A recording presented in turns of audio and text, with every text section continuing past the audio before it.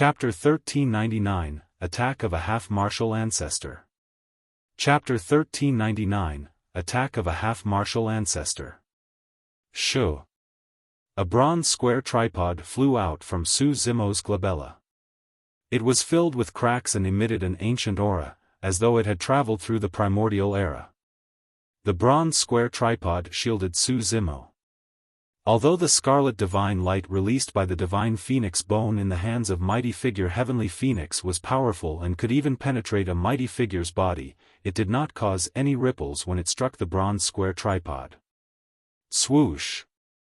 On the contrary, under Su Zimo's control, the bronze square tripod smashed towards mighty figure Heavenly Phoenix.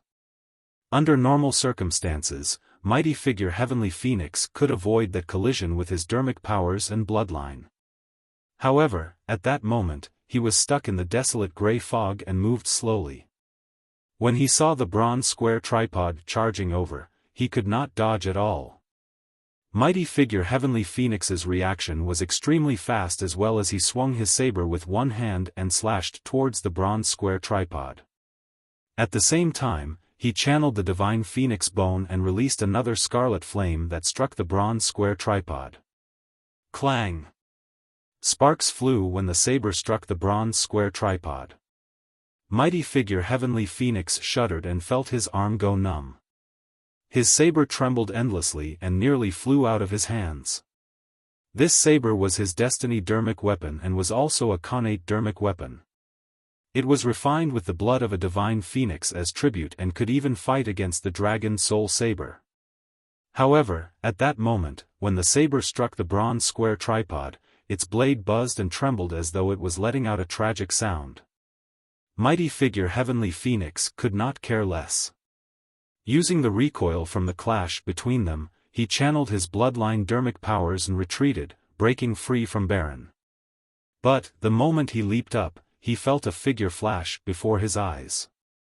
Su Zimo had already closed in and coiled around his body like an anaconda. With a cold expression, Su Zimo took a deep breath and exerted strength. Anaconda strangle. Every single muscle on Su Zimo's body expanded rapidly as he squeezed the space of mighty figure Heavenly Phoenix continuously, trying to kill the latter. Mighty figure Heavenly Phoenix struggled instinctively but could not break free. Earlier on, he could sense that Su Zimo's body was still flexible and weak. However, after he was coiled, the latter's body became tough and unshakable as metal instantly. Not good. Mighty figure Heavenly Phoenix's scalp prickled and his heart skipped a beat. Desolate Marshal is trying to squeeze me to death. Ah! Under the intense danger, the heart of mighty figure Heavenly Phoenix pounded violently and was about to explode. Rumbling bloodlines burst forth one after another as he roared into the skies with a loud phoenix cry. Sensing the threat of death, mighty figure Heavenly Phoenix made use of his full strength for this burst of his bloodlines.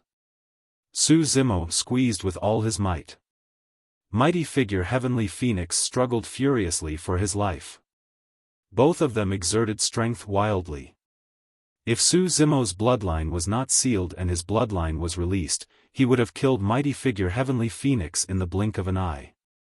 However, at that moment, Su Zimo could not use his bloodline and was in a stalemate with mighty figure Heavenly Phoenix. At that moment, the barren dermic art had dissipated as well. All of a sudden. Suddenly, two golden beams of light shot out from outside the Flower Admiration Pavilion like thunderbolts.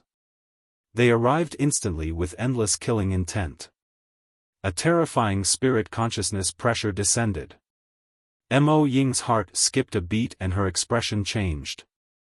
The pressure even made her feel suffocated. This is bad, a half-martial ancestor has arrived. Mo Ying was alarmed. From the corner of her eye, she caught sight of the two golden beams and her heart sank. The two golden beams surged with blood chi and their auras were the same as the Golden Crow Third Prince. They were extremely scorching and were clearly from the Golden Crow race. It was a half-martial ancestor expert of the primordial races. It was over. Mo Ying felt despair. At the same time, Su Zimo sensed danger as well. The habitat of the Golden Crow race was on this Penglai island. It was not surprising that 2 half-martial ancestors of the Golden Crow race had arrived. Even if Su Zimo's bloodline was not sealed, he would most likely be doomed against the Golden Crow half-martial ancestor as well. Furthermore, he could not use his bloodline and had already used all his trump cards. Right now, he had no chance of winning against 2 half-martial ancestors of the Golden Crow race. Desolate Marshal, you're dead. Ha ha ha. Mighty figure Heavenly Phoenix could not help but burst into laughter. Su Zimo had a calm expression and remained silent. Just as the 2 golden beams were about to reach Su Zimo, an extremely terrifying spirit consciousness fluctuation spread out from his glabella. Suddenly, a palm-sized scarlet scale the size of a crescent floated out from his glabella. Essence Spirit Secret Skill, Reverse Scale. The pupils of mighty figure Heavenly Phoenix constricted violently. He could sense a strong aura of death from that scale. In his consciousness, his essence spirit was trembling uncontrollably. Thankfully, the Essence Spirit Secret Skill was not targeted at him but the 2 half-martial ancestors of the Golden Crow race. Otherwise, mighty figure Heavenly Phoenix believed that he would definitely die. The 2 half-martial ancestors of the Golden Crow race were shocked as well and paused in their tracks. Under normal circumstances, the Essence Spirit Secret Skill of a Dharma characteristic Tao Lord should not be a threat to them. Any single spirit consciousness could shatter the other party's Essence Spirit Secret Skill. However, it was different for this scale. Even the 2 half-martial ancestors of the Golden Crow race felt threatened. You're asking for death. The 2 Golden Crow half-martial ancestors hollered and conjured their Essence Spirit Secret Skills as well. 2 3D golden crows that burned with golden flames flew out and smashed towards the scale. The 3 Essence Spirit Secret Skills collided silently. However, the surrounding void trembled and distorted, even the trajectory of light was shifted. Cracks appeared on the reverse scale and it shattered. Anyone who touched the reverse scale of a dragon would die. Although the reverse scale was strong, there was a limit to it. The Essence Spirit Secret Skills of the 2 Golden Crow half-martial ancestors shattered the reverse scale instantly. Of course, the 2 half-martial ancestors of the Golden Crow race grunted as well. Their essence spirits felt a sharp pain. While they were not injured, they were shocked. The essence spirit of a Dharma characteristic Tao Lord nearly injured their essence spirits. What would happen if this person entered the conjoint body realm? Kill. The 2 half-martial ancestors of the Golden Crow race hollered and attacked once more. The 2 of them grabbed with their palms and incomparably pure dermic powers condensed. Instantly, a long spear appeared in their palms. Dermic powers were already cultivated to the limits of the conjoint body realm. Any single motion could condense the strongest dermic arts. The spears burned with a golden sun essence fire that was incomparably scorching, as though it could incinerate all living beings. Swoosh! The 2 spears were thrown out and arrived before Su Zimo instantly. Su Zimo could only let go of his arm and summon the bronze square tripod with one hand to defend. At the same time, a vicious glint flashed in his eyes. Wielding the dragon soul saber in his other hand, he slashed forward silently and a series of ripples appeared. When Su Zimo fought against the 2 half-martial ancestors, mighty figure Heavenly Phoenix naturally broke free from his restraints. He could not help but feel relieved and his mind relaxed as well. He was about to escape. All of a sudden, he caught sight of something from the corner of his eye. Ripples seemed to spread from the void behind him and had already arrived. Boom! The 2 spears collided violently against the bronze square tripod with a loud bang. The bronze square tripod was indestructible. Although it blocked the 2 dermic power spears, the bronze square tripod could not defend against the power of the 2 Golden Crow half-martial ancestors. Su Zimo's body shuddered and the sound of bones cracking could be heard from his arm as a blood mist burst forth. His entire arm was crippled by the impact of that attack. Chapter 1400, Leaping into the Volcano. Chapter 1400, Leaping into the Volcano. His arm was crippled and the bronze square tripod fell to the ground. Su Zimo no longer had the energy to pick up the bronze square tripod. That was because the terror of the Golden Crow half-martial ancestors was not merely limited to that. When the two spears collided with the bronze square tripod, they were already shattered. However, the scorching golden flames exploded and devoured Su Zimo instantly. The sun essence fire conjured by the half-martial ancestor was much stronger than the Golden Crow third prince. His hair and flesh were charred and he was completely engulfed by the sun essence fire, turning into a gigantic human-shaped fireball. At the same time, another ball of blood light burst forth from the battlefield. Ah! Mighty figure Heavenly Phoenix's tragic cry sounded. It turned out that the slash released by Su Zimo when he was defending against the two Golden Crow half-martial ancestors was targeted at mighty figure Heavenly Phoenix. A bloodied arm was sent flying. Although Su Zimo was in the sun essence fire and felt immense pain throughout his body, he did not make a single sound. Gritting his teeth, he threw the dragon soul saber down and grabbed mighty figure Heavenly Phoenix's broken arm. To be fair, the pain of being burned by the sun essence fire was not even comparable to 10% of the Tao Inheritance Ground's 3 Tribulations domain. The bone-piercing Yin wind and the pain of the karmic flames were not something that ordinary people could endure. He's not dead? The expressions of the two Golden Crow half-martial ancestors turned cold as they transformed into two golden beams of light that charged toward Su Zimo. There was no way they could let Su Zimo survive. Within the golden flames, a mocking look flashed through Su Zimo's eyes. The moment the two Golden Crow half-martial ancestors moved, he moved as well. He did not advance, but leaped down towards the mouth of the volcano not far behind him. "Young master!" Moing exclaimed when she saw that. Bang! She was distracted and was struck by a dermic art from a mighty figure of Penglai Island instantly. She fell to the ground and spat out blood with a dim expression. As though she could not feel the pain on her body, Moing merely looked in the direction of the mouth of the volcano in a daze. Su Zimo's figure had long vanished into the rumbling heat. Even up above, they could barely endure the temperature of that sacred volcano, let alone the lava within. Even if the two half-martial ancestors of the Golden Crow race were to fall in, they would most likely be doomed. Everyone else was stunned when they saw that.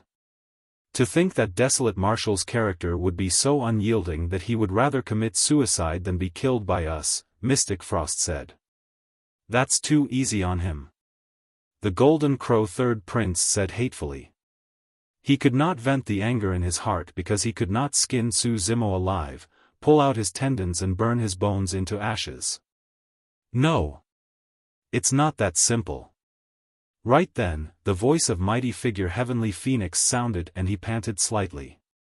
Blood was still flowing from his broken arm and it had yet to regrow. The dragon chi contained by the dragon soul saber affected his wound significantly.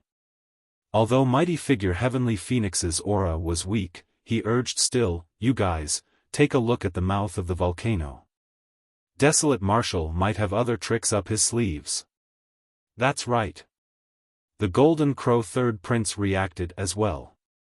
Desolate Marshal has an extremely blessed life. In the previous battle of Heaven and Earth Valley, he did not die even after he was exiled into the void by a half-martial ancestor of the human race. Humph. One of the Golden Crow half-martial ancestors harumphed coldly. What's the temperature of the lava in the sacred volcano? Even we would die if we fell in, let alone a Dharma characteristic Tao Lord. Even with that said, everyone endured the heat of the sacred volcano and headed towards its mouth. By the time they arrived at the mouth of the volcano, the Golden Crow third prince, Mystic Frost and the others were drenched in sweat that evaporated immediately, even their skin was dry and cracked. A layer of sweat appeared on the cheeks of the two Golden Crow half-martial ancestors. Everyone focused their gazes towards the depths of the volcano. In the depths of the volcano, scarlet lava surged and Su Zimo's eyes were tightly shut. More than half of his body was drowned in the lava. His flesh was already burned into nothingness. Although only his skeleton was left, it began to melt under the terrifying lava as well. Before long, the lava surged and engulfed Su Zimo completely. Everyone heaved a sigh of relief when they saw that. In that case, there shouldn't be any accidents.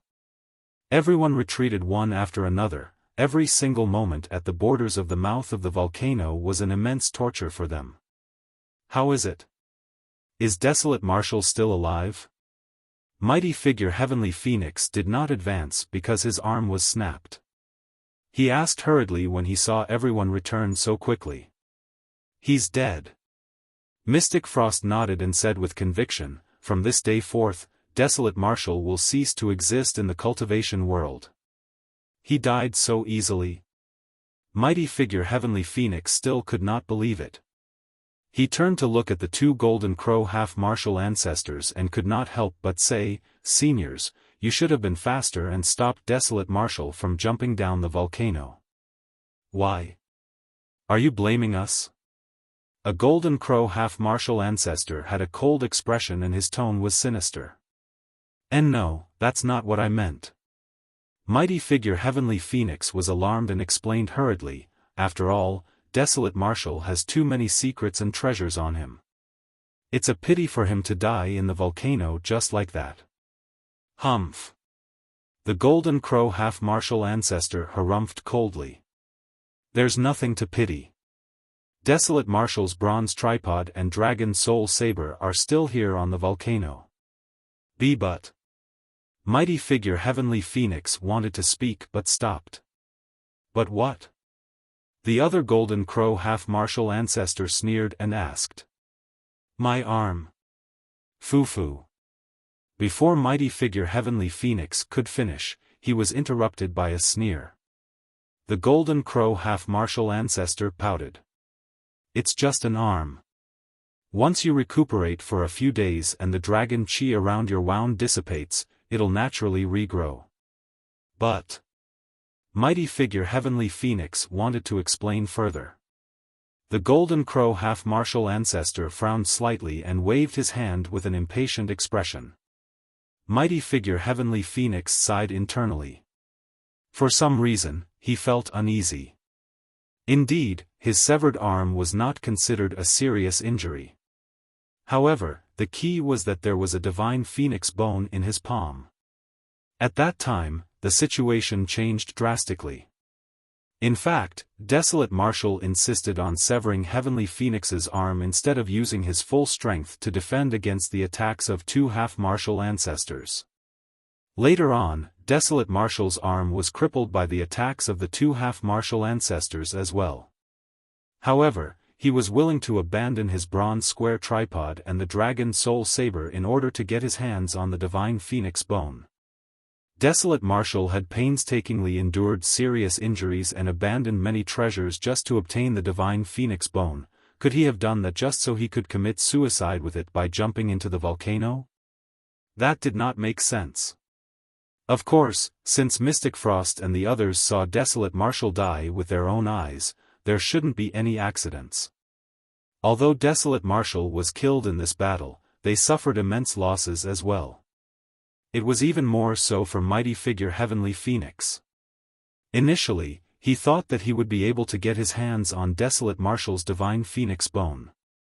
Even if he could not cultivate the bloodline of the Feng Huang, his combat strength would increase tremendously. To think that he would have lost his divine phoenix bone just like that. Chapter 1401, Transformation. Chapter 1401, Transformation. Second, fourth brother, why are the two of you here?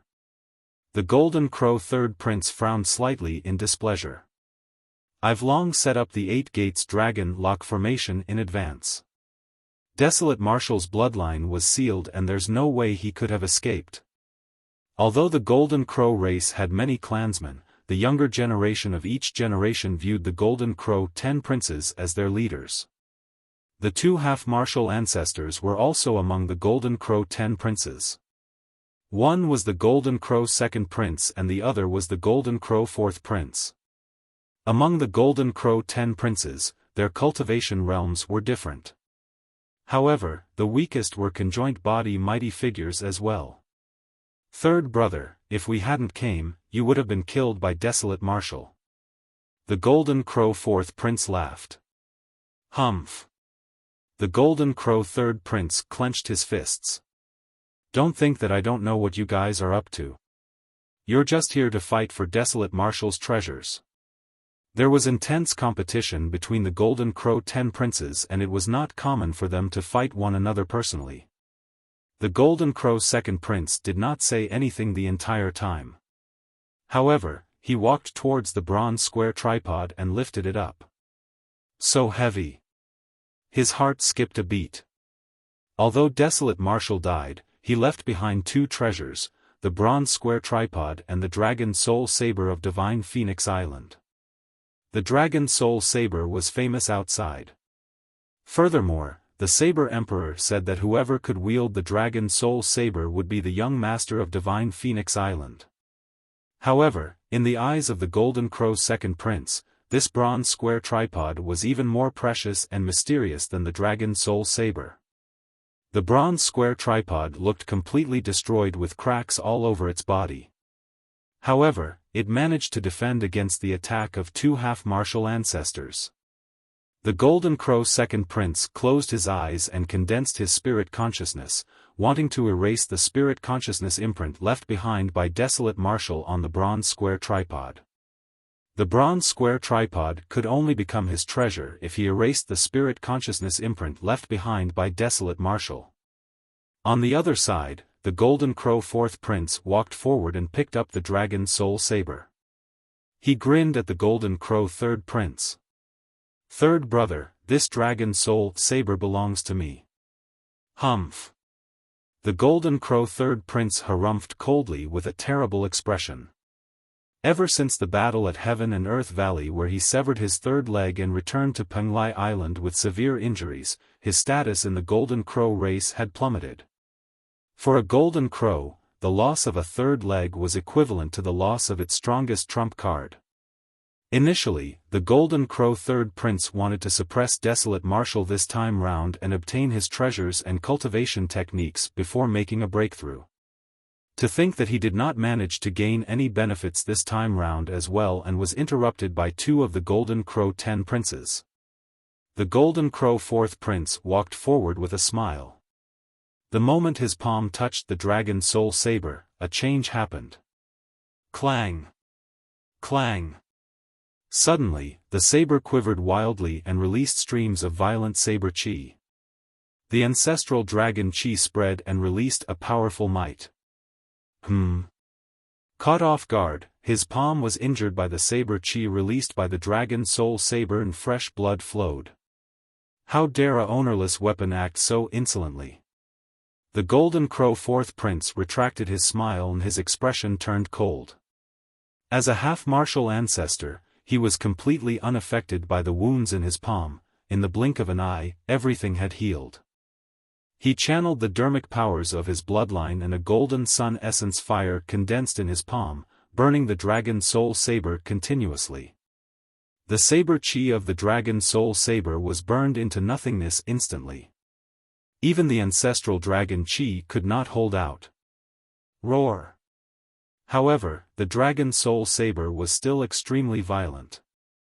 Sensing the unfamiliar bloodline, the ancestral dragon chi burst forth wildly and formed a phantom of the ancestral dragon in midair, letting out a resounding dragon roar at the Golden Crow 4th prince. Evil creature! The Golden Crow 4th prince said hatefully, "How dare you be so noisy in front of me?"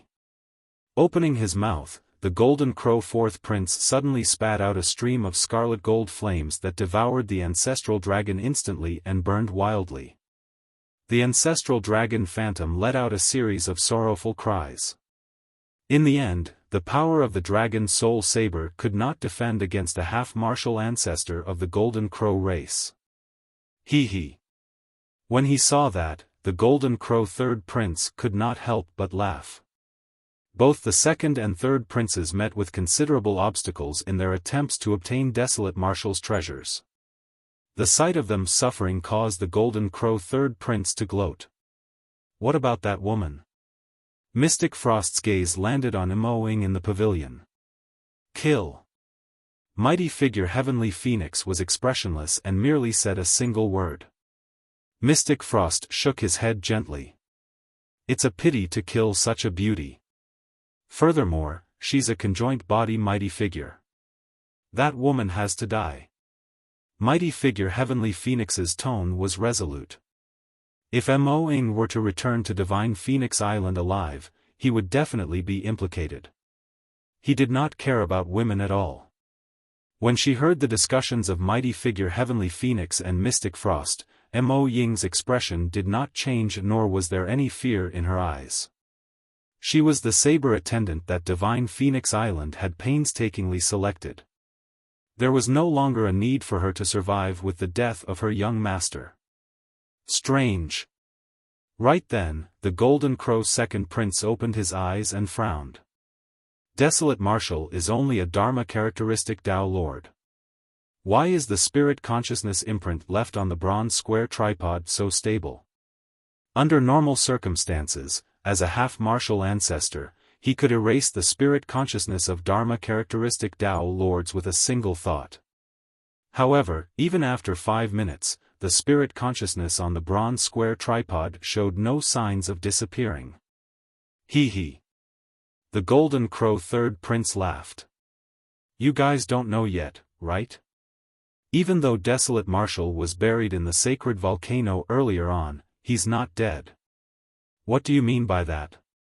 The Golden Crow second prince asked with a frown. Desolate Marshal has 2 true bodies. The one that died earlier on was just his dragon true body. The Golden Crow third prince said, in other words, Desolate Marshal isn't dead yet. It's not so easy to erase his spirit consciousness. Under normal circumstances, if a cultivator were to die, it would naturally be much easier to erase a remnant spirit consciousness imprint. However, if a cultivator was not dead, it would be much more difficult to erase the spirit consciousness imprint. That's not right either. The Golden Crow second prince shook his head. This bronze square tripod is clearly a dermic weapon of Desolate Marshal's dragon true body. What has it got to do with his other true body? Unless Desolate Marshal's dragon true body isn't dead. A thought flashed through the Golden Crow second prince's mind. Immediately, he denied that thought. They had witnessed Desolate Marshal jump into the sacred volcano and be devoured by the terrifying lava. How could he still be alive? The Golden Crow second prince laughed self-deprecatingly and thought to himself, I'm overthinking it. At that thought, he closed his eyes and continued to channel his spirit consciousness to refine the bronze square tripod. Actually, the Golden Crow second prince was not wrong. Indeed, Su Zimo was not dead. Not only was he not dead, in the sacred volcano, he was experiencing the greatest transformation of his body and bloodline ever since he started cultivating. Chapter 1402, Birth of the Dragon Phoenix. Chapter 1402, Birth of the Dragon Phoenix. Actually, the moment he sensed the arrival of the 2 half-martial ancestors, Su Zimo had already made a decision. He was going to leap into the sacred volcano. Given his current cultivation realm, even if his bloodline was not sealed, he could not defeat the 2 half-martial ancestors of the Golden Crow race.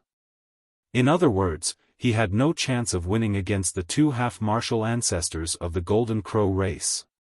However, he could fight for a chance of survival if he leaped into the sacred volcano. Given the power of the sacred volcano's incineration, it could definitely incinerate the power of the 8 Gates Dragon Lock formation into nothingness and purge his bloodline. Of course, given the terror of the sacred volcano, his body, bloodline and bones would most likely melt. However, that melting might be an opportunity for the dragon true body instead. Back in the Dragon Bone Valley, the Dragon Elder had told him about the Dragon Phoenix. The reason why the dragon true body could not conjure a complete dragon body was because of the existence of the divine phoenix bone and its inability to coexist with his bloodline. However, with the help of the flames of the sacred volcano, there was a chance that he could refine the divine phoenix bone and fuse it with his dragon true body. Of course, that choice was way too risky. If he succeeded, he would naturally be reborn. However, if he failed, his dragon true body would die in the sacred volcano with his body and spirit destroyed without a corpse left. Given the current situation, Su Zimo had no other choice but to give it a shot. In order to increase the success rate of the fusion, Su Zimo even threw the bronze square tripod and dragon soul saber on the volcano peak and snatched mighty figure Heavenly Phoenix's divine phoenix bone. With the two divine phoenix bones in his hands, Su Zimo leaped into the sacred volcano. As he had expected, the lava of the sacred volcano was extremely terrifying and the dragon true body's body and bloodline could not withstand it, they were melted before long. Not only that, the two divine phoenix bones on his body also began to melt in the lava of the sacred volcano. Given normal cultivation, it was difficult for the divine phoenix bones to fuse with the bloodline and body of the dragon true body. But now, his dragon true body and divine phoenix bones had transformed into scorching lava one after another as the two bloodlines fused rapidly. The Golden Crow Third Prince and the others witnessed Su Zimo devoured by the lava of the sacred volcano with their own eyes. However, they could not see that a strange scene was happening beneath the lava. Three balls of light swiveled slowly and emanated a tremendous power, forming a barrier of light that isolated the heat from the lava and protected the scarlet-haired essence spirit tightly in the middle. His scarlet-haired essence spirit had to be protected. If his scarlet-haired essence spirit was burned to ashes, it would be useless no matter how his body and bloodline evolved. However, the lava of the sacred volcano was way too terrifying. The power released by the three balls of light could barely hold out. At that moment, around the scarlet-haired essence spirit, the dragon true body had already disappeared and the two divine phoenix bones had already melted. The combination of the two was producing a brand new bloodline and an even more terrifying power through the refinement of the lava at the sacred volcano. The scarlet-haired essence spirit sensed something and the power of his essence spirit surged, breaking through the barrier of the Dharma characteristic realm and entering the conjoint body realm. The fusion of the dragon true body was not a fusion of the heaven and earth Dharma characteristic. It was the fusion of the dragon and divine phoenix. A brand new body appeared in the steaming lava. Initially, it was just an outline. As time passed by, it gradually became clearer. If anyone could see what was beneath the lava, they would be shocked to discover that this body was not the body of a human. I still can't do it. The Golden Crow Second Prince opened his eyes once more and spat out hatefully. There was already a hint of impatience on his face. Should I give it a shot? The Golden Crow Third Prince gloated at the side. Humph. The Golden Crow Second Prince said coldly, I refuse to believe that I can't do it. If I can't refine it in a day, I'll refine it for a year. If I can't refine it in a year, I'll refine it for 10 years. On the other side, the Golden Crow Fourth Prince had finally suppressed the Dragon Soul Saber. At the back, he was even forced to use the power of divine powers. It's about time. Suddenly, mighty figure Heavenly Phoenix said, Moing, it's time for you to die and accompany your young master. Fufu. Moing smiled. Heavenly Phoenix, you plotted against our young master. You won't meet with a good end. You'll definitely suffer retribution. Retribution? Mighty figure Heavenly Phoenix could not help but burst into laughter. Ha ha ha. Now that Desolate Marshal is dead, I'll be the young master of Divine Phoenix Island once I return to Divine Phoenix Island. I'm not afraid of retribution at all. Is that so? Right then, a strange voice sounded from the top of the mountain, as though it came from beneath the sacred volcano. Everyone was stunned and looked over instinctively. The bottom of the sacred volcano was boiling lava. How could there be someone there? Clang! Clang! Clang! Right then, the sound of metal clashing echoed from beneath the sacred volcano, as though a sharp weapon was piercing into the stone walls. Mighty figure Heavenly Phoenix's face was pale as his throat moved and he could not help but gulp. Impossible. He shook his head repeatedly with a bewildered expression. Mo Ying's eyes were filled with shock and joy. She could tell that the voice was the voice of her young master and there was no mistake about it. The young master was not dead. Impossible. The Golden Crow second prince harumphed coldly and headed towards the mouth of the sacred volcano in a flash. The Golden Crow third prince, fourth prince, Mystic Frost and mighty figure Heavenly Phoenix moved one after another as well. They endured the scorching heat and looked down at the bottom of the sacred volcano. Thereafter, the few of them witnessed a scene that they would never forget for their entire lives. In the rumbling lava, a gigantic living being crawled out slowly. It bore a dragon's head and a phoenix's tail alongside 5 claws. Every single claw was incomparably sharp and shone with a cold glint. At that moment, the life form was truly climbing the walls of the sacred volcano. The claws beneath its abdomen dug into the walls of the sacred volcano and punctured holes one after another. On the back of the life form was a gigantic pair of wings that were scarlet like smoke. Burning lava dripped from the life form but did not injure it at all. What was even more frightening was that the aura released by the living being caused the 3 princes of the Golden Crow race to feel shudders. This was a bloodline suppression. Even the Golden Crow race had to bow down in the face of this living being. What's that? Everyone was stunned on the spot with shocked expressions. It's. Mighty figure Heavenly Phoenix extended his single arm as though he recalled something.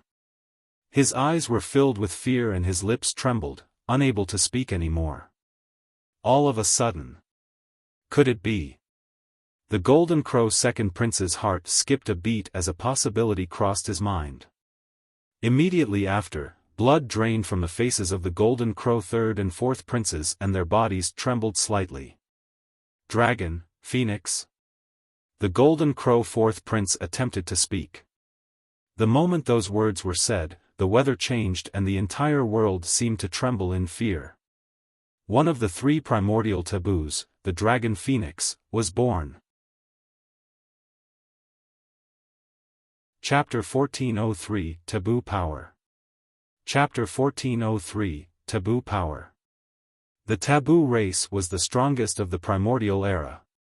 Even though the Golden Crow race was one of the primordial 9 races, in the depths of its memories and bloodline, it still possessed an innate fear towards the Taboo race.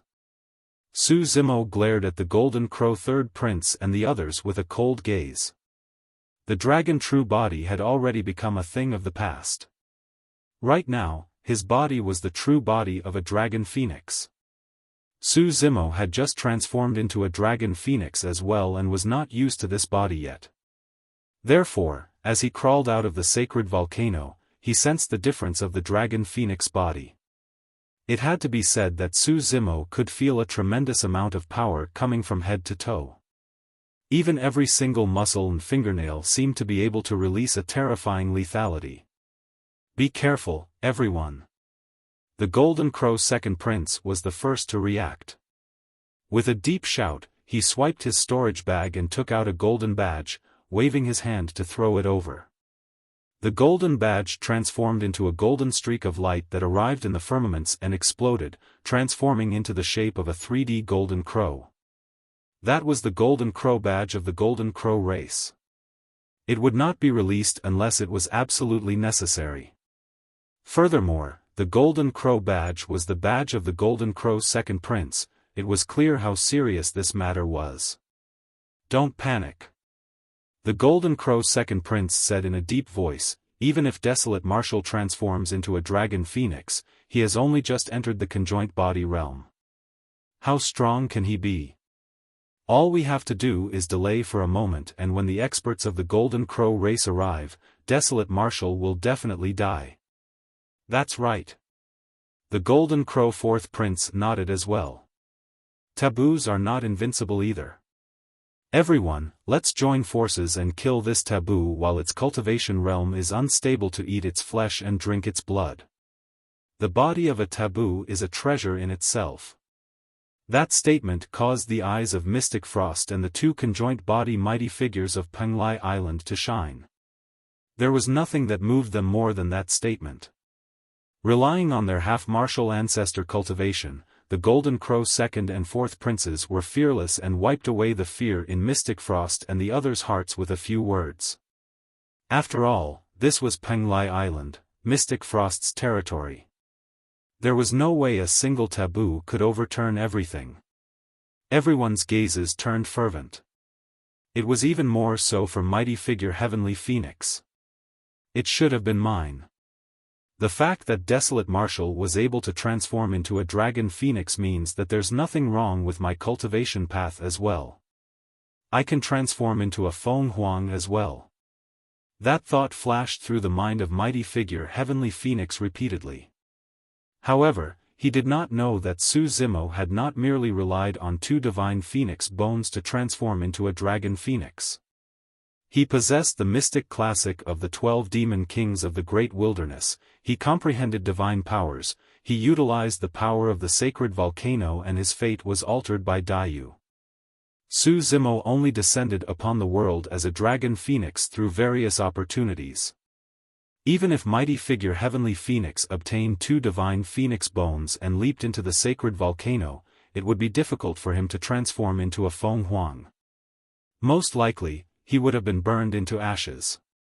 Among everyone, only the Golden Crow third prince was comparatively calmer. He had personally witnessed how the dragon true body killed everyone in the Battle of Heaven and Earth Valley, as well as the terrifying combat strength it possessed. Now that the dragon true body had transformed into a dragon phoenix, even half-martial ancestors won't be his match. Everyone, don't hold back. Kill. The Golden Crow second prince hollered and reverted to his true form right away. Roaring into the skies, he reached out with his third leg that was blazing with raging flames and grabbed toward Su Zimo. Similarly, the Golden Crow fourth prince released the strongest attack of the Golden Crow race. What burst forth from the third leg of the two Golden Crow princes was not only their bloodline and dermic powers, but also a trace of divine powers. At the same time, Mystic Frost and mighty figure Heavenly Phoenix attacked. The two conjoint body mighty figures of Penglai Island had already attacked. After a moment of hesitation, the Golden Crow third prince released a secret skill of the Golden Crow race and descended. Instantly, everyone's attacks rained down like a violent storm.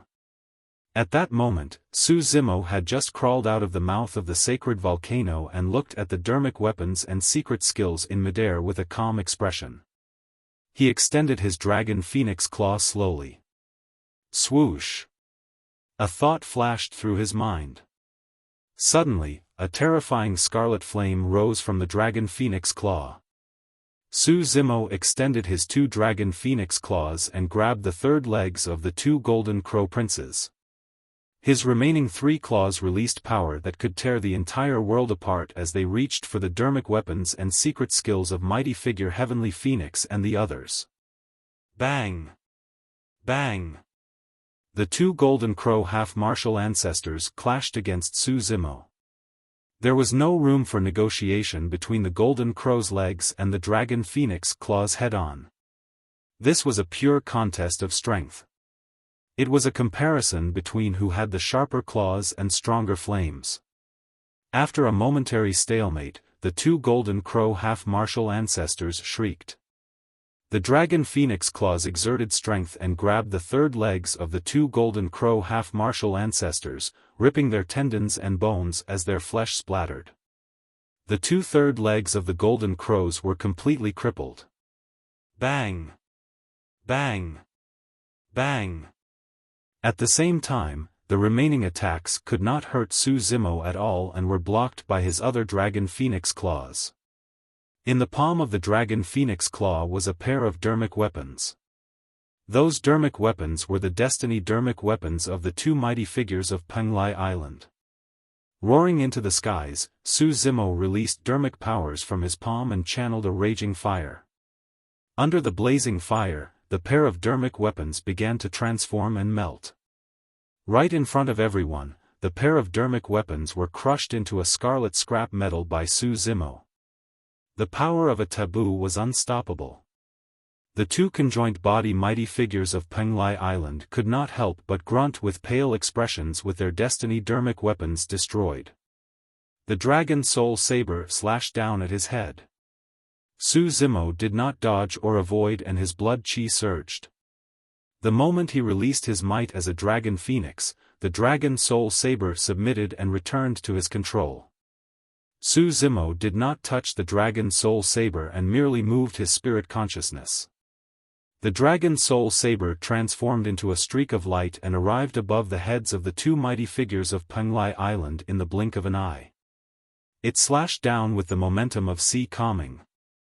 The two conjoined body mighty figures could no longer control their bodies and could not move at all. The speed of the Dragon Soul Saber was not fast. However, the two of them could only watch helplessly as the Dragon Soul Saber slashed down slowly, splitting their heads into two. Their essence spirits could not escape at all. Two conjoined body mighty figures died on the spot. Retreat. Enduring the immense pain, the Golden Crow's second prince hollered and the golden wings behind him flapped, turning into a golden beam of light that fled towards the Golden Crow habitat. Without his reminder, the Golden Crow third and fourth princes moved as well. Mighty figure Mystic Frost fled towards the inner island. Mighty figure Heavenly Phoenix fled out of the island. The Golden Crow race was ranked at the top of the primordial 9 races in terms of movement techniques and were comparable to the Rakshasa race. The Golden Crow's second prince believed that while they might not be able to match Su Zimo in terms of combat strength, as a half-martial ancestor, if he were to escape with all his might, Su Zimo would definitely not be able to catch up to him. Under normal circumstances, he was not wrong. Even if the Dragon True Body entered the conjoint body realm, he might not be able to catch up to their speed. However, at that moment, Su Zimo was a taboo Dragon Phoenix. The Dragon Phoenix had a pair of gigantic wings as well. Chapter 1404, Flames of the Dragon Phoenix. Chapter 1404, Flames of the Dragon Phoenix. Su Zimo had just transformed into a Dragon Phoenix and was not completely familiar with the power of his body.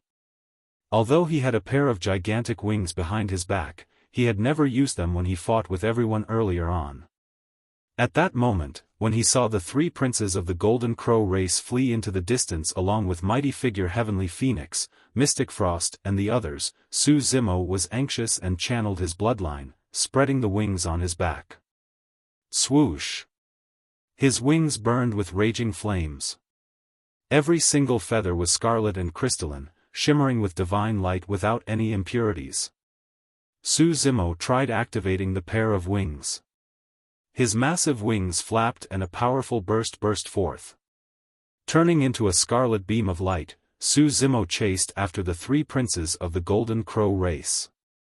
He had to kill the 3 princes of the Golden Crow race as soon as possible. When the Golden Crow's second prince released the Golden Crow badge earlier on, Su Zimo noticed it as well. It wouldn't be long before the Golden Crow army and even the experts of the Golden Crow race arrived. It would be fine if they were just half-martial ancestors. However, if a Patriarch of the Golden Crow race was alarmed, Su Zimo would most likely die even if he had transformed into a Dragon Phoenix. A Patriarch had already entered the Mahayana realm and comprehended true divine powers. That sort of power was way beyond the conjoint body realm. The difference in lifespan alone was clear.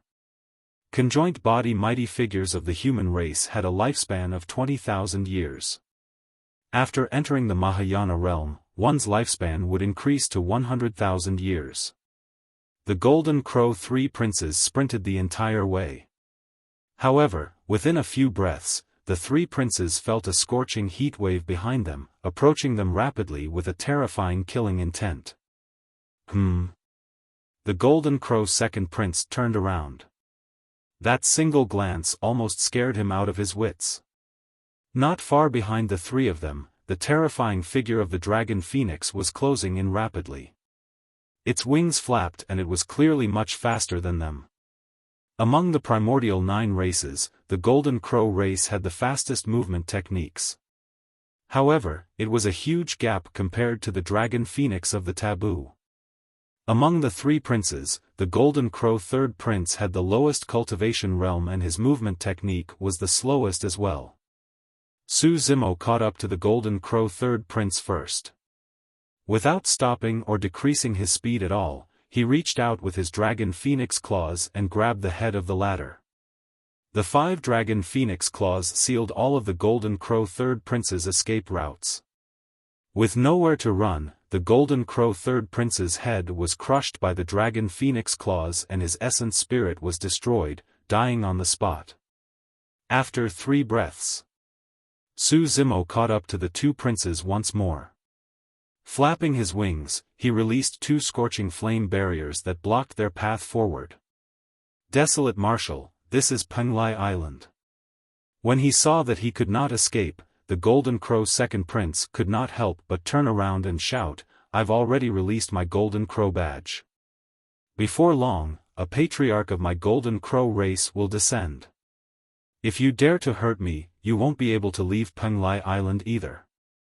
The Golden Crow 4th prince shouted in a fierce manner as well, Desolate Marshal, if you leave now, you might still have a chance to escape. If you linger here, the only thing awaiting you is death. The 2 princes were extremely smart. If Su Zimo could be scared off by their words, that would be for the best. Even if they failed, they would definitely be able to intimidate him and buy time. Unfortunately, their opponent was Su Zimo, who was decisive to kill. How dare you threaten me? I'll kill you guys. Su Zimo's voice was cold and he had no qualms at all. He was irreconcilable with the Golden Crow race a long time ago. Notwithstanding the fact that many Golden Crows died in his hands in the Battle of Heaven and Earth Valley, the Golden Crow race would not let him live with his status as a taboo dragon phoenix. Su Zimo swooped down and 2 blinding beams of flames burst forth from his eyes. After entering the conjoint body realm and transforming into a dragon phoenix, the might of Illumination Eye became even more terrifying. The 2 half-martial ancestors tried their best to dodge but their bodies were still struck by Illumination Eye. The wounds turned into ashes instantly. Su Zimo swooped down and extended his sharp dragon phoenix claws to grab the Golden Crow 2nd prince. At the same time, he opened his mouth and bit towards the Golden Crow 4th prince on the other side. He used his fangs and claws completely. The 2 princes fought Su Zimo in close combat. In just 2 to 3 breaths, the Golden Crow 2nd prince's body was crushed by the dragon phoenix claws and his essence spirit was burned to ashes by the flames on the dragon phoenix's body. On the other side, the dragon phoenix bit the Golden Crow 4th prince's neck and snapped it. With a few consecutive bites, Su Zimo crushed the Golden Crow 4th prince's head and devoured the latter's essence spirit and blood. After killing the 3 princes, Su Zimo turned around and looked at Mystic Frost, who was escaping to the inner island. The young master of Penglai Island, Mystic Frost, played an important role in his trip here. This man must not survive either. Su Zimo flapped his wings and flames surged into the skies. Everywhere they passed, the white clouds in the firmaments were burned into a fiery red. No matter how fast Mystic Frost was, he could not compare to the Golden Crow race.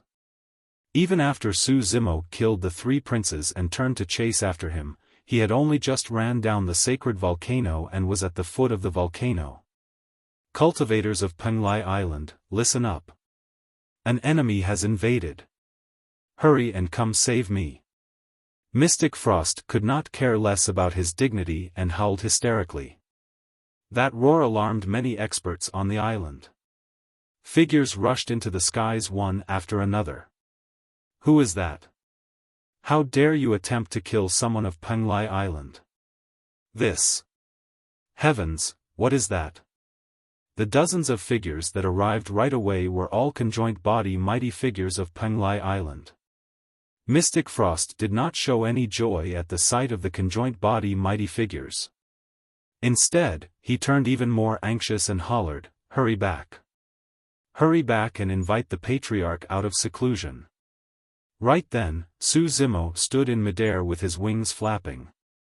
Facing the many conjoined body mighty figures not far away, he suddenly opened his mouth. Swoosh!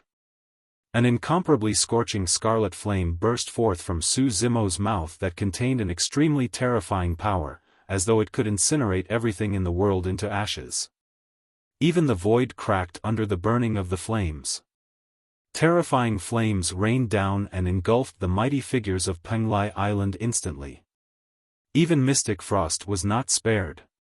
This was the innate divine power that Su Zimo comprehended after entering the conjoined body realm and transforming into a dragon phoenix.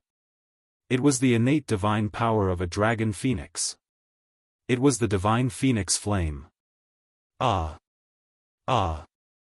Ah! A series of tragic cries sounded from the crowd. Even conjoined body mighty figures could not break free from the sea of flames released by the dragon phoenix. In just a dozen breaths, many mighty figures of Penglai Island were burned to ashes without a corpse remaining. Chapter 1405, Extreme Speed. Chapter 1405, Extreme Speed. Su Zimo released the dragon phoenix flame and incinerated all the conjoined body mighty figures of Penglai Island who were in his way into ashes. Mystic Frost's pupils constricted at the sight of that. Swash! Su Zimo's figure flashed and a scarlet beam of light approached. Against the terrifying might of the dragon phoenix, Mystic Frost no longer had any thoughts of defending. His head was punctured by Su Zimo's dragon phoenix claws and his essence spirit was destroyed. The young master of Penglai Island was dead. After killing everyone, Su Zimo swept his gaze across the foot of the mountain. Not far away, there were even some corpses of cultivators. They were Jing Ming, Jing Sheng and the others who had followed them here. Those people were initially subservient to mighty figure Heavenly Phoenix. However, in order to not expose what happened today, mighty figure Heavenly Phoenix killed those cultivators of Divine Phoenix Island first.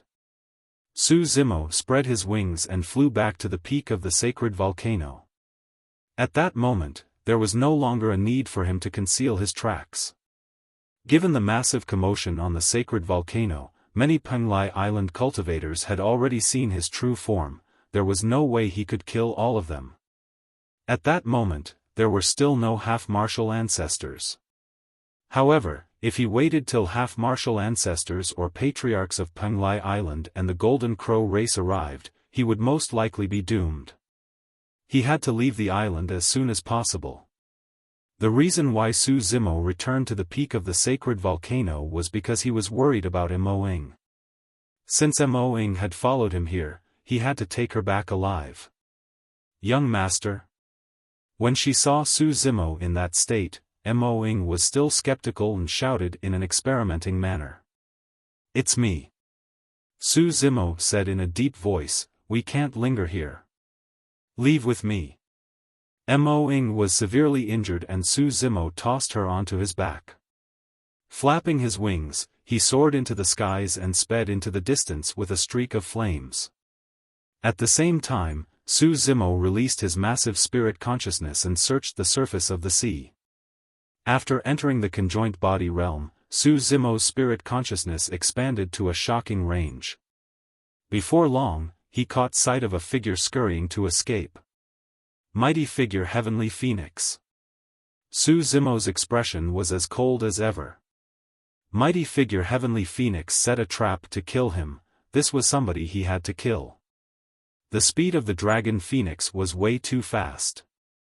Even half-martial ancestors of the Golden Crow race could not match Su Zimo in terms of movement speed, let alone mighty figure Heavenly Phoenix who was at the conjoint body realm. In just a dozen breaths, a large scarlet cloud shrouded the head of mighty figure Heavenly Phoenix. Sensing danger, mighty figure Heavenly Phoenix looked up instinctively and saw Su Zimo flapping his wings through the clouds. Although Su Zimo's body was blazing with raging flames, his gaze was cold as ice. Mighty figure Heavenly Phoenix felt his scalp tingle. When he met with Su Zimo's gaze, his legs went limp. Although he possessed the bloodline of the Divine Phoenix, he was still inferior to the Dragon Phoenix. Heavenly Phoenix, you can't escape. Su Zimo's voice sounded slowly with a chilling intent. Ha ha ha. When mighty figure Heavenly Phoenix saw that he could not escape, he gave up and paused before rearing his head in laughter. It's just because I'm unlucky. If I was the one who obtained the Divine Phoenix bones this time round, would have had a chance of transforming into a Feng Huang. At that time, you would be the one escaping for your life, Desolate Marshal. Kill. Mighty figure Heavenly Phoenix refused to surrender and roared into the skies. His essence spirit, blood chi and dermic powers were already channeled to their limits as he charged toward Su Zimo. Su Zimo had a fearless expression as he swooped down like a gigantic fireball. Boom! There was a deafening sound. Flames splattered everywhere. After a brief pause, mighty figure Heavenly Phoenix was devoured by the gigantic fireball and his essence spirit was destroyed. Su Zimo's figure reappeared. After calming down, he continued speeding towards Divine Phoenix Island. Before long, he felt a sense of trepidation. It was as though he was targeted by an extremely terrifying existence and could face a calamity at any moment. He had entered the conjoint body realm and had the potential to grow into a dragon phoenix with shocking combat strength. There were not many people in Tianhuang mainland who could threaten him anymore. There was only a single possibility for him to sense danger. A Mahayana Patriarch. However, he did not know if it was a Patriarch of Penglai Island or the Golden Crow race. All of a sudden, a warning flashed in Su Zimo's mind. He did not stop and looked up instinctively. The skies darkened. Above his head, a gigantic black cloud shrouded and rumbled like ink. Gradually, the gigantic cloud began to spin, forming a massive vortex. A strange power emanated from the center of the vortex. Su Zimo glared at the center of the vortex with a grim expression. All of a sudden, a divine light burst forth from the center of the vortex. Thankfully, the illumination stone was fused into Su Zimo's eyes. Otherwise, that divine light would have blinded him. Pust. Su Zimo could not help but gasp when he saw the center of the vortex clearly. In the middle of the black cloud vortex was a gigantic eye. At that moment, the eye was glaring at Su Zimo with a cold killing intent, as though it could detect him no matter where he escaped to. Su Zimo went on a massacre on Penglai Island and killed the young master of Penglai Island along with many conjoint body mighty figures. In the end, a Mahayana Patriarch was alerted. This should be a Patriarch of Penglai Island. If it was a Patriarch of the Golden Crow race, the aura given off should be different from this. Suddenly, the eye blinked. An extremely terrifying power descended and the flames on Su Zimo's body were almost extinguished. His bones creaked as though they were about to fall apart. That was the power of a Mahayana Patriarch.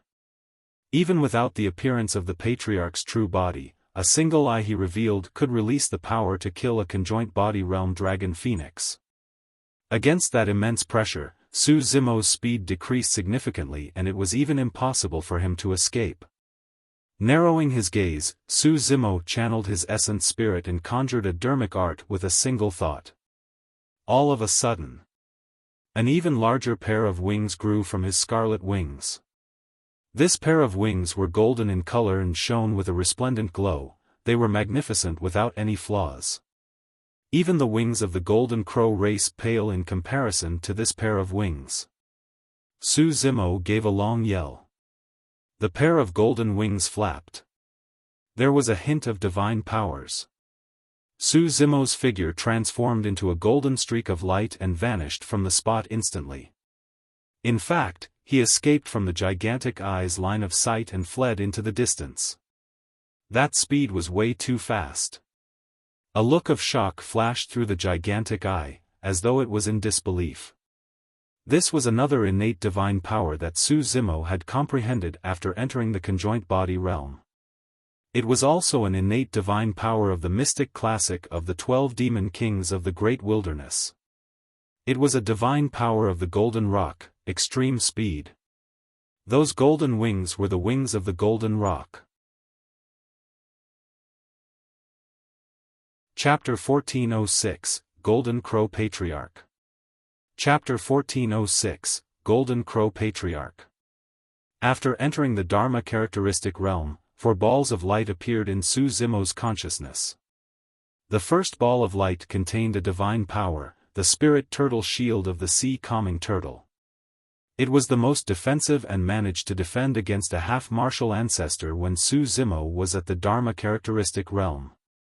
At the foot of the sacred volcano, when Su Zimo entered the conjoint body realm, the second ball of light in his mind shattered and a golden rock appeared, streaking through the skies above his consciousness in a perfect pattern.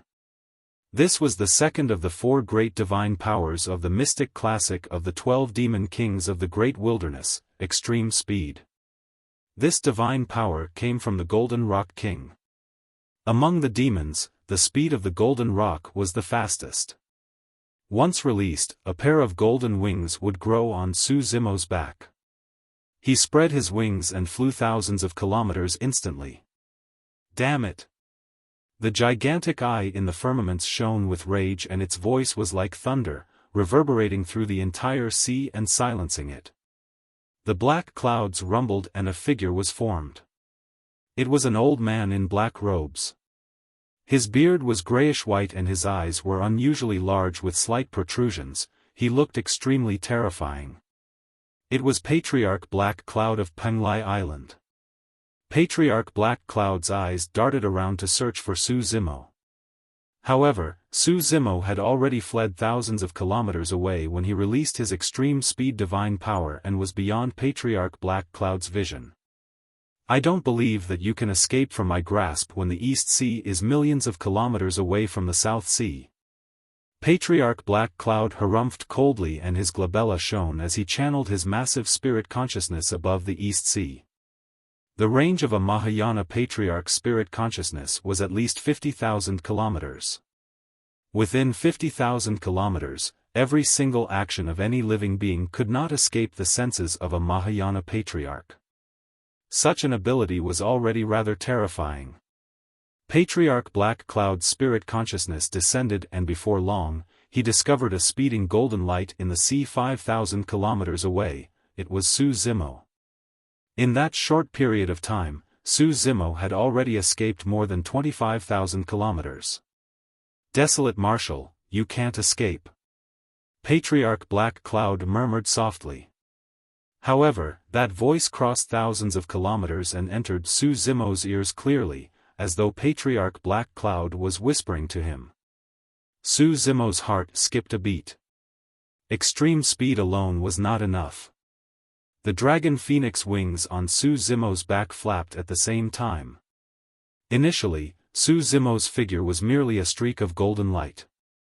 But now, there was a scarlet shade on that golden light. Su Zimo's speed rose once more. As Patriarch Black Cloud sped with all his might, he suddenly realized that Su Zimo's speed had increased significantly once more. The distance between them was getting wider. Before long, Su Zimo's figure vanished from the range of his spirit consciousness completely. This meant that a conjoint body mighty figure had escaped from his pursuit. Patriarch Black Cloud stopped in his tracks with a terrible expression.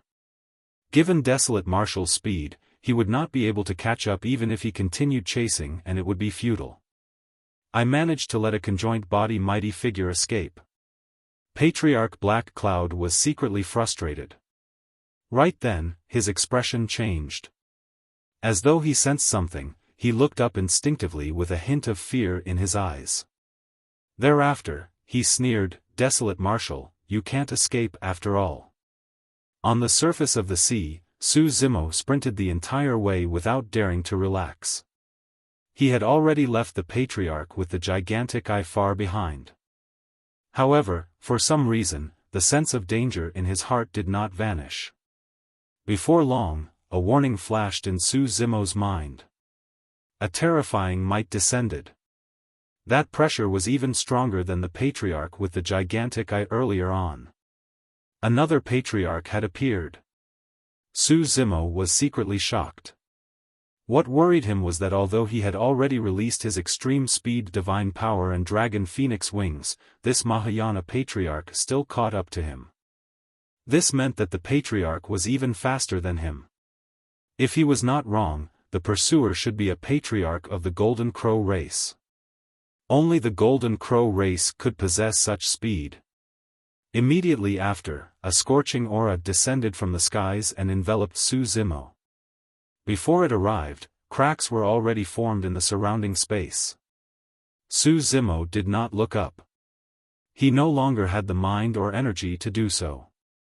All he could do was activate his bloodline wildly and extreme speed to flap his dragon phoenix wings to dodge to the side. Shing! The moment Su Zimo dodged, a gigantic golden claw descended beside him. The claw was sharp and shone with a cold glint as it crushed the void. Su Zimo did not dare to linger and continued escaping. On his back, Mo-ing looked up with widened eyes. In the skies above the firmaments, a gigantic figure could vaguely be seen flapping its wings and speeding forward with a faint golden glow on its body. All of a sudden, the clouds dispersed and a gigantic golden claw descended, grabbing towards their location at an astonishing speed. Although Mo-ing could clearly see it, she could not react to it at all. Su Zimo did not look over. However, as though he had sensed danger beforehand, he twisted his body and dodged to the other side. Shing! The gigantic claw brushed past Su Zimo's dragon phoenix body by a hair's breadth. The gigantic claw retracted into the clouds and vanished. It was only then that Mo-ing managed to even react. All of a sudden, the gigantic claw extended once more and grabbed toward Su Zimo at an even faster speed. Su Zimo dodged once more. This time round, he was a tad too slow and was scratched by the fingertips of the gigantic claw. Instantly, a wound dozens of feet long appeared on his wings with fresh blood dripping. Dozens of scarlet feathers fell off and fell into the East Sea. Su Zimo did not say anything and continued flapping his wings. "Young master, abandon me and escape by yourself." When Mo-ing saw that, she was anxious and could not help but say. Su Zimo remained silent and fled with all his might. Foo-foo. A sneer filled with mockery sounded from the firmaments. The Golden Crow Patriarch in the clouds seemed to be playing as he reached out time and again to grab Su Zimo. More wounds appeared on Su Zimo's body. Even with the powerful regeneration capabilities of a dragon phoenix, he could not recover from the injuries and the sustained escape. Su Zimo's stamina was getting weaker. In fact, he felt waves of dizziness and his vision blurred. All of a sudden, right in front of him, a small boat floated horizontally across the horizon amidst the clouds. Compared to the massive ocean, the small boat was like a drop of seawater and could not even compare to a single scale on Su Zimo's body. However, Su Zimo was invigorated when he caught sight of the small boat. On the small boat laid a figure with a lazy posture. He wore a green woven rush raincoat and a green straw hat with a fishnet scattered beside his feet. The figure allowed the small boat to drift aimlessly in the seawater and was totally not bothered, looking extremely relaxed. Chapter 1407, Tribulation Transcendence Immortals. Chapter 1407, Tribulation Transcendence Immortals. Why is there a fisherman here? Mo-ing sighed softly. In her opinion, even Dharma-characteristic Tao lords would be shredded into pieces against the might of a Mahayana patriarch, let alone a fisherman. Right then, on the small boat, the fisherman removed the green straw hat on his face, revealing an ordinary face with an unshaved beard. The Golden Crow Patriarch in the clouds attacked once more. A gigantic golden claw blazing with flames descended and grabbed toward Su Zimo. The fisherman's eyes were clear as he looked at the firmaments. Suddenly, he raised his hand with a fake smile. The green straw hat flew from his hands and transformed into a green beam of light. Instantly, it arrived at the gigantic golden claw and slashed forward. Scarlet blood gushed out and scattered down. Mo Ying's pupils constricted. She could clearly see that the destructive golden claw in midair was severed by the unassuming green straw hat. Even though it was severed, the gigantic claw burned with flames as it fell into the ocean. The ocean blazed with raging flames that lasted for a long time. Groar! A tragic cry sounded from the firmaments. It was a piercing screech and Mo Ying clutched her ears with a pained expression. Thankfully, the sound disappeared as quickly as it appeared. The Mahayana patriarch of the Golden Crow race had escaped. Mo Ying's eyes widened and she could not snap out of her stupor for a moment. She felt as though she was dreaming. However, the sense of danger that surrounded her initially had indeed vanished. They were saved. She and the young master managed to survive the pursuit of the Golden Crow Patriarch. Who was this fisherman? How terrifying was the cultivation realm of this fisherman to be able to slice off a claw of the Golden Crow Patriarch with such ease. Right then, Su Zimo had already reverted into his human form from his true form, landing on the fisherman's small boat with Mo Ying. He was covered in injuries and was almost completely exhausted to be able to escape here. When he descended, he could not control his body, he practically smashed onto the small boat. Under normal circumstances, given Su Zimo's physique, he should be able to puncture even a cultivator's spirit vessel with his fall, let alone a small boat. However, the small boat did not budge at all despite Su Zimo smashing onto it. In fact, there were no ripples on the surface of the water beneath the small boat at all. "Thank you, Senior," Su Zimo said hurriedly and struggled to stand up. The fisherman smiled gently and waved his hand. A mysterious power enveloped Su Zimo and the pain on his body lessened significantly.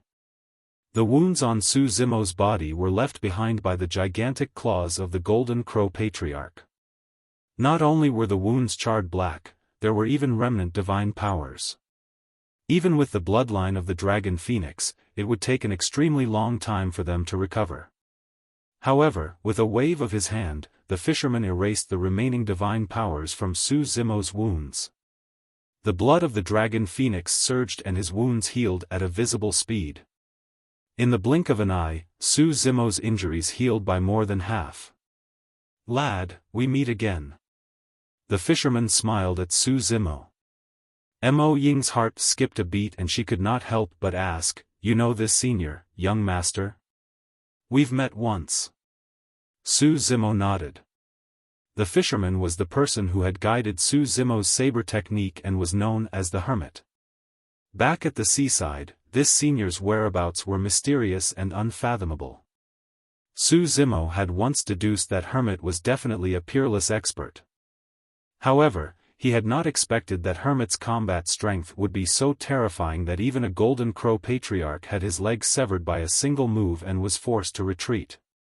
As one of the primordial 9 races, a Patriarch expert of the Golden Crow race was comparable to the emperors of the human race.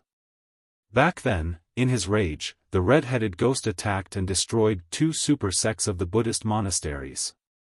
Furthermore, he exhausted an emperor of the Buddhist monasteries to the point of death. The terrifying combat strength of a patriarch of the primordial races was clear.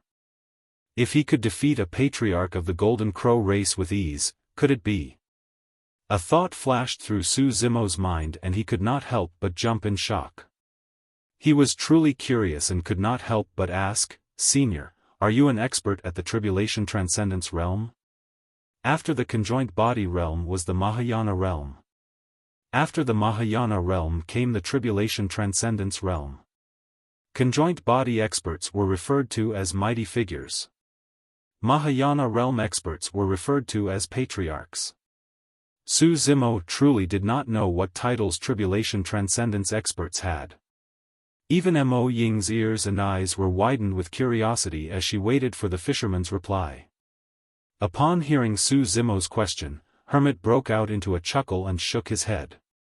How would you have the chance to meet an expert at the Tribulation Transcendence realm? Hermit laughed. Huh? What do you mean? Su Zimo was momentarily stunned. Hermit explained, actually, strictly speaking, Tribulation Transcendence isn't a realm. After the Mahayana realm, the cultivator's cultivation will continue to advance. When they cultivate to the perfected Mahayana realm, they will be able to sense the heavenly tribulation. If they can survive the heavenly tribulation, they will leave Tianhuang mainland and ascend to the upper world. There are extremely few people who can cultivate to the point of Tribulation Transcendence. The process of Tribulation Transcendence is even more treacherous, where only 1 in 10 will get to survive. For those that fail, their souls will dissipate and they will not reincarnate. However, those that succeed will ascend to the upper world and you will naturally not see them. Su Zimo's eyes revealed a look of realization. It was no wonder why he had never heard of experts at the Tribulation Transcendence realm. So, if they could survive the heavenly tribulation, they would ascend to the upper world. At the mention of the upper world, Su Zimo's heart was suddenly filled with anticipation. He suddenly felt that he was getting closer to Daiyu. Initially, the distance between the two of them was still out of reach.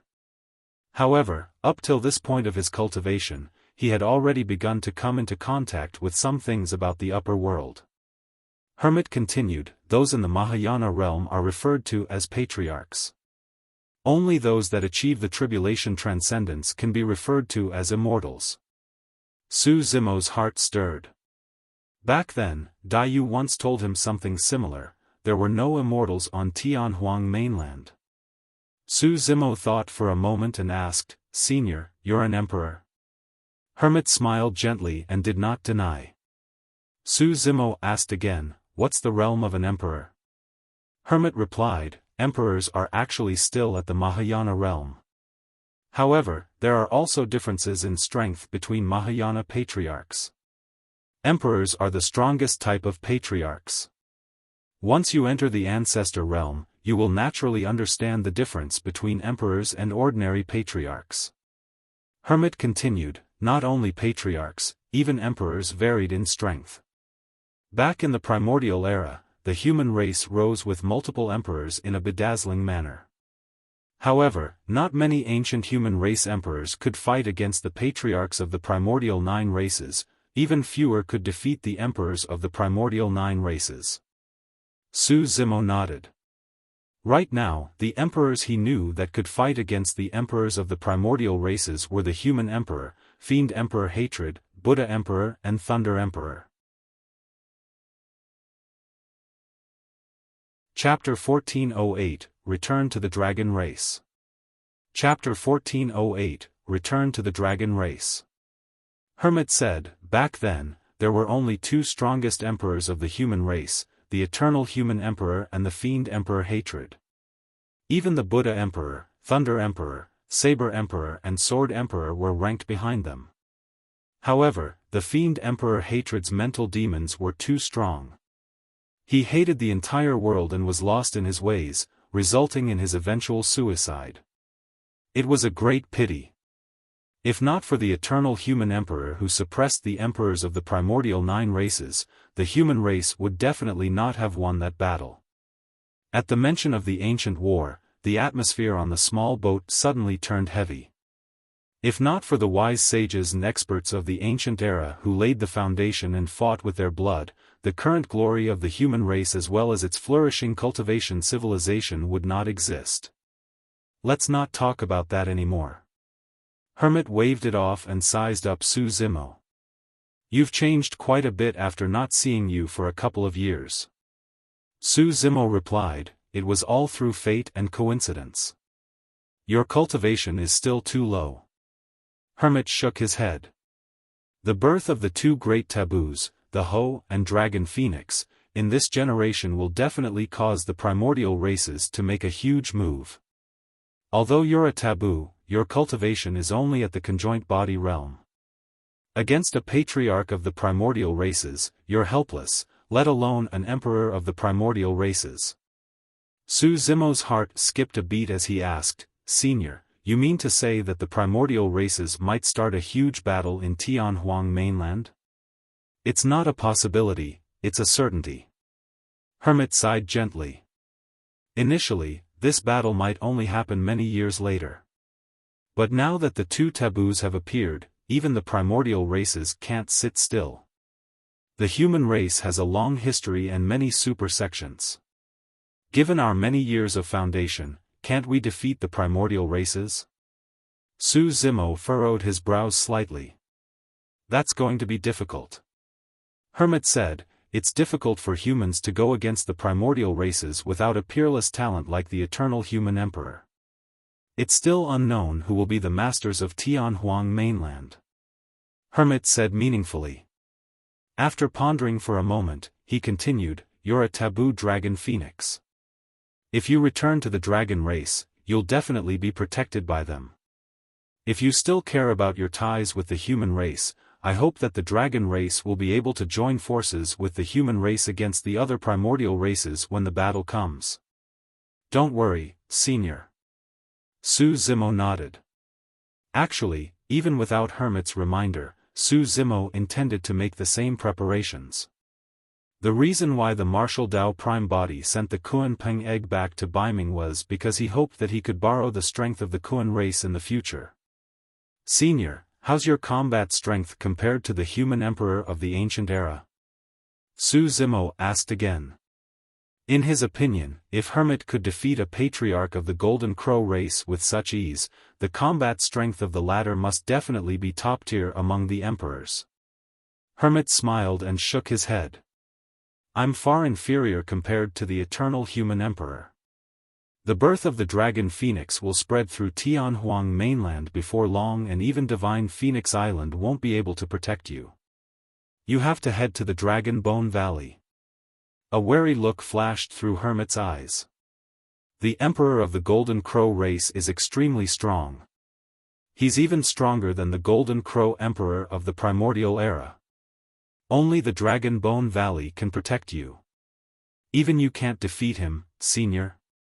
Su Zimo frowned and asked. It's hard to tell. Hermit shook his head. Furthermore, I can already sense the heavenly tribulation. I don't have much time left in Tianhuang mainland. If I leave, Divine Phoenix Island will no longer have any emperor. You'll be the only one we can rely on if anything happens. Don't worry, Senior. Su Zimo said deeply, as the young master of Divine Phoenix Island, I'll definitely protect all the living beings of Divine Phoenix Island with all my might. Yes.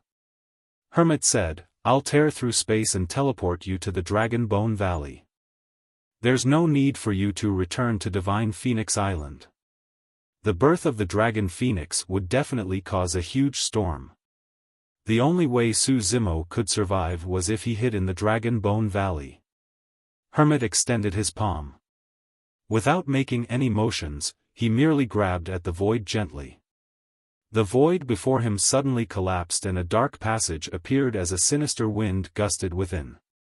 A spatial tunnel was formed with a casual tear. This was equivalent to summoning a major transference talisman. The casual method of an emperor was already this shocking. Su Zimo narrowed his eyes slightly, seemingly shocked. Go on. Hermit nodded slightly. Young master, I'll follow you as well. Mo-ing said hurriedly. Su Zimo shook his head. No, that's the Dragon Bone Valley. As a human, it's inconvenient for you to enter. Don't worry, we'll meet again. With that said, Su Zimo leaped into the spatial tunnel. Hermit retracted his palm and the void gradually healed. You should head back too. He waved to Mo Ing. Thereafter, her body drifted uncontrollably towards Divine Phoenix Island and vanished in the blink of an eye. Hermit laid down once more with a faint smile and a sinister blood glint in his eyes. He picked up the green straw hat beside him and covered his face. Dragon Bone Valley. Suddenly, a gigantic crack appeared in the skies and Su Zimo's figure descended. Looking at the familiar surroundings and sensing the aura of the dragon race, Su Zimo heaved a sigh of relief. Thankfully, nothing went wrong. Hermit, Hermit. Su Zimo murmured softly in deep thought. Who's there? Su Zimo's descent attracted the attention of some patrolling dragons before long. Many dragons rushed over. You are. Young Master. When the dragons caught sight of Su Zimo, they were stunned for a moment before reacting swiftly and exclaiming. The young master is still alive. The dragons cheered. In the Battle of Heaven and Earth Valley, although outsiders did not know that Su Zimo was the young master of the dragon race, the dragons knew everything. Many dragons were dejected when they heard that Su Zimo was exiled to the void. Even Long Tsang, who possessed the bloodline of a five-clawed divine dragon, could not feel happy. Logically speaking, with Su Zimo's death, he would inherit the position of the young master of the dragon race smoothly. However, in his heart, he would rather Su Zimo survive.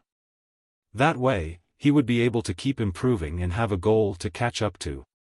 Long Mo had returned. The news spread rapidly through the Dragon Bone Valley.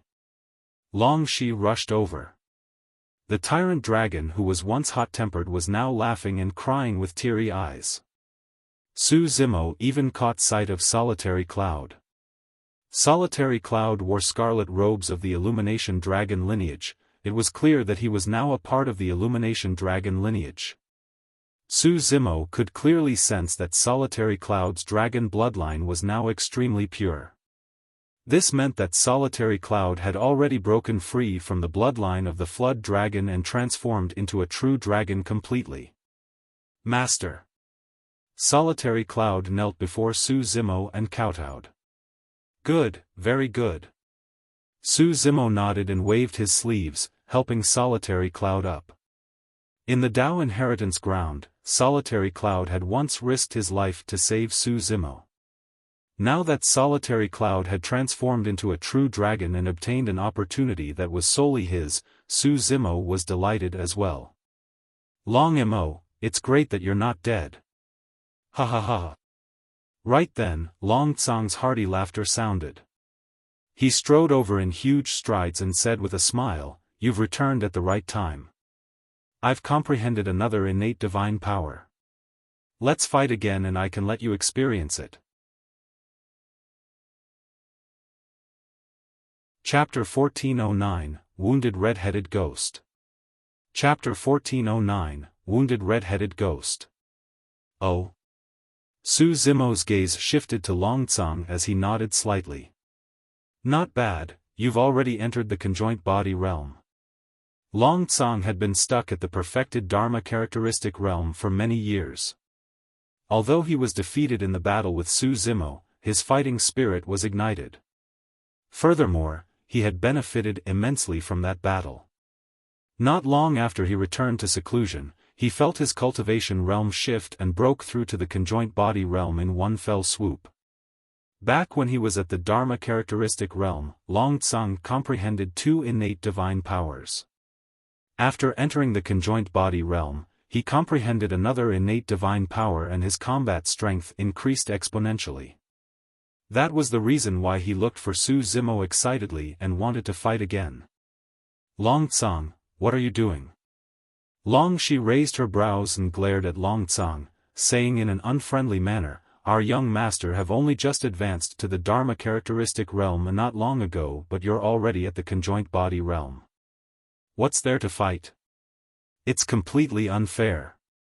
Ha!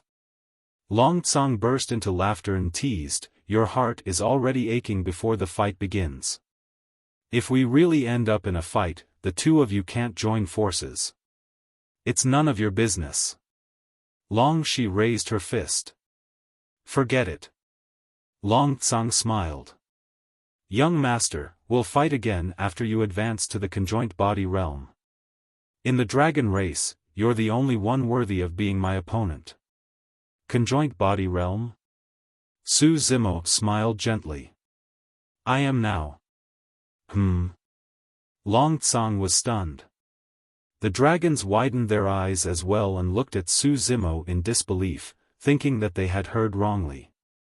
How many years had passed since the young master entered the Dharma characteristic realm?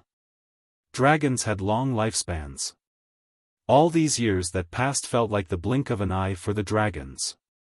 Su Zimo did not say much and merely released his might as a conjoint body slowly. The dragons were shocked. Indeed. Long Tsang was delighted as well as his eyes lit up.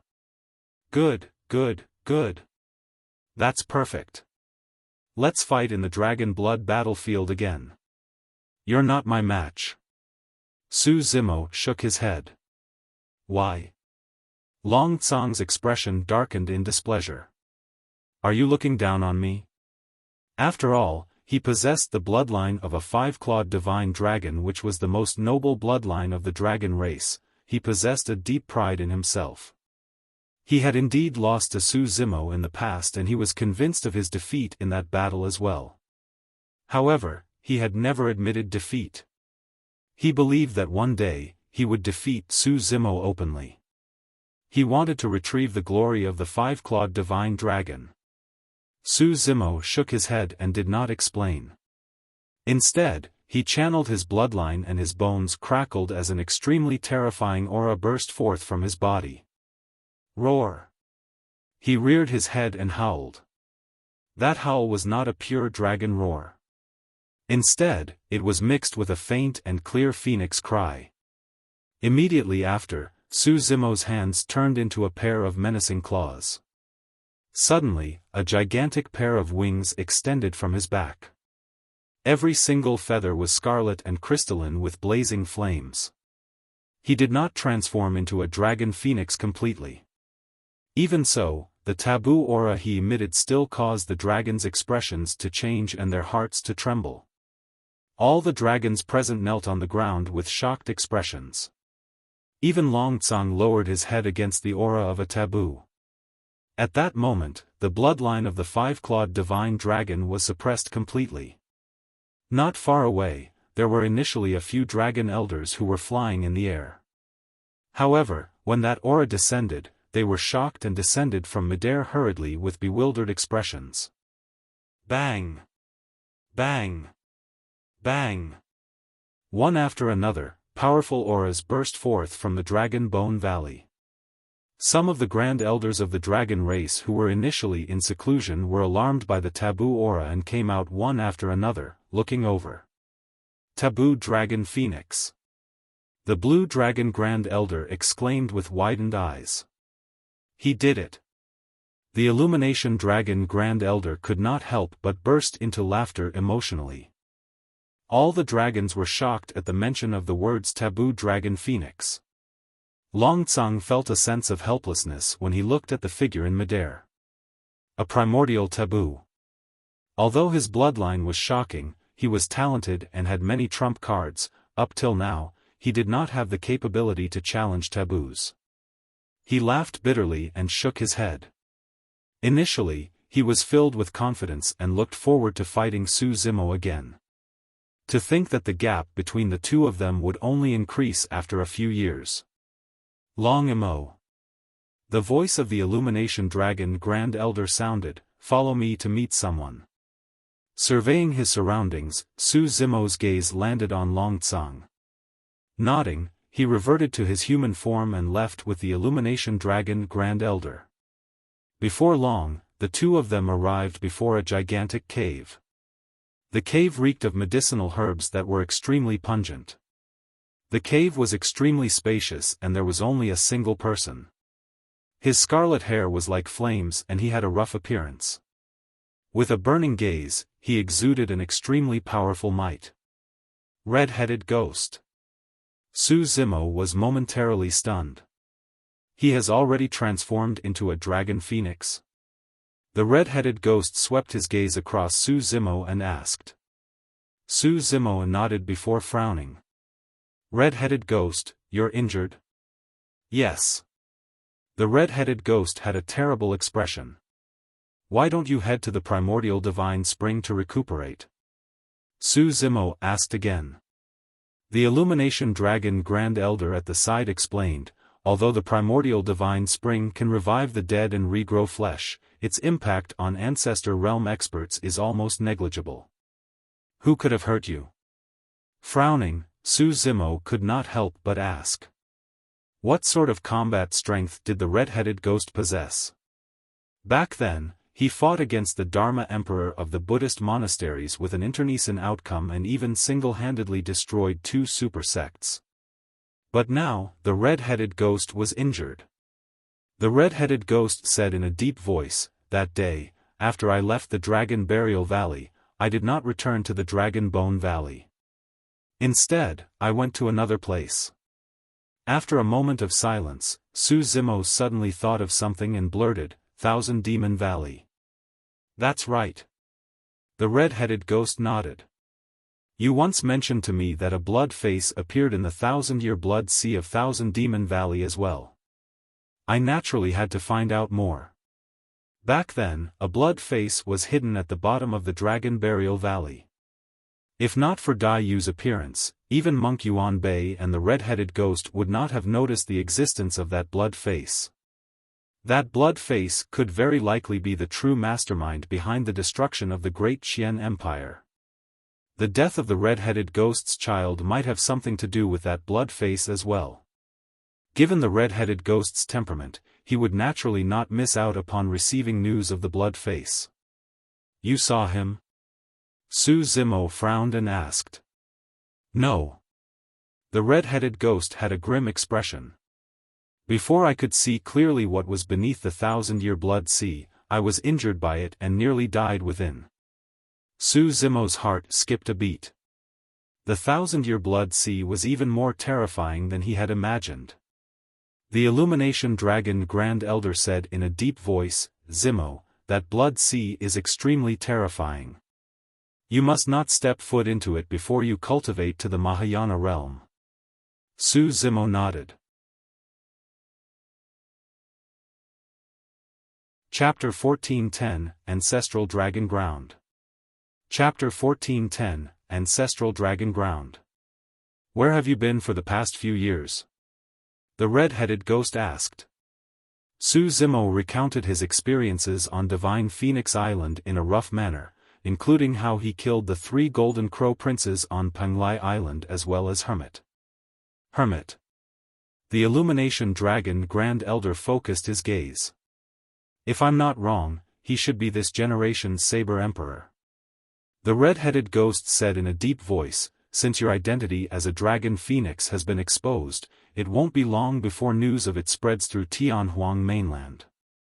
For the time being, don't leave the Dragon Bone Valley. Once the news spread to the various forbidden grounds, it would definitely cause a huge uproar. There was a high chance that experts of the primordial races would attack to kill Su Zimo the moment he showed himself. It was the same as Night Spirit back then. Let's head to the Ancestral Dragon Ground. Right then, the red-headed ghost said in a deep voice, let Long Mo and Long Tsang go together. That's the only place where they can grow at the fastest speed. If the other primordial races were to disregard everything and join forces to kill the Taboo Dragon Phoenix, the dragon race alone would definitely not be able to defend against it. The only way to tide through this calamity was to let the Taboo grow as quickly as possible. Ancestral Dragon Ground? Su Zimo was momentarily stunned. He had not stayed in the Dragon Bone Valley for long, but he had never heard of such a place. That is a space opened up by the Dragon Phoenix of the primordial era back then. If the ancestral dragon of every generation could not transcend the tribulations and his lifespan was exhausted, he would be buried there. The red-headed ghost said in a deep voice, the ancestral dragon ground is filled with an extremely rich chi of the ancestral dragon. If you cultivate there, you'll definitely require less effort for everything. Why not let our clansmen cultivate there? Su Zimo could not help but ask. The red-headed ghost sneered, do you think that the chi of the ancestral dragon is something that anyone can endure? If not for the fact that you're a dragon phoenix and Longtsang is a five-clawed divine dragon, any other adult dragon at the conjoint body realm would explode and die inside. The Illumination Dragon Grand Elder said, the Taboo Dragon Phoenix of the primordial era should have left some legacies in the ancestral dragon ground. Only your bloodline is qualified to inherit them. Cultivate there. Unless the Dragon Bone Valley is destroyed, you'll definitely be safe in the ancestral dragon ground without any danger. Alright. Su Zimo nodded. With the Martial Dao True Body and Green Lotus True Body watching over Tianhuang mainland, nothing major should happen to it. Go on, I still have to recuperate in seclusion. The red-headed ghost waved his hand. Follow me. The Illumination Dragon Grand Elder left the cave first with Su Zimo right behind. Before long, the two of them arrived before the ancestral dragon divine pillar. The Illumination Dragon Grand Elder released his spirit consciousness and sent out a series of messages. Before long, the Grand Elders of the other four lineages arrived as well as Longtsang. Open the ancestral dragon ground and send Long Mo and Longtsang in. The Illumination Dragon Grand Elder said in a deep voice. Under normal circumstances, the opening of the ancestral dragon ground required the elders of the five lineages to discuss it together. But now that Su Zimo was a dragon phoenix and Longtsang was a divine dragon of the five lineages, this was an unprecedented situation. Without hesitation, the five grand elders made the decision. The spatial node of the ancestral dragon ground was on the ancestral dragon divine pillar. The five grand elders joined forces and pierced their fingertips respectively, squeezing out a drop of blood each. The blood landed in midair and transformed into a divine dragon that entered the ancestral dragon divine pillar. Only the ancestral dragon bloodline of the five lineages could open up the ancestral dragon ground. Bang! Boom! Boom! The ancestral dragon divine pillar swayed and immediately after, a massive cave gradually appeared on the gigantic stone pillar with an ancient aura. Long Mo, Longtsang, you guys can head in. The Illumination Dragon Grand Elder nodded slightly with a hint of anticipation in his eyes, feeling reassured. Su Zimo and Longtsang exchanged glances and entered the cave without hesitation, disappearing from the Dragon Bone Valley. It was an extremely desolate land. From afar, there was no greenery to be seen. In the distance, gigantic stone pillars that towered into the skies were erected, they had some words of the dragon race etched on them. An ancestral dragon was buried beneath every single stone pillar. The stone pillars resembled tombstones of the human race. The two of them had just arrived in this space when they felt an extremely powerful ancestral dragon chi surge into their bodies wildly, tempering and transforming their bodies. Yes. Longtsang grunted. Poof. Poof. Poof. Almost in the blink of an eye, his skin exploded with streaks of blood appearing, he was drenched in blood. The ancestral dragon chi here was left behind by the ancestral dragons of the past. Under normal circumstances, only the ancestral dragon could cultivate here. Conjoint body mighty figures could not withstand it at all. However, Longtsang was a five-clawed divine dragon after all. Although he was only at the conjoint body realm, his body and bloodline were already extremely strong. Under the baptism of the ancestral dragon chi, he managed to survive and panted heavily. On the other side, Su Zimo merely frowned. The ancestral dragon chi entered his body and gradually fused with his body and bloodline without causing much of a reaction. The difference between the two of them was clear. Still all right? Su Zimo turned and asked. That pain was something he could not help with at all, Longtsang could only depend on himself to endure, resolve and comprehend it. Not bad, let's go. Long Tsang gritted his teeth and said. His voice trembled slightly against the immense pain. Su Zimo nodded and began walking towards the gigantic stone pillars in the distance. With every few steps, he frowned. The deeper one ventured into the ancestral dragon ground, the richer and more berserk the ancestral dragon chi became. After taking a few steps, even his dragon phoenix body felt uncomfortable. Su Zimo looked back. True enough. Long Tsang had a pained expression and could no longer hold on. The green veins on his neck popped out and he suddenly growled deeply. Transforming to his true form, he sprawled on the ground and panted heavily to neutralize the ancestral dragon chi in his body. I can't advance anymore. Long Tsang's voice was a little weak. Young master, walk forward yourself. Be careful. All right. Su Zimo nodded and continued forward. As he gradually ventured deeper into the ancestral dragon ground, the ancestral dragon chi became richer and surged into his body wildly, baptizing his bloodline and body continuously. By the time Su Zimo arrived in front of the cemetery, his dragon phoenix body was already at its limits. His forehead was filled with sweat and scarlet scales grew on his body one after another. He was on the verge of transforming into his true form. There's a junior that can reach here? Suddenly, Su Zimo heard a soft exclamation. He turned towards the voice. At the entrance of the cemetery, an old man in his twilight years was looking at him. With a hunched and skinny body, he held a broom in his hands as though he was cleaning up the cemetery. There was a strange power in the old man's gaze. The ancestral dragon chi in Su Zimo's body exploded instantly. Roar! Su Zimo roared into the skies and reverted to his true form. With a dragon's body, phoenix's tail and a gigantic pair of scarlet wings on his back, his entire body blazed with raging flames. The chi of the ancestral dragon coiled and its might spread, causing the entire ancestral dragon ground to tremble. Taboo Dragon Phoenix. The old man narrowed his eyes. Chapter 1411, North Sea Glaciers. Chapter 1411, North Sea Glaciers.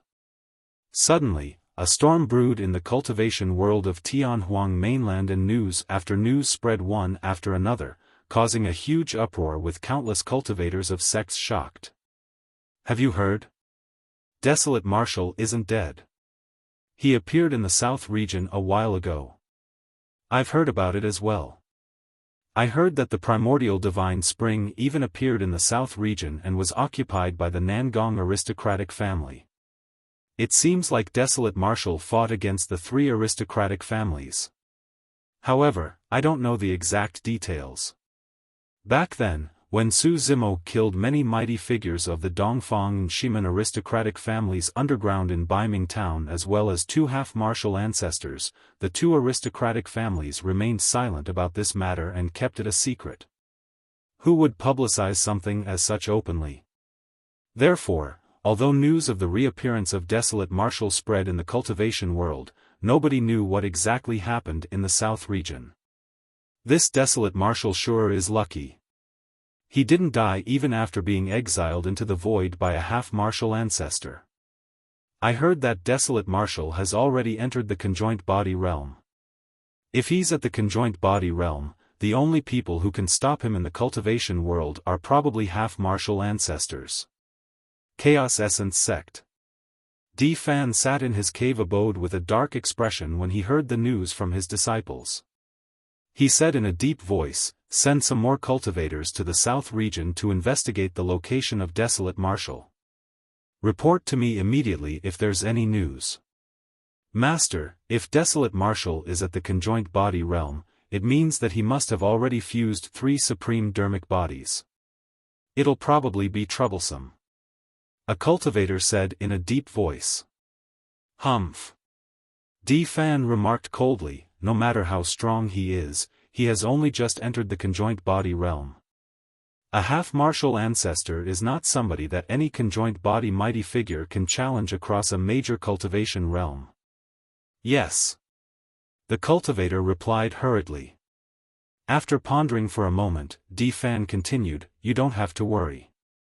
If I attack again, I won't be alone. This time round, even if I have to join forces with the other half-martial ancestors, I'll kill Desolate Martial completely. In the cultivation world, there were people who were filled with hatred and worry when they heard that Desolate Martial was still alive. Naturally, there were also people that rejoiced. Ethereal Peak, Great Zhou Dynasty's Ji Yaoxue, 100 Refinement Sects Extreme Fire, Elixir Yang Sect Xiaoning, Demoness Ji of the Fiend Sects. It was not only the cultivation world of Tianhuang mainland, even the major forbidden grounds were shaken. The fact that Desolate Martial was alive was nothing much for the major forbidden grounds. What truly stirred a storm in the forbidden grounds was the news from Penglai Island. The dragon phoenix had descended. Furthermore, this dragon phoenix was one of Desolate Martial's true bodies. The moment the news was sent, it alarmed the Ancestor realm experts of the various forbidden grounds. I heard that the dragon phoenix has already returned to the Dragon Bone Valley. It's not convenient for us to attack anymore. Yes, that old fart of the dragon race should still be alive. It's indeed not easy with him around. Actually, there's no need to worry. A powerful humanoid living being said slowly, for a taboo to grow, it requires immense resources. There's no way it can advance to the Ancestor realm without an extremely long period of time. That's right. Although the bloodline of a taboo is strong, it's extremely difficult to advance to the Ancestor realm, let alone become an emperor. Furthermore, that old thing from the dragon race doesn't have many years to live. Another humanoid living being said indifferently, that old thing will probably die before the dragon phoenix can grow further. Without him, the dragon race will be like a python without fangs. They'll still be slaughtered by us. What about Desolate Martial's Green Lotus true body? Another person asked, I heard that his Green Lotus true body isn't dead either and has already entered the conjoint body realm. That's easy. Someone said, there's no sect or faction in the human race that can protect him. Even without us making a move, any half-martial ancestor can kill him. Furthermore, there are some monster incarnates among the younger generation of the primordial races in this generation. For example, the God race's Firmament Emperor, Goddess Xiaoxiang, the Golden Crow race's 7th Prince, the Rakshasa race's Rakshasa, the Witch race's Young Master Arcane Ghost, the Blood Vine race's Teng Lingzi, and Savage Eye of our Heavenly Eye race. Any one of them is enough to kill Desolate Martial. That's right. The birth of these monster incarnates of the primordial races is a catastrophe for the cultivation world of Tianhuang mainland. Another humanoid living being grinned with a cruel expression. Another person seemed to have recalled something and lamented with a soft sigh, however, although Savage Eye's talent and wisdom are strong and he was willing to destroy his own eyes in order to cultivate the heavenly eye, his accomplishments are probably still inferior to that person back then. You mean that abandoned child from back then? That's right. That lad was born after his mother copulated with a human cultivator. Therefore, his bloodline is impure and he's considered as a bastard child that's despised by his clansmen. To think that he would display an extremely terrifying potential after he joined the Buddhist sects of the human race. Although his bloodline was impure, his combat strength was stronger than any of the Heavenly Eye race beings. He became the strongest young cultivator of the human race in that generation. Another person nodded with a reminiscent gaze. Back then, only that remnant beast of the Blood Vine race could fight him. Unfortunately, both of them died many years ago. Forget it, let's not talk about such stuff anymore. It's a long time ago. 2 taboos have descended one after another. Seems like this generation is indeed unusual. The fortune of the human race is depleted and no one can stop our primordial races from returning to rule over Tianhuang mainland once more. The human race has occupied Tianhuang mainland for so many years. It's time for them to return it to us. North Region. The extreme north region was filled with glaciers and snowy mountains. Indeed, there was the North Sea among the three oceans. However, the surface of the North Sea was frozen for 10,000 years and the ice layer was at least dozens of feet thick. A piercing cold wind blew here all year round. In the Tao Inheritance Ground, the first stage of the three Tribulations domain, the extreme north-east wind, was the cold wind outside the North Sea. In the depths of the North Sea glaciers, even conjoint body mighty figures did not dare to venture deep. That was because the depths of the North Sea glaciers was one of the 9 forbidden grounds of Tianhuang mainland. That was the legendary Baiming. In such an adverse environment, it was completely deserted and no cultivators would come here. Even vegetation could not be seen on the North Sea glaciers. However, this day, a person arrived on the North Sea glaciers. The person looked young and wore purple robes. His black hair draped over his shoulders and his eyes were clear. With a refined appearance, he headed towards the depths of the glaciers. Although the person's purple robes were thin, he did not seem to feel cold and his face was rosy. A bone-chilling wind howled. When it blew on that person, it vanished instantly as though it was evaporated. The snowflakes that filled the skies above the glaciers fell within 10 feet of that person and turned into water droplets as well. The person advanced slowly without a single snowflake falling on his body. The purple-robed young man was the martial Tao prime body that had rushed over from the south region. By the time the martial Tao prime body arrived at the North Sea glaciers, the Dragon Phoenix true body had already returned to the Dragon Bone Valley and entered the ancestral dragon ground. Thereafter, the Dragon Phoenix true body severed its connection with the two true bodies and cultivated in seclusion. The reason why the martial Tao prime body came to the North Sea that was frozen for thousands of kilometers was for a single objective. Chapter 1412, Grand Demons of the North Sea. Chapter 1412, Grand Demons of the North Sea. For other cultivators, the North Sea glaciers was considered a bitter cold place. The wind was chilling to the bones. Cultivators with low cultivation realms and weak bloodlines could not stay here at all, let alone take a leisure stroll among the glaciers. However, it was nothing for the martial Tao prime body. The blood chi of the martial Tao prime body was strong and his entire body was like a gigantic furnace. The martial spirit fire burned furiously and the wind and chill dissipated into emptiness before it could even approach. Unknowingly, it was already more than half a month since the martial Tao prime body traveled through the North Sea glaciers. He was in no hurry. Instead, he released his spirit consciousness to sense some of the oddities in the North Sea glaciers. This cold and bitter place was not as lifeless as it seemed on the surface. On the contrary, if one were to probe carefully, they would be able to see that within the glaciers, there were some life forms that could only be born in such an environment. The martial Tao prime body could clearly sense an ice silkworm lying quietly in the crack of the glacier not far away. The ice silkworm was extremely precious. The silk that was spat out contained an extremely cold attribute that was not inferior to divine weapons. If one did not mind the trouble, the armor made from the ice silkworm would also be a superior defensive dermic weapon.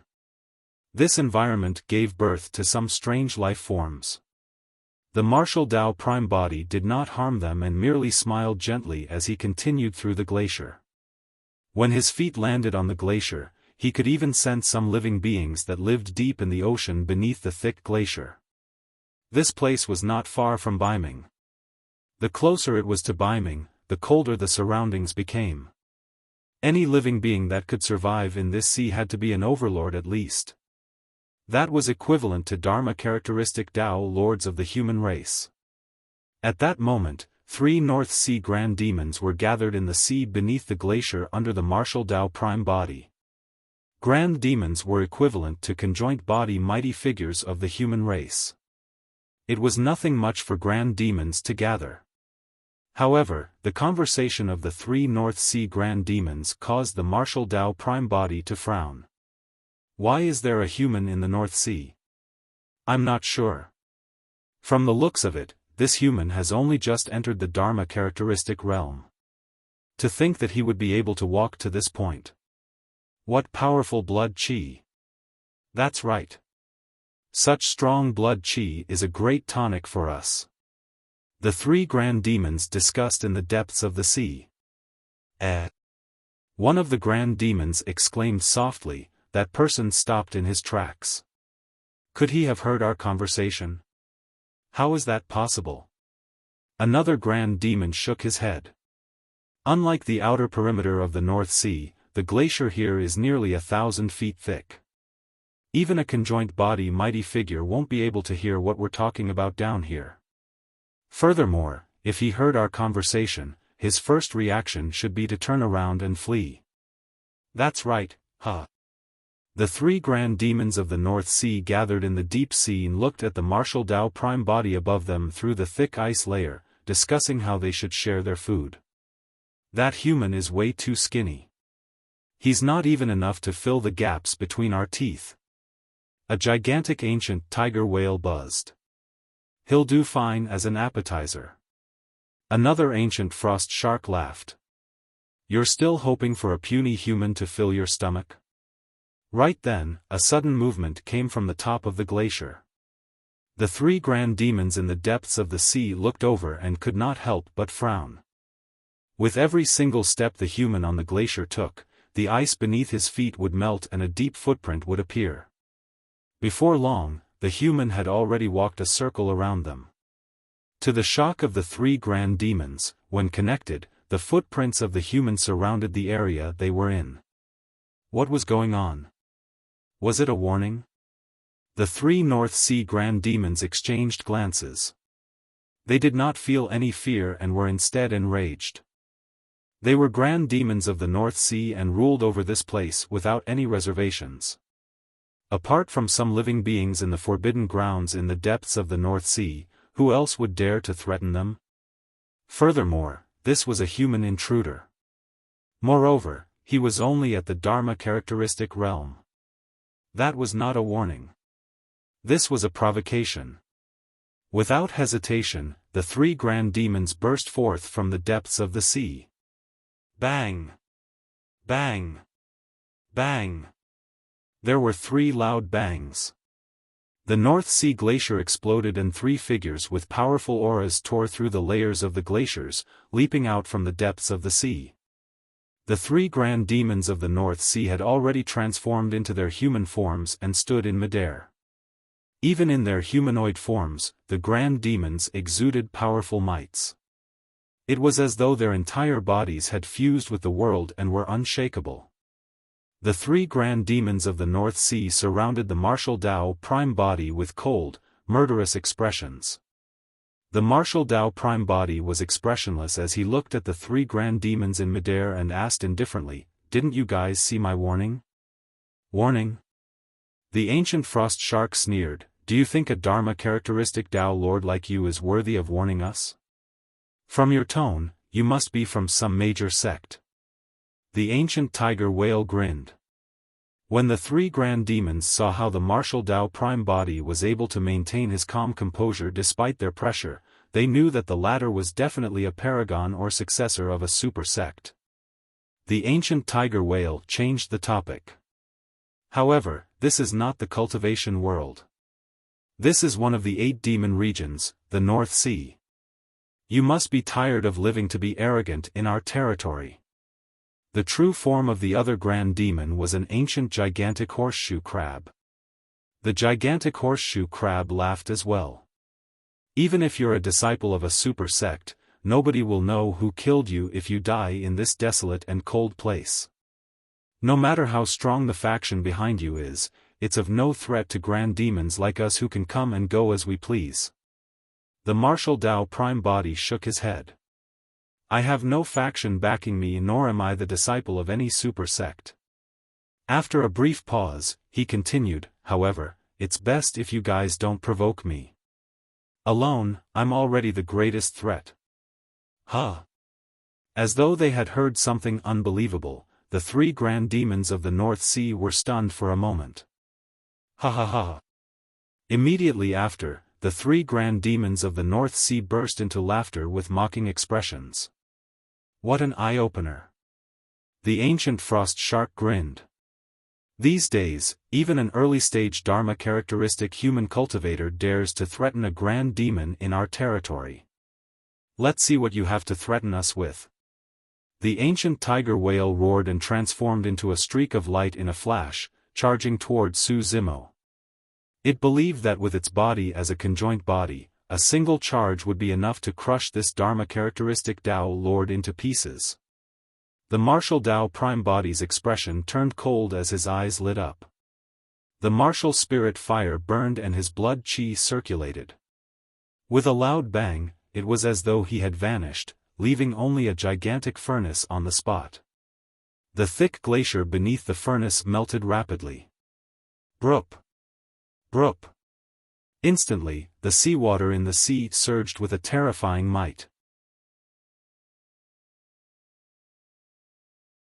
Chapter 1413, One Punch.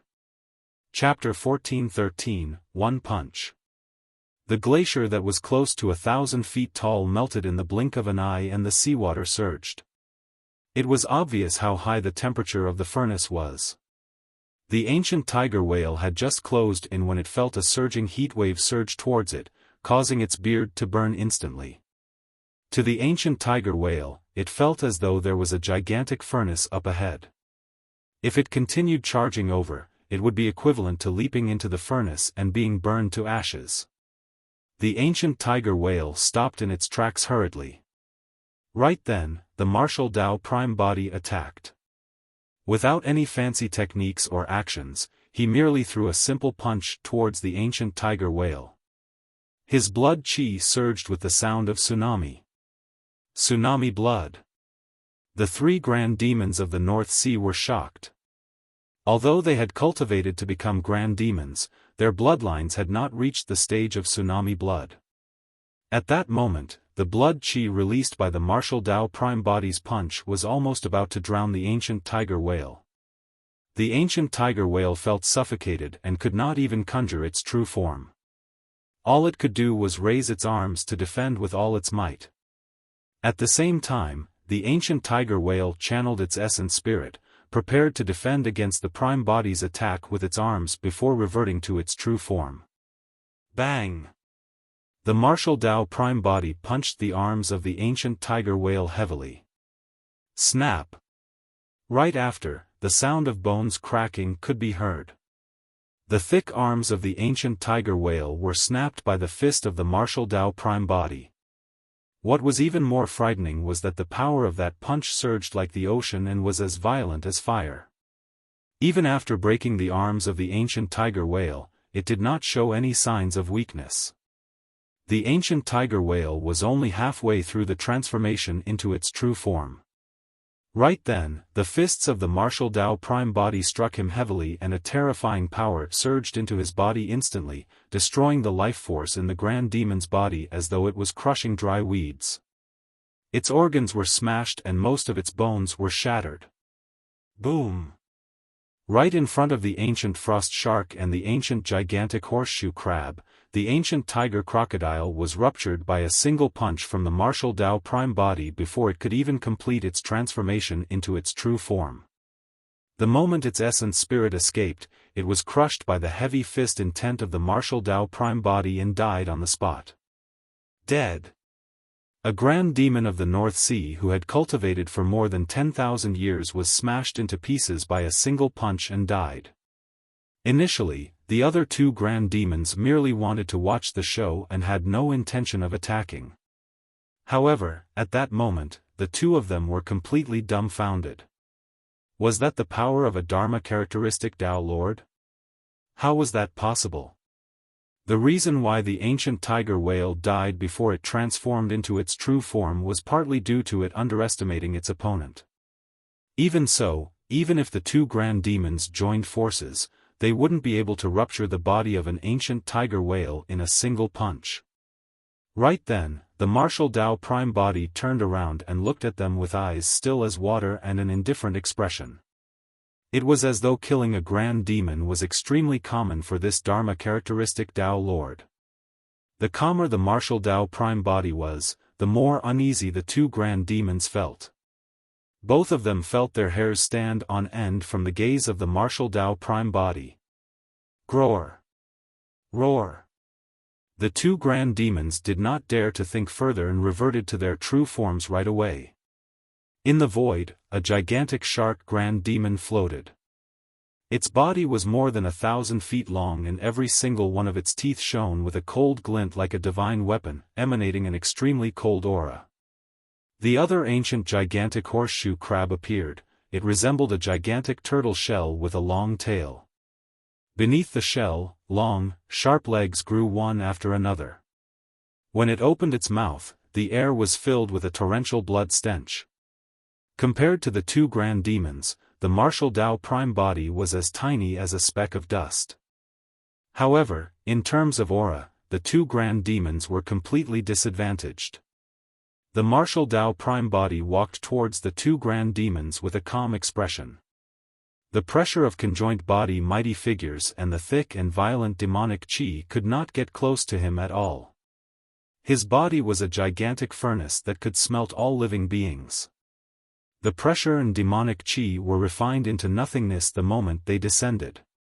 A hint of fear and wariness flashed through the depths of the eyes of the two grand demons. They thought that upon their reversion to their true forms, this Dharma characteristic Tao Lord would have to be wary no matter what. At that time, they would just make some tough remarks before leaving. However, they did not expect the martial Tao Prime body to continue towards them fearlessly. It was clear that he had no intention of letting them off. Let's go. The two grand demons exchanged glances and scurried towards the depths of the sea in unison. After all, they were demon beasts from the depths of the sea.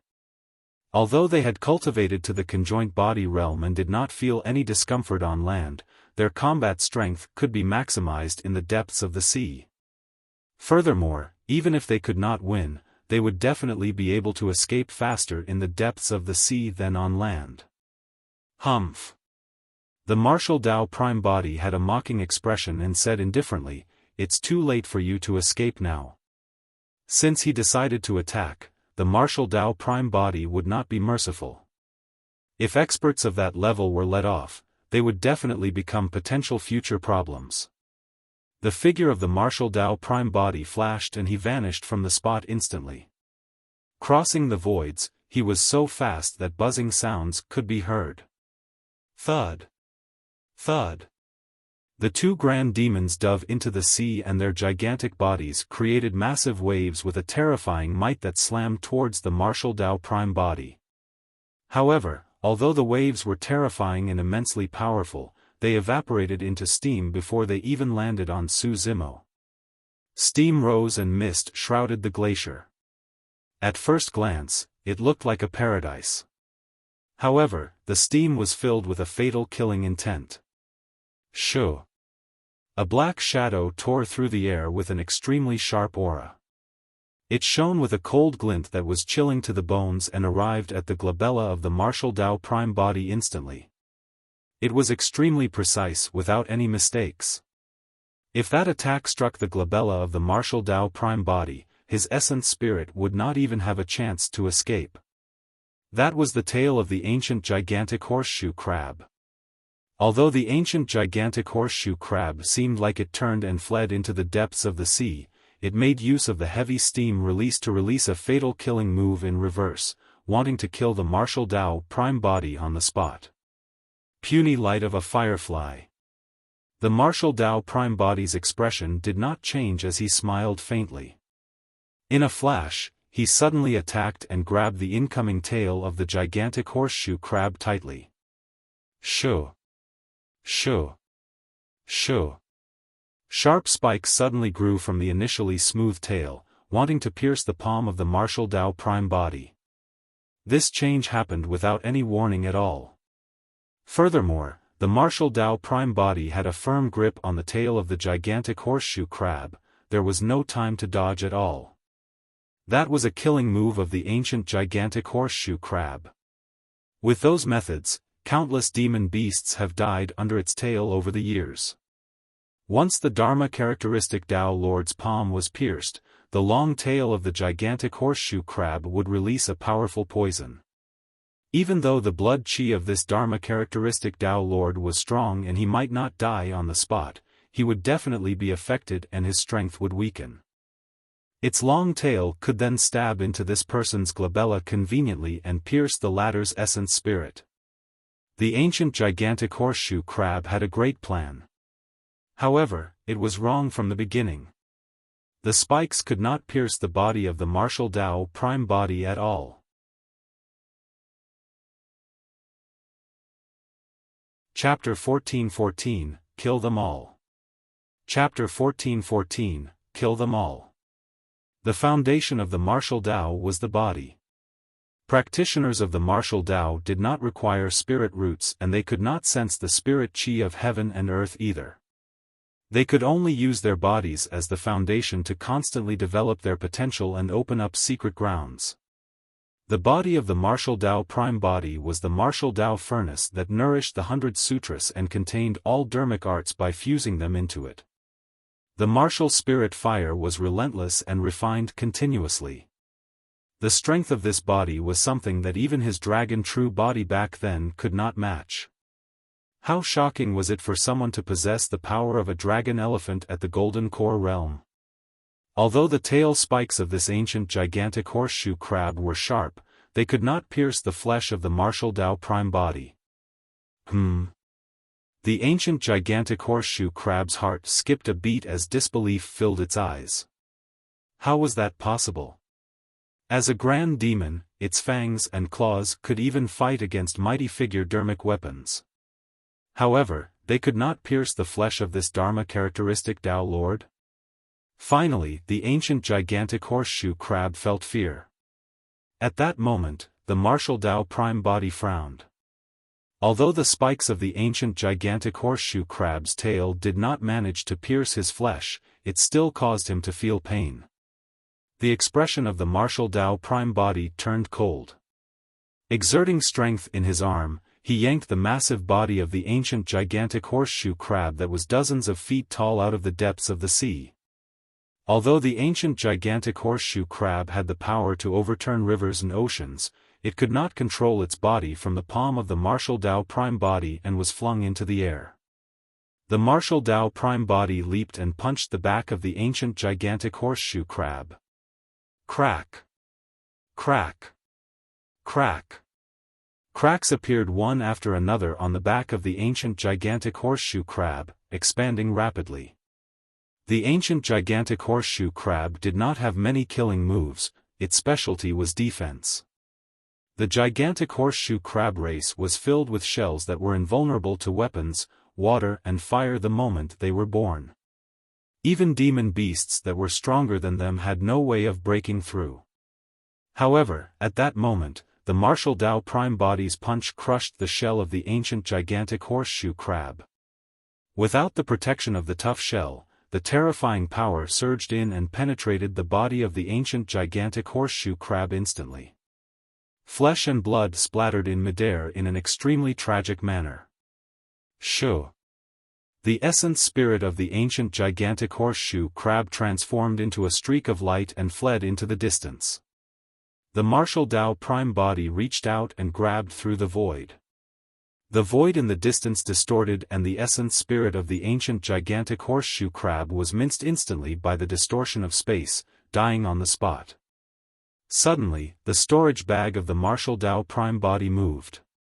Something with a mysterious aura leaped out. It was rotund and its body was filled with strange patterns, emitting a powerful devouring power. That round object was the Kuan Peng egg. Sensing the aura of the flesh outside, the Kuan Peng egg could not hold it back any longer. Without waiting for the martial Tao prime body to take it out, the Kuan Peng egg dashed out of the storage bag on its own accord and devoured the flesh and essence of the two North Sea Grand Demons in huge mouthfuls with extreme excitement. The blood chi contained by massive demon beasts such as the ancient tiger whale and ancient gigantic horseshoe crab was shocking as well.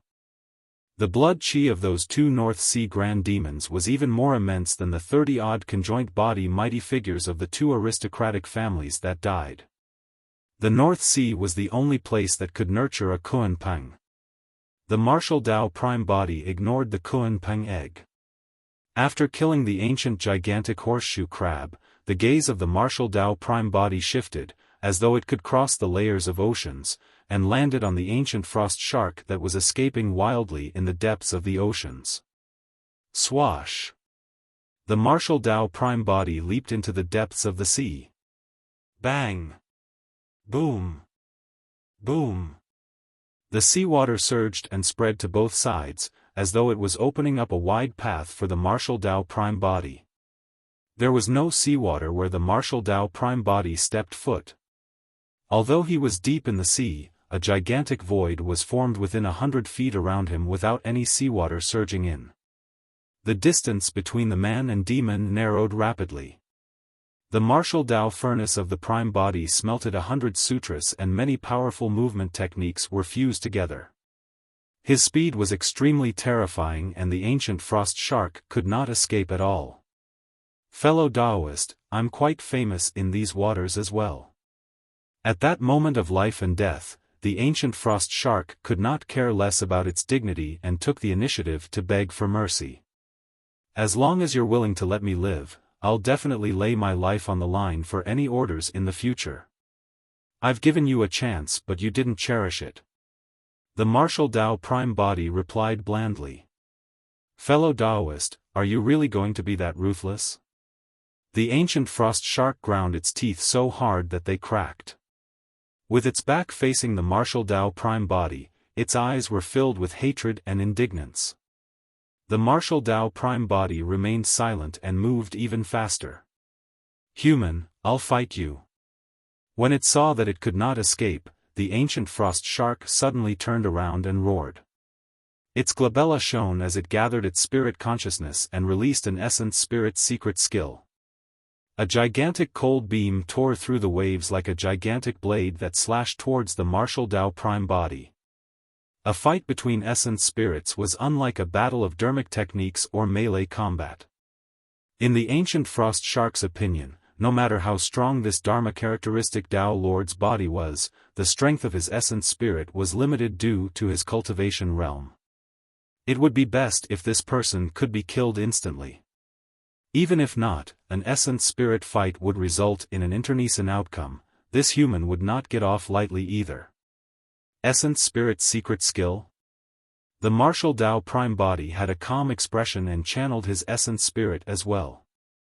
A purple flame floated out from his glabella and was filled with a shuddering aura. The flame looked extremely weak, as though a gust of wind could extinguish it.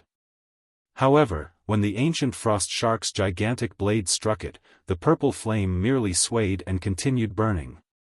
As for the ancient frost shark's gigantic blade, it melted into nothingness in the blink of an eye. The pupils of the ancient frost shark constricted with a horrified expression.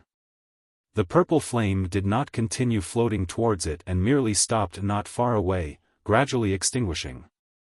The ancient frost shark heaved a sigh of relief. All of a sudden, its expression changed. In its consciousness, a sharp pain came from its essence spirit. It was unbearable, as though some flame was burning its essence spirit. Ah! The ancient frost shark let out a hysterical roar as its massive body rolled in the depths of the sea, creating raging tides. However, no matter how much it struggled, it could not survive. The martial spirit fire of the martial Dao prime body possessed a similar effect as the reverse scale. They must not be touched.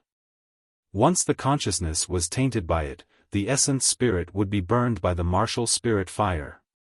Within a few breaths, the ancient frost shark had already quietened down. There were no injuries on the gigantic body that was more than 1,000 feet long. However, in its consciousness, its essence spirit had already vanished and was burned into nothingness by the martial spirit fire. All three grand demons of the North Sea were dead. The martial Tao Prime Body waved his sleeves and collected the corpse of the ancient frost shark before turning back the way he came.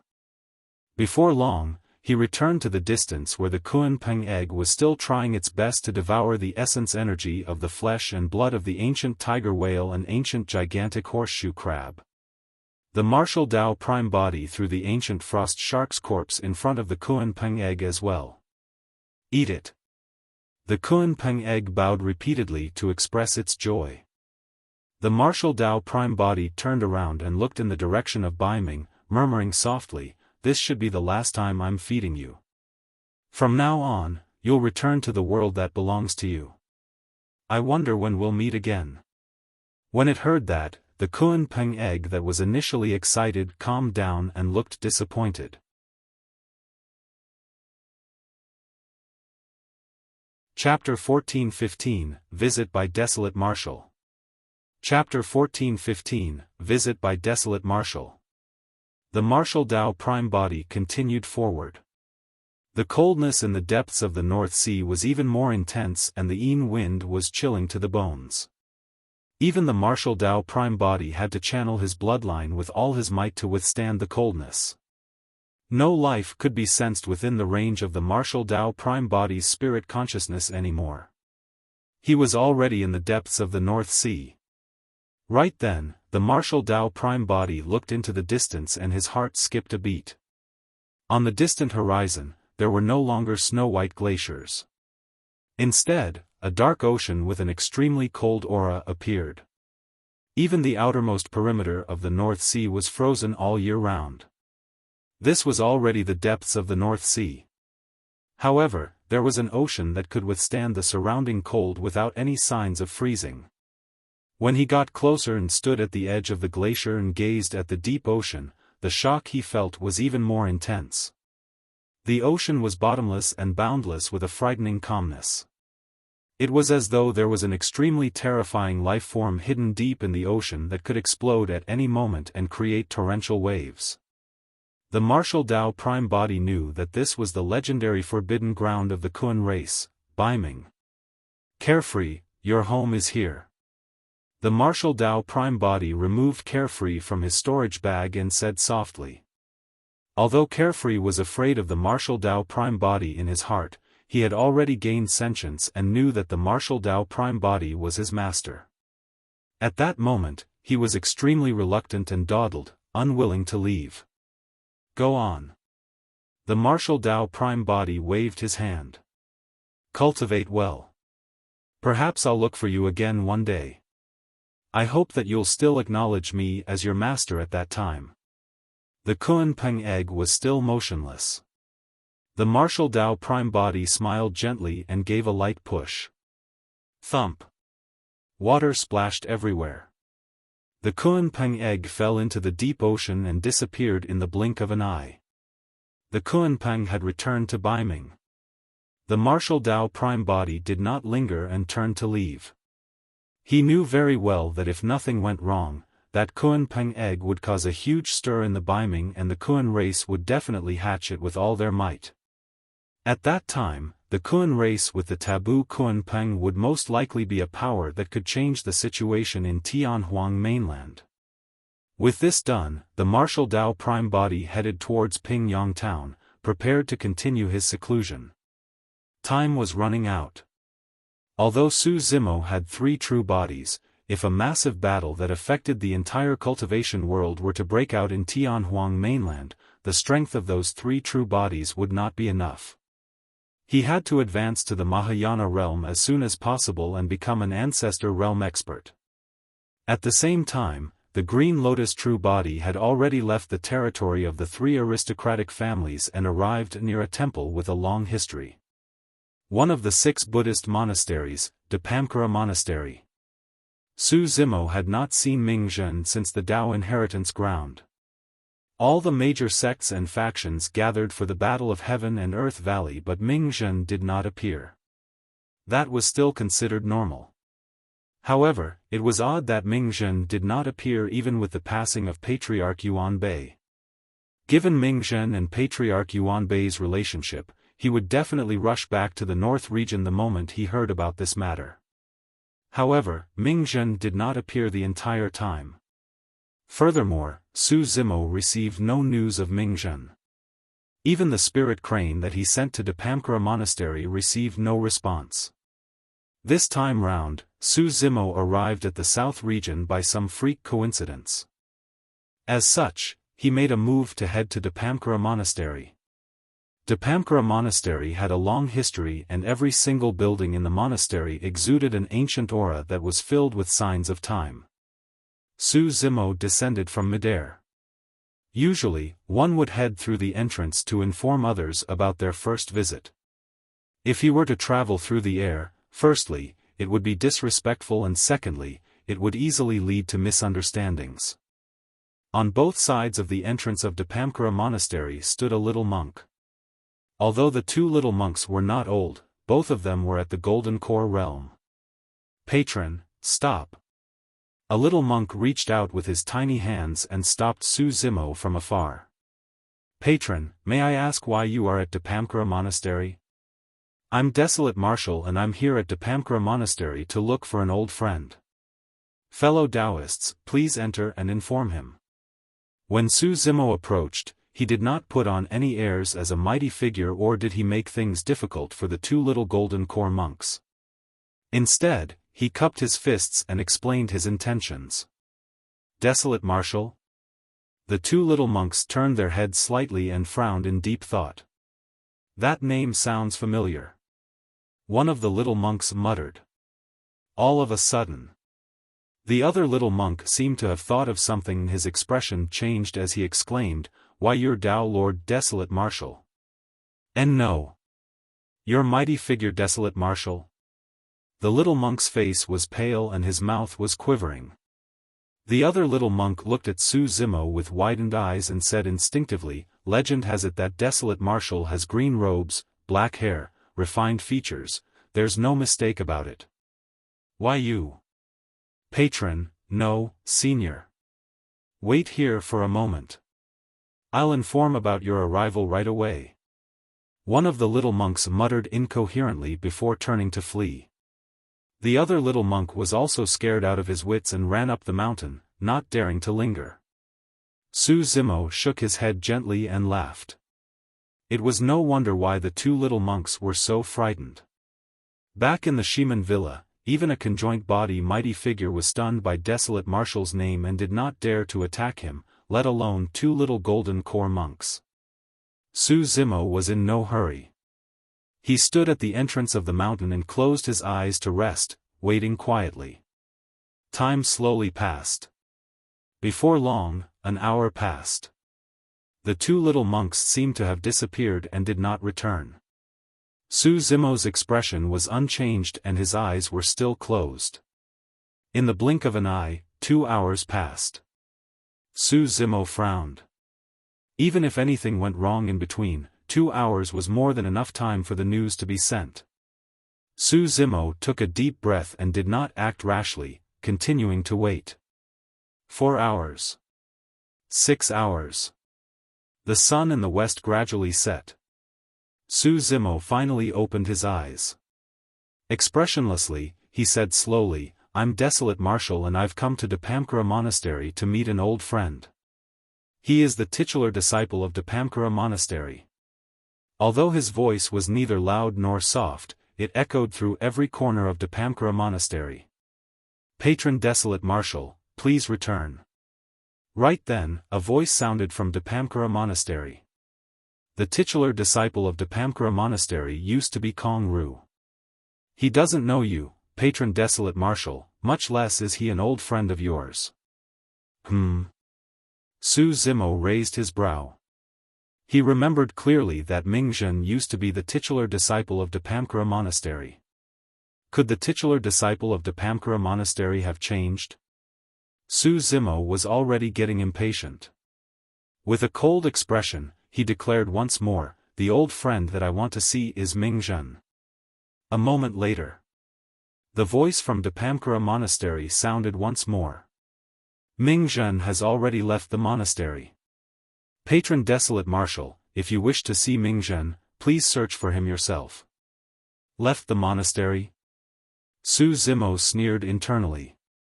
If Dapamkara Monastery had told him that in the beginning, he might have believed it.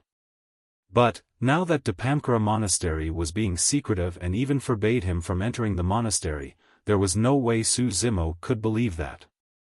Since that's the case, I won't request to meet my old friend for my visit to the monastery today.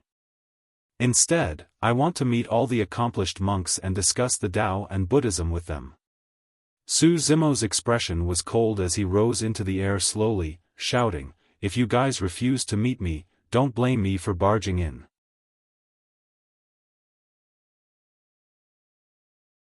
Chapter 14:16, Challenging the Monastery. Chapter 14:16, Challenging the Monastery. Audacious. Upon hearing Desolate Marshal's words, a soft holler sounded from Dapamkara Monastery, as though the person who spoke was enraged as well. No matter what, Dapamkara Monastery was one of the 6 Buddhist monasteries and was definitely a super sect in Tianhuang mainland that had been passed down through history. It had never been threatened like this before. This is Dapamkara Monastery. How dare you behave so insolently here? The voice from the monastery was extremely stern. Su Zimo scoffed coldly. If it was in the past, he might not have been qualified. But now that he had entered the conjoined body realm, he dared to challenge even super sects. Since this concerned Mingzhen, he had to find out the truth no matter what. Su Zimo ignored Dapamkara Monastery's warning and flew into the air, heading towards the monastery on the mountain. Desolate Marshal. When he saw Su Zimo ignore the warning, the voice from Dapamkara Monastery seemed to get anxious as well. If you dare to advance recklessly, don't blame Dapamkara Monastery for taking you down. That's great. I want to witness the capabilities of the accomplished monks of Dapamkara Monastery. Su Zimo burst out in laughter. Activate the formation. The voice of Dapamkara Monastery sounded. Hum. Hum. Hum. Instantly, a blinding golden light burst forth from the surroundings of Dapamkara Monastery and illuminated the entire place in a blinding manner. Dapamkara Monastery's sect protection formation. At the same time, sacred Sanskrit sounds echoed from the formation one after another. When heard clearly, it made one feel a sense of guilt and regret unconsciously. If a cultivator with a lower cultivation realm were to hear the Sanskrit sounds, they would have surrendered to their sins immediately. Furthermore, there was a high chance that they would even convert to Buddhism. However, Su Zimo was well versed in Buddhism and sat in the Tao inheritance ground for 5,000 years to deduce the martial Tao. His experience forged an unshakable and indestructible determination. The Sanskrit did not affect him at all. It went in by one ear and out by the other. However, the sect protection formation was indeed troublesome to deal with and it was almost impossible for him to barge in. Su Zimo's expression was unchanged as he focused his gaze at the formation. The monk of Dapamkara Monastery sensed that Su Zimo had stopped in his tracks and seemed to be in a predicament. He could not help but say again, "Patron Desolate Marshal, please head back. Power of the Ancestor realm is required to break through this sect protection formation. Even half-martial ancestors can't do it, let alone you who have just advanced to the conjoint body realm, Patron." Su Zimo was unmoved. Actually, at that moment, he was already deducing the sect protection formation. His mind was churning rapidly as he tried his best to locate the formation I. The transformation and evolution experienced by Su Zimo after 5,000 years of contemplation in the Tao inheritance ground was indescribable. The martial Tao was the final gain and outcome. However, during that period of time, Su Zimo obtained the inheritances of more than 30 mighty figures and half-martial ancestors. Formation techniques were one of them. Without the inheritance of formation techniques, he could not have comprehended the incomplete teleportation formation either. Patron Desolate Marshal. When the monk of Dapamkara Monastery saw that Su Zimo was still unwilling to leave, he seemed to get impatient and said in a deep voice, "Buddha is benevolent and our monastery is unwilling to sow ill will with you. This formation is only in a defensive state right now. If you refuse to leave, don't blame me for activating the offensive formation. Foo-foo. Right then, Su Zimo's eyes flashed and he suddenly laughed. You won't have that chance. Su Zimo said indifferently. Boom. He waved his sleeves and conjured a sword art. Instantly, 49 extremely sharp sword chi burst forth from his sleeves in a blinding manner. TSK. TSK. TSK. The world changed in a vast expanse of white and killing intent surged through the starry skies. Those were all heaven-slaying sword chi and were extremely sharp. Under Su Zimo's control, the 49 heaven-slaying sword chi shot towards every single corner of Dapamkara Monastery with extreme precision. Some of the sword chi entered the grass. Some of the sword chi stabbed into the green stone. Some of the sword chi severed the ancient trees. When the monk of Dapamkara Monastery saw that, his expression changed. Those sword chi were not stabbing casually. Every single sword chi landed at the formation eyes. Actually, the sect protection formation was already rather complicated and had as many as 49 formation eyes. It formed a heavenly cycle and had an extremely strong defense. Only true Mahayana patriarchs could break through the formation with their divine powers. However, no matter how complex or powerful the formation was, it had weaknesses and openings, the formation eyes. Formation eyes were the crux and core of how formations functioned. No matter how strong a formation was, once the formation eye was destroyed, it would naturally not be able to hold out. There was no way the 49 formation eyes could defend against the sharpness of the heaven-slaying sword chi, and they were pierced almost instantly. Bang! Boom! Boom! The sect protection formation dissipated instantly. Su Zimo had expended a lot of effort in this clash. After all, it was an immense burden for him to locate the 49 formation eyes of the sect protection formation in such a short period of time. However, the monks of Dapamkara Monastery saw the situation differently.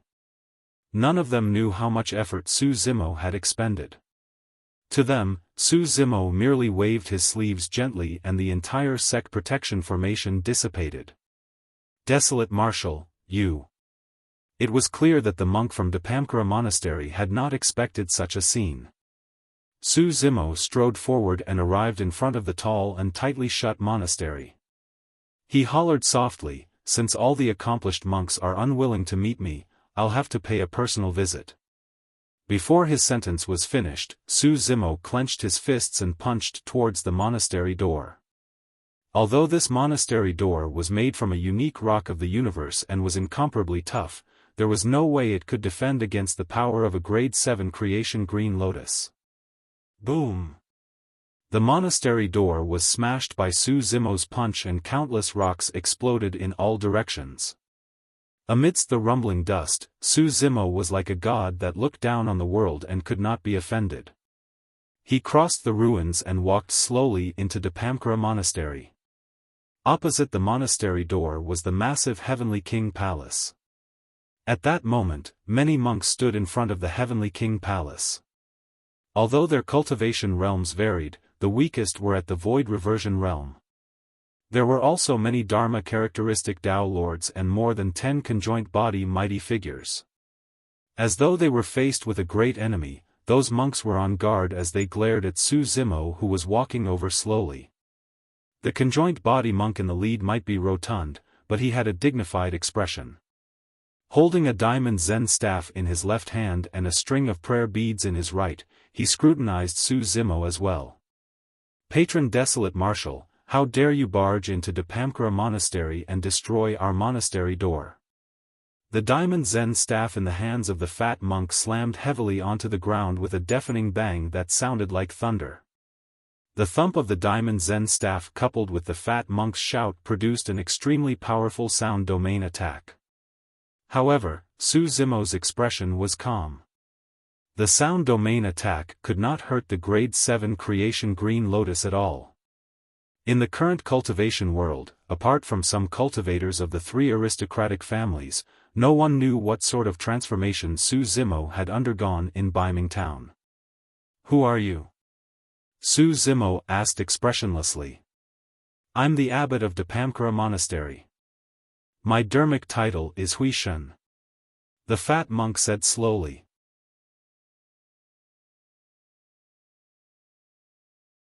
Chapter 14:17, A Single Roar.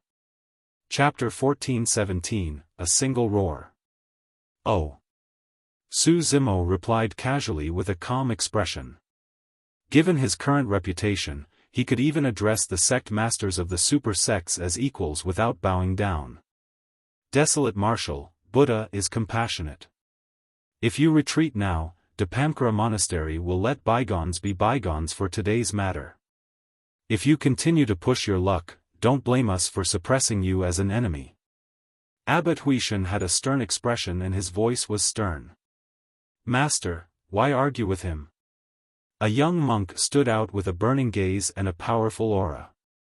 Although he was at the Dharma characteristic realm, he did not show any fear in front of Su Zimo.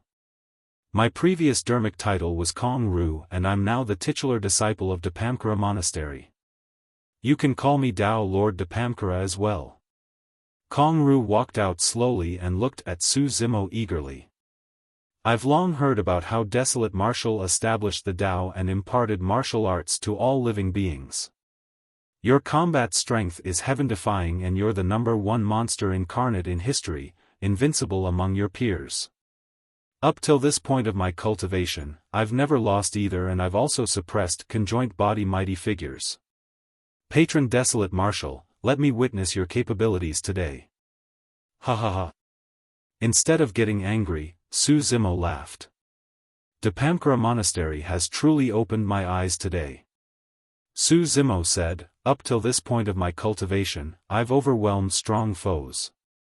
There are very few low-level cultivators who dare to challenge me. You're one of them. Kong Ru, retreat." Abbot Huishen frowned and hollered softly. Although he had never met Su Zimo before, there were way too many rumors about Desolate Marshal over the years. It was definitely not a fluke that Desolate Marshal was able to reach his current status. Kong Ru was indeed a rare paragon and monster incarnate of Dapamkara Monastery in this generation. However, he was still slightly inferior if he wanted to challenge Desolate Marshal across a major cultivation realm. "Master, don't worry. I'll just spar with Patron Desolate Marshal." Kong Ru was still insistent and his eyes burned with a raring battle intent. He glared at Su Zimo who was not far away and even provoked, "Why? Fellow Taoist Desolate Marshal, are you afraid of fighting me because you're worried that your reputation will be tarnished?" "Ha ha ha." Su Zimo burst out in laughter. "Good, good, good." Su Zimo praised repeatedly and strode towards Kong Ru, nodding. "It's very rare for you to have such guts." "Unfortunately." He did not continue and suddenly stopped in his tracks.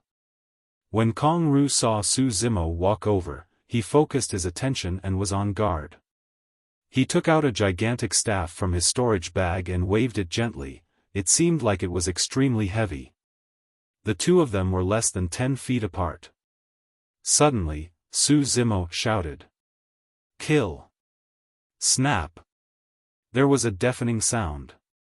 It exploded in Kong Ru's ears like thunder. Kong Ru's eyes widened and turned bloodshot instantly. His mind went blank and he froze on the spot, as though he was struck by lightning. It was Thunderclap Kill, the sound domain attack. Now that Su Zimo was at the conjoint body realm and his body had transformed into a grade 7 creation green lotus, the might of his sound domain attack had increased exponentially as well. Even a conjoint body mighty figure might not be able to withstand it, let alone Kong Ru who was only at the Dharma characteristic realm. "Unfortunately, your combat strength is a little lacking," Su Zimo said indifferently. It was only then that he continued what he had not finished earlier on. Thump. Kong Ru collapsed stiffly with his eyes closed. Although he was still breathing, he had fainted from the shock. The monks were in an uproar. The titular disciple of Dapamkara Monastery fainted from a single roar of Desolate martial. That exchange was extremely sudden and short. Sound domain attacks were instantaneous. Even if Abbot Huishan and the other monks wanted to help, it would be too late. Furthermore, Abbot Huishan and the other monks were not too far away from Su Zimo. Their ears rang as well from the impact of Thunderclap kill and their teeth ached. Dharma characteristic monks, retreat. Conjoint body monks, join forces with me. Abbot Huishan hollered and reacted instantly. Waving his diamond Zen staff, he charged toward Su Zimo. More than 10 conjoint body monks released their destiny dermic weapons one after another and attacked Su Zimo. Desolate Marshal, you barged into Dapamkara Monastery and destroyed our formation, our monastery door, and even injured our titular disciple. Don't blame us for joining forces to suppress you, he said in a deep voice. You guys think that you're strong enough to suppress me? Su Zimo scoffed coldly. Boom! In a flash, he transformed into a streak of light and appeared before Abbot Huishan in the blink of an eye, punching with his fist.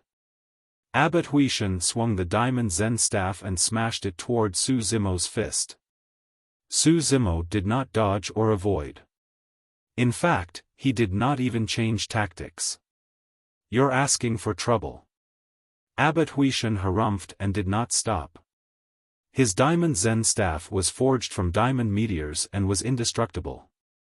It was a connate mighty figure dermic weapon and was not something that a body of flesh and blood could defend against. Bang! As that thought crossed his mind, the diamond Zen staff held by Abbot Huishan smashed heavily against Su Zimo's fist. Instead of the bone-crushing sound he had imagined, there was a strange sound of defeat. He's fine. Abbot Huishan pupils constricted as he looked at everything before him in disbelief. Immediately after, his expression changed.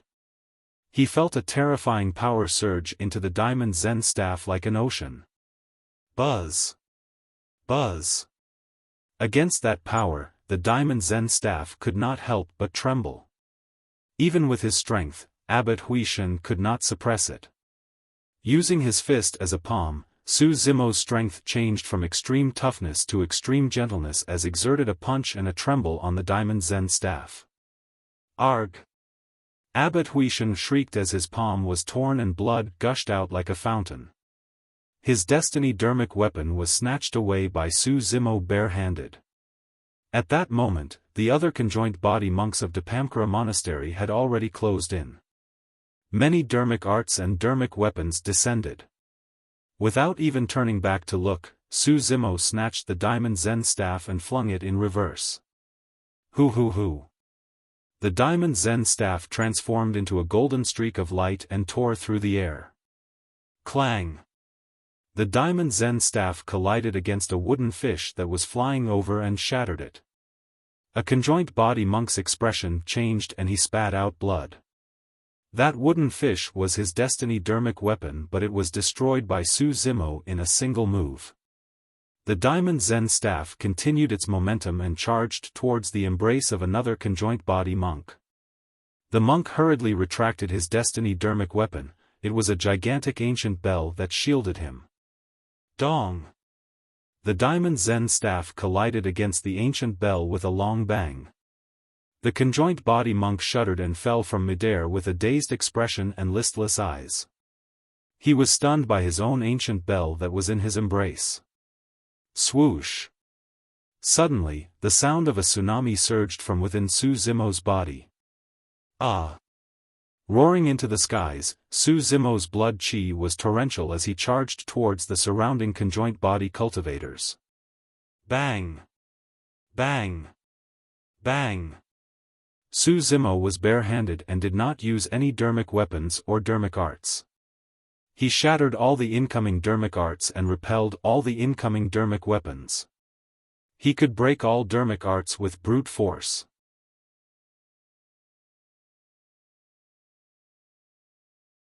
Chapter 14:18, Sweep. Chapter 14:18, Sweep. All the monks were shocked. The battle of Heaven and Earth Valley spread throughout the world, and all the cultivators knew that this true body of Su Zimo had many dermic arts as trump cards. However, it was weaker in terms of physique and bloodline. However, they did not expect that he would be able to break all dermic arts with his tsunami blood and destroy all the dermic arts and weapons of the monks. Om. Ma. Ni. Pa. Mi. Ham. The 6 words of the damning mantra burst forth and Sanskrit reverberated through the world. Fiend Suppression Seal, Immortal Trap Seal, Demon Subduing Seal, Immovable Foundation Seal, Great Mount Meru Seal and Great Vajrawil Seal, 6 dermic seals descended instantly. The monks conjured secret skills to fight once more. However, Su Zimo had advanced to the conjoint body realm and attained the grade 7 green lotus body.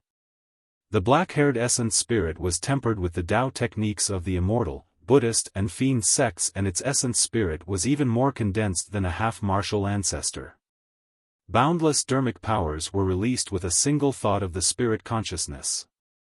Even the most ordinary dermic art was difficult to defend against, let alone the heaven-grade cultivation technique of Daming Monastery that was being released right now. Bang! Bang! Bang! The monks that were clashing head-on with the 6 daming dermic seals were suppressed one after another and fell to the ground. Their faces were pale as their organs were shaken and fresh blood sprayed from their mouths.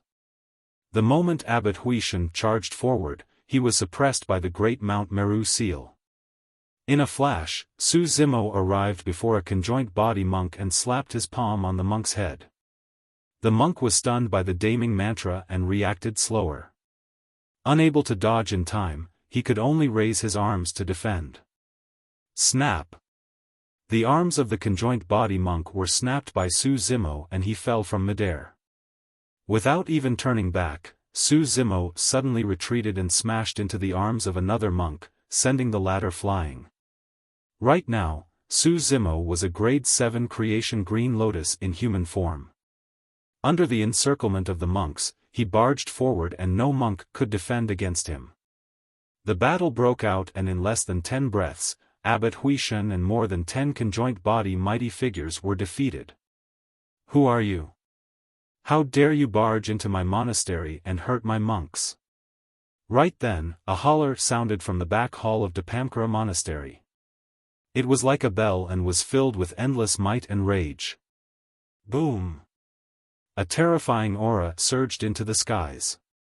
It was the aura of a half-martial ancestor. In the blink of an eye, a monk appeared in the skies above the heavenly king palace.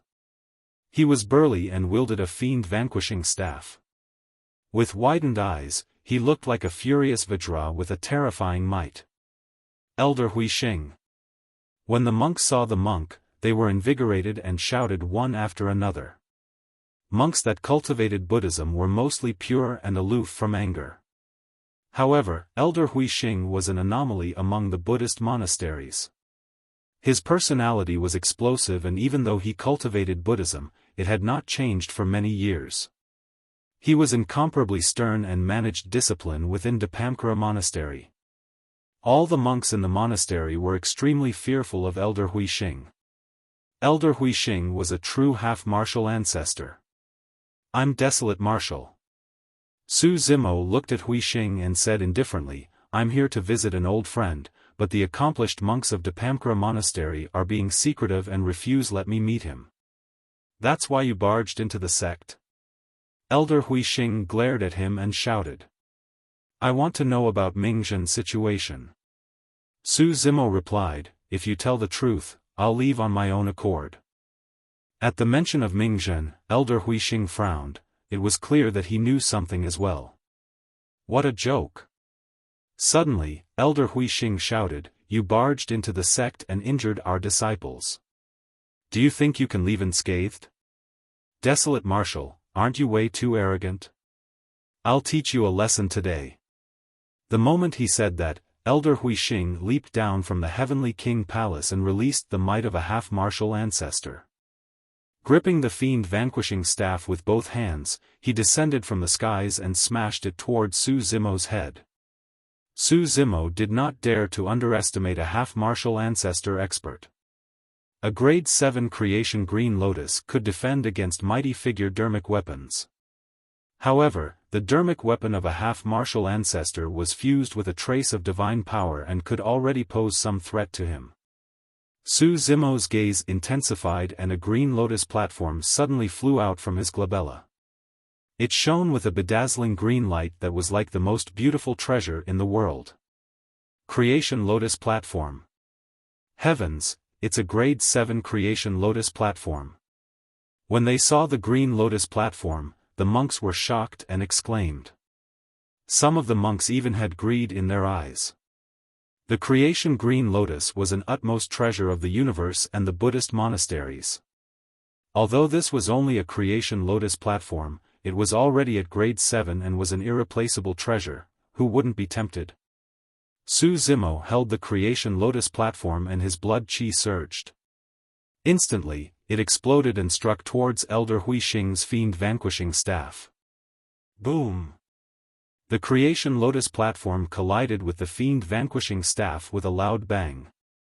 A blinding light burst forth from the collision point of the two dermic weapons. It was colorful and spread rapidly in all directions, causing the tiles on the Heavenly King Palace to fall. Su Zimo's figure fell to the ground and he left 2 heavy footprints. Elder Hui Xing was not in the best state either as he was sent flying by the terrifying power. He somersaulted a few times in midair before landing slowly. Great! The rage in Elder Hui Xing's eyes intensified as he said coldly, "No wonder you dare to barge into the sect and injure our monks. It's because you have this as your backing. To think that you would be able to defend against my power. A half-martial ancestor? You're nothing much." Su Zimo had an indifferent expression as he flicked his finger. A white sword chi surrounded his fingertip in an extremely sharp manner. There were probably not many people in the world who would dare to say that a half-martial ancestor was nothing much. Extremely arrogant. Extremely arrogant. Elder Hui Xing was enraged and hollered, "Today, I'll let you witness the secret skill of Dapamkara Monastery." His hands shifted continuously as he conjured hand seals. A shuddering aura emanated from Elder Hui Xing's hands. Su Zimo narrowed his eyes. That was the power of divine powers. Anyone who could become a half-martial ancestor had touched on the surface of divine powers and comprehended a divine power. Even a single trace of divine power was far stronger than dermic arts. Swoosh! A green lantern appeared between Elder Hui Xing's hands. It burned with a wisp of flame that flickered indeterminately. However, that wisp of flame emitted a terrifying heat. Go! Slapping his storage bag with his left hand, Elder Hui Xing summoned a golden alms bowl that shone with a golden glow. It expanded against the wind and arrived above Su Zimo's head swiftly. The golden alms bowl shone with a mysterious light that enveloped Su Zimo.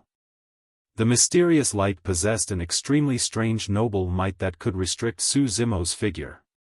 It was as though Su Zimo was rooted to the spot. Su Zimo frowned slightly and was about to activate his bloodline to negate the might. Go! Elder Hui Xing hollered and pointed at Su Zimo. The wisp of flame on the green lantern descended instantly. The methods of a half-martial ancestor were indeed extraordinary. Elder Hui Xing first stabilized Su Zimo's figure with his dermic weapon before enveloping him with a wisp of flames condensed from the power of divine powers. His attacks front and back were fluid as water without any gaps. Su Zimo could not dodge at all.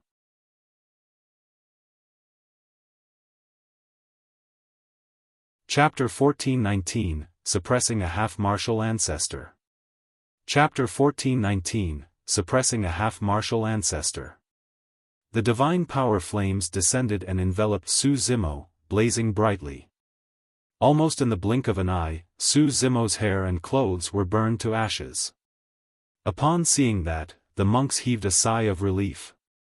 No matter how strong Desolate Martial was, he could not defend against the power of a half-martial ancestor's divine powers. Even though he had only comprehended the basics, it was enough to suppress Desolate Martial. In the flames, Su Zimo's expression was calm and there was no fear or pain in his eyes. Although the divine power flame was extremely powerful and even caused him to feel waves of searing pain, it was nothing much. Splash!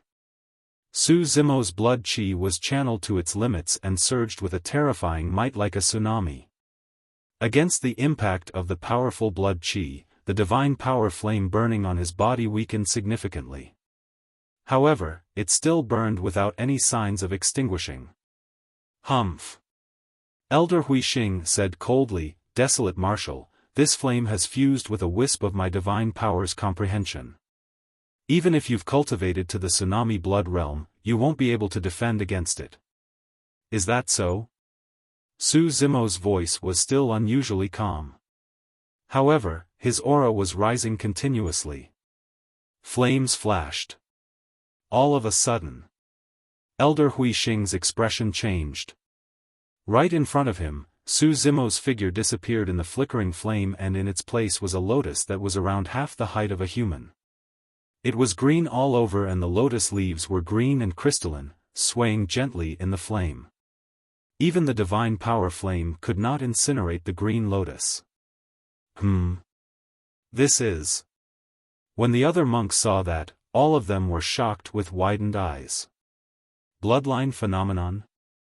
Elder Huixing had a grim expression as he vaguely realized something. Immediately after, the green lotus soared into the skies as though it was about to burst through the world. Circling through the air, the lotus petals blossomed with a resplendent glow. 7 petals and 63 green lotus seeds. This was a complete grade 7 creation green lotus that was more than a single level stronger than the creation lotus platform. The golden alms bowl that was initially enveloping Su Zimo's head was sent flying by the creation green lotus and fell not far away with a dim glow. The creation green lotus swayed gently. Heaven and earth rumbled. The divine power flame that enveloped the creation green lotus was suppressed by rays of light before long and gradually extinguished. The divine power flame was gone. The monks were shocked. Could even a half-martial ancestor not suppress Desolate Martial? In the Battle of Heaven and Earth Valley, Desolate Martial was almost completely helpless against the power of a half-martial ancestor. How did he grow to such an extent in just a few years? Su Zimo's figure reappeared. Initially, his hair and beard were burned to ashes. However, after cultivating to the conjoint body realm, his dermic powers were boundless and as he surged, his long black hair grew once more. Swiping his storage bag, Su Zimo took out a set of green robes and wore it again. You really think that you can teach me a lesson with such puny methods? Su Zimo sneered and closed his sword finger, slashing gently in the direction of Elder Huixing. TSK. TSK. TSK. 1,000 heaven-slaying sword chi burst forth instantly. The vast expanse of white was blinding and weaved an inescapable net made of sword chi that enveloped Elder Huixing. The sharpness of the heaven-slaying sword chi was way too immense. Elder Huixing did not dare to be careless either. He waved the fiend-vanquishing staff in his hands and channeled his dermic powers, condensing dermic arts to collide with the incoming heaven-slaying sword chi. Clang! Clang! Clang! The heaven-slaying sword chi collided with the fiend-vanquishing staff and the sound of metal clashing echoed with sparks. Every single heaven-slaying sword chi was not to be underestimated. Furthermore, the heaven-slaying sword chi was unusually agile and pervasive.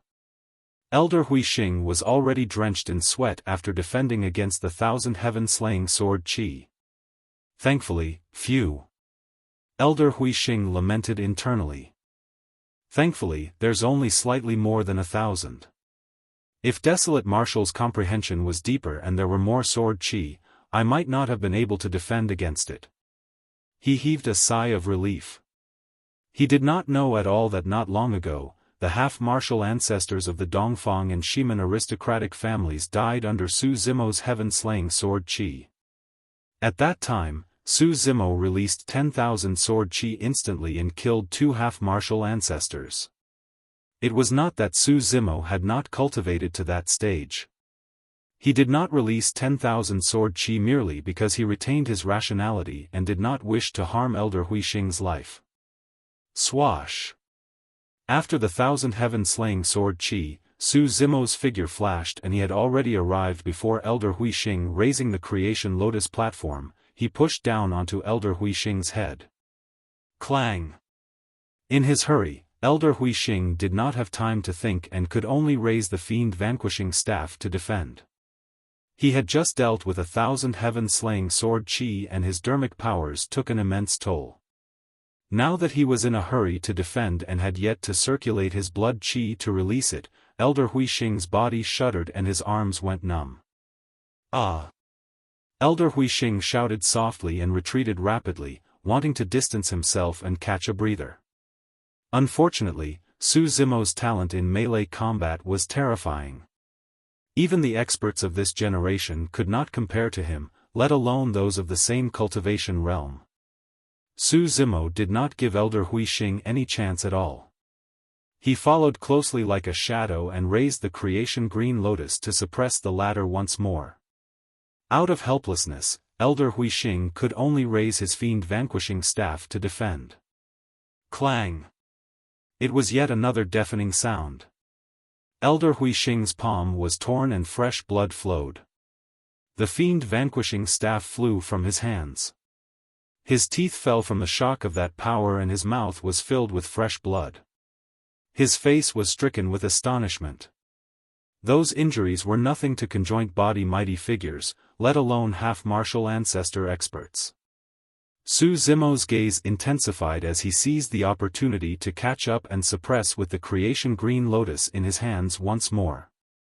Elder Huixing barely conjured a dermic art to defend. Boom! The Creation Green Lotus descended and shattered the dermic art.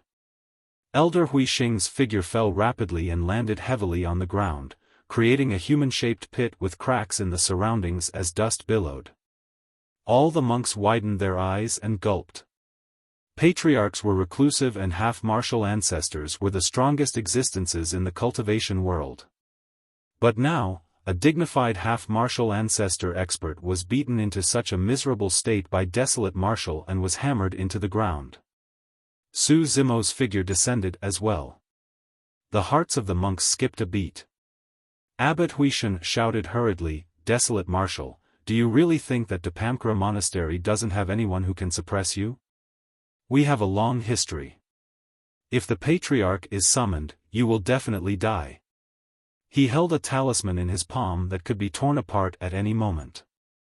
It was as though the Mahayana Patriarch of Dapamkara Monastery would be alerted if the talisman was torn. Su Zimo's expression turned cold as he said slowly, "I just want to know where Mingzhen is. You guys refuse to tell me and now, you're using a Patriarch to suppress me?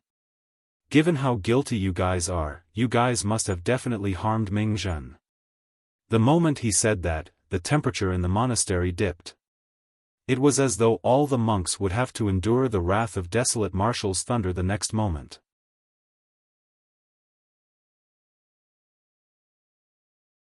Chapter 1420, Ashoka Wood. Chapter 1420, Ashoka Wood. Cough. Right then, a soft cough sounded from the dust not far away. A figure slowly crawled out of the shattered pit. He was covered in dust and looked wretched.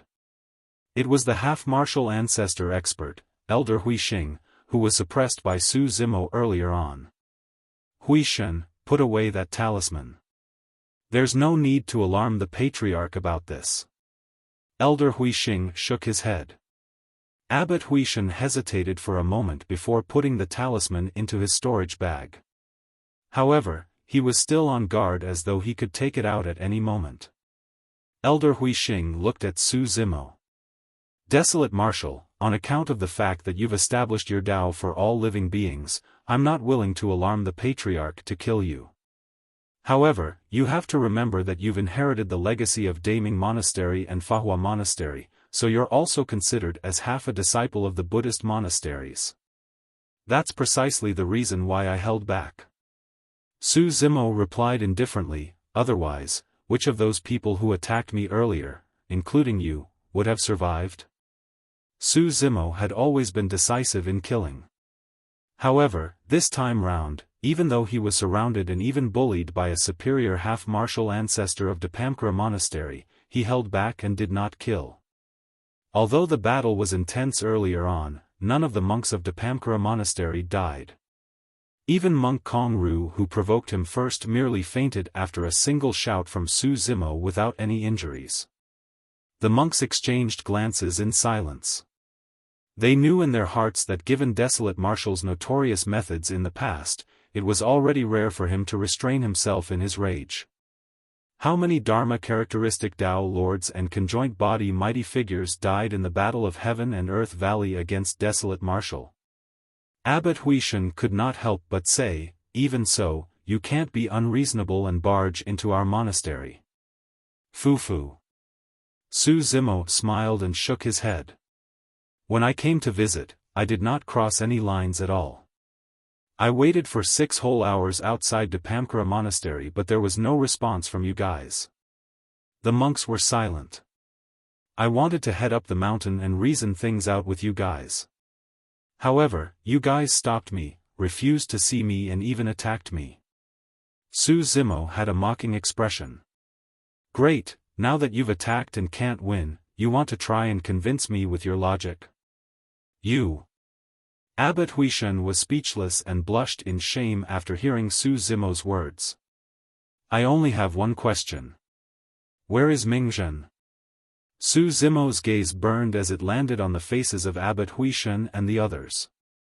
He said slowly, back in the Dao inheritance ground, Mingzhen was still the titular disciple. When was his title taken away? After pausing for a moment, Su Zimo hesitated for a long time before gritting his teeth and asking, Mingzhen, is he alive or dead? The monks remained silent. Monk Huishan said with slight embarrassment, Patron Desolate Marshal, monks don't lie. It's true that Mingzhen is not in the monastery and has already left. Where did he go? Su Zimo asked right after. Abbot Huishan hesitated. Su Zimo's heart sank as he sensed that something was amiss. He hollered, give me an answer whether Mingzhen is dead or alive. Sigh. At the side, Elder Huixing sighed. Mingzhen should be dead. Although he was prepared for this, Su Zimo still felt a sense of sadness when he heard Elder Huixing's words. In his mind, he could not help but recall the little monk at the bottom of the Dragon Burial Valley who had clear, innocent eyes and a single heart towards Buddhism. A voice seemed to echo in his ears, Ming Xian, I'm your senior brother from now on. In the Dao inheritance ground, the young monk wielded the green lantern and came forth without hesitation to fight alongside him. But now, everything that happened in the past had turned into dust after a single sentence from Elder Huixing. Tell me, what happened? Su Zimo stood quietly for a long time before calming down. He took a deep breath and asked slowly. We'll have to start from 10 years ago. Elder Huixing reminisced. About 10 years ago, cultivators of Southern Dual Sect discovered an utmost treasure in the vicinity of the sect. Southern Dual Sect? Su Zimo's expression changed. Southern Dual Sect, one of the 108 upper sects. Back when he first entered the intermediate ancient battlefield, he encountered cultivators of Southern Dual Sect and vaguely remembered that there was a female cultivator named Tang Shiyun. As he pondered, Elder Huixing continued, that utmost treasure is a huge chunk of Ashoka wood. Su Zimo's heart skipped a beat. Ashoka wood. Monk Yuanbei had once said that there were 3 sacred trees in the Buddhist monasteries, the Ashoka, Bodhi and Sal tree. The 3 sacred trees were not in Tianhuang mainland and were recorded in the ancient books of the Buddhist monasteries that they should be in the Pure Land. Now that he thought about it, the pure land of the Buddhist monasteries might be a term for the upper world. In the ancient era, a Siraka flower fell onto Tianhuang mainland and was obtained by the founder master of Fahua Monastery. It was regarded as an utmost treasure of the Buddhist monasteries and passed down till this day. Eventually, it landed in Su Zimo's body and became a part of it. As the name suggested, the Ashoka wood was a part of the Ashoka tree. The Siraka flower was just a single flower of the Ashoka tree, and it already possessed so many mysterious powers. How incredible was a huge chunk of Ashoka wood! Even conjoint body mighty figures would be tempted by such a large chunk of Siraka wood. Elder Huixing continued, for some reason, news of this large chunk of Ashoka wood that appeared in Southern Dual sect spread for some reason and triggered a catastrophe that destroyed their sect. Why? Did some sect, faction, or peerless expert snatch the Ashoka wood away? Su Zimo asked with a narrowed gaze. No. Elder Huixing shook his head. The one who attacked was not a faction of the cultivation world, but one of the primordial 9 races, the Blood Vine race. Su Zimo's eyes shone brightly with killing intent. Elder Huixing said, the true form of the Blood Vine race is the primordial blood vine.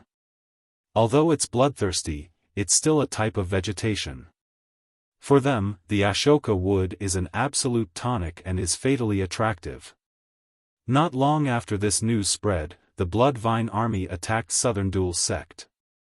Su Zimo replied indifferently, if I'm not wrong, Dapamkara Monastery didn't help, right? Elder Huixing laughed bitterly. How do we help? The Blood Vine race is menacing and we won't be able to defend against them alone as well. Humph. Su Zimo sneered. All those were mere excuses.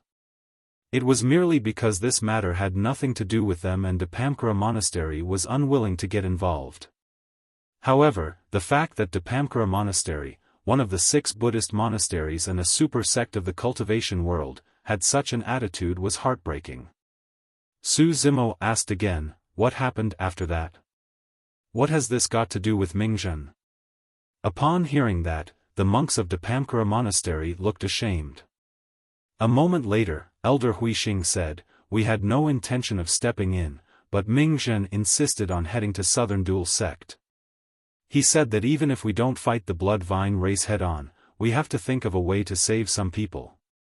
Most of the cultivators from Southern Dual sect are innocent. Buddha is compassionate and can purify the masses. We can't sit idly by and do nothing. At that point, Su Zimo was silent. Amitba. The monks lowered their heads in shame and chanted Buddhist proclamations.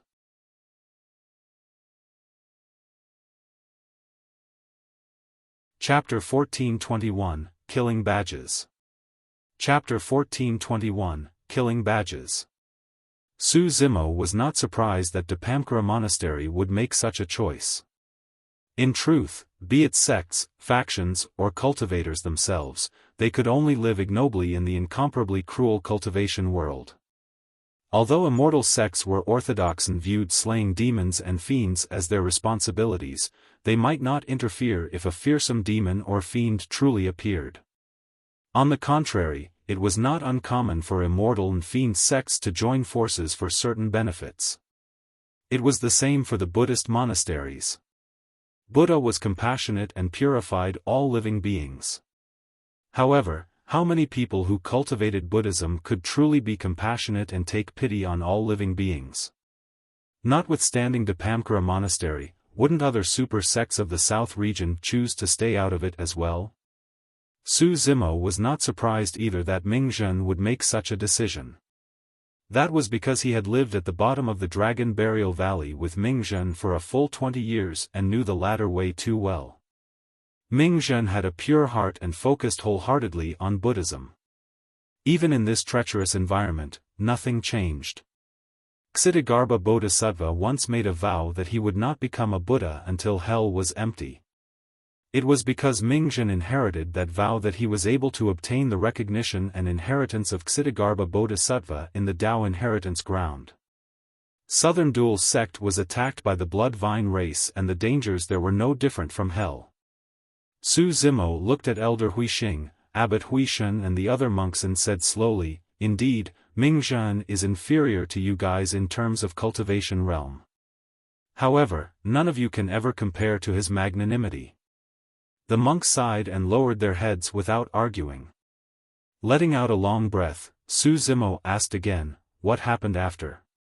Mingzhen insisted on heading there, so I could only remind him not to take the risk and to leave as soon as possible if anything went wrong.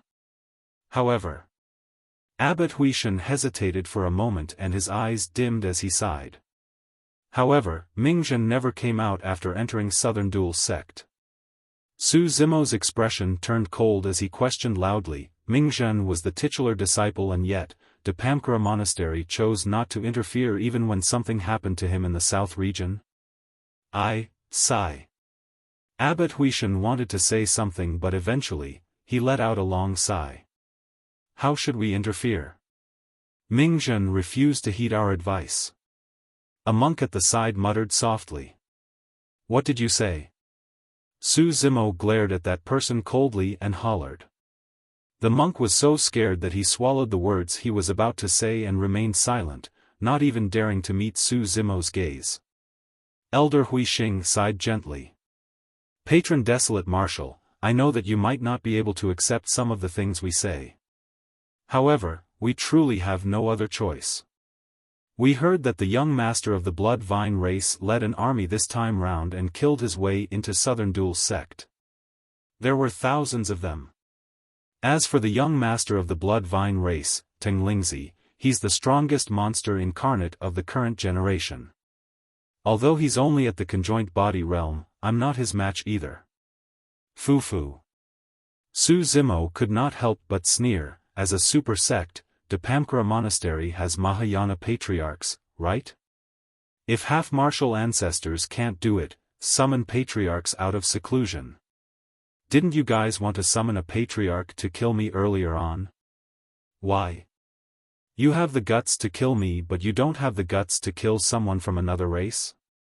No. Elder Huixing shook his head. If we summon a patriarch, we can naturally suppress the Blood Vine race in Southern Dual sect. However, that will definitely alarm the patriarch of the Blood Vine race and that will be a disaster for Dapamkara Monastery. Summon an emperor at that time then. Su Zimo said in a deep voice, Dapamkara Monastery has a long history. Don't you have any emperors? After a long silence, Elder Huixing sent a voice transmission slowly, Patron Desolate Marshal, how difficult is it to become an emperor? In the history of Dapamkara Monastery, there have indeed been emperors. However, there were no patriarchs to become emperors in this generation. This is a secret of Dapamkara Monastery. Patron Desolate Marshal, please don't spread it. Su Zimo was silent. The fact that Elder Huixing could reveal such a secret to him meant that he had indeed given it careful thought before making such a choice. Elder Huixing sent another voice transmission, we're not alone. We carry the fate of the entire Dapamkara Monastery on our shoulders. If we save Mingzhen and provoke the Patriarch or even the Emperor of the Blood Vine race, the legacy of Dapamkara Monastery will be lost and will be eternal sinners of Dapamkara Monastery. Although Su Zimo did not agree with Dapamkara Monastery's decision, he could not find the heart to blame them further either. Against Mingzhen and the sect's legacy and thousands of monks, Dapamkara Monastery chose the latter to protect the sect's legacy and their monks. It was hard to tell if the choice was a right or wrong one. At the very least, Su Zimo did not agree with it. If they were to retreat in the face of the foreign races today, the latter would definitely push their luck. A constant retreat was not a solution. However, even if Dapamkara Monastery wanted to join forces with the other super sects for this matter, they might not receive any response. Which sect or faction would want to provoke the primordial 9 races for no reason and attract trouble for themselves? After pondering for a moment, Su Zimo asked again, since that's the case, why did you guys have to be secretive? All you had to do was explain the matter. Even if you guys feel guilty, it shouldn't be to the extent where you guys should stop me from climbing the mountain and even fight me, right? Dapamkara Monastery chose to sacrifice Mingzhen to protect the sect. It was only natural for the monks of Dapamkara Monastery to feel guilty and dread facing Su Zimo. Even so, Dapamkara Monastery's reaction was a little extreme. This. Abbot Huishan hesitated for a moment and said embarrassedly, "Patron Desolate Marshal, you might not know about it yet. After news of you being alive spread, the God, Witch, Heavenly Eye, Golden Crow, Bloodvine and Rakshasa races laid down killing badges for you one after another." Killing badges? Su Zimo narrowed his eyes. He had read some records about that badge in some ancient books as well. In the primordial era, the killing badge was the most threatening death badge of the primordial 9 races. Once the killing badge was released, the primordial races would spare no effort to kill the other party. Anyone who received that badge would be equivalent to a dead man. In the ancient era, only the emperors of the human race ever received killing badges from the primordial races. Of course, some emperors were indeed killed by the primordial races. However, for existences like the eternal human emperor, the primordial races could not do anything to him even with their killing badges. The killing badge of the primordial races had not appeared ever since the ancient war. Nobody expected that badge to descend in this generation. Furthermore, all 6 races had released killing badges. The badges openly stated that anyone who tried to take in Desolate Marshal would be massacred in blood by the primordial races. Abbot Huishan said, "Patron Desolate Marshal, please forgive us. I'm afraid no sect or faction in Tianhuang mainland would dare to have anything to do with you, let alone our Dapamkara Monastery." Su Zimo understood. If Dapamkara Monastery did not stop him from climbing the mountain, countless experts of the primordial races would descend upon Dapamkara Monastery if news of this spread. However, Dapamkara Monastery would not incur the hostility of the primordial races if they fought against Su Zimo. Therefore, once Su Zimo forced his way up the mountain, Dapamkara Monastery would attack no matter what to avoid the killing intent of the primordial races.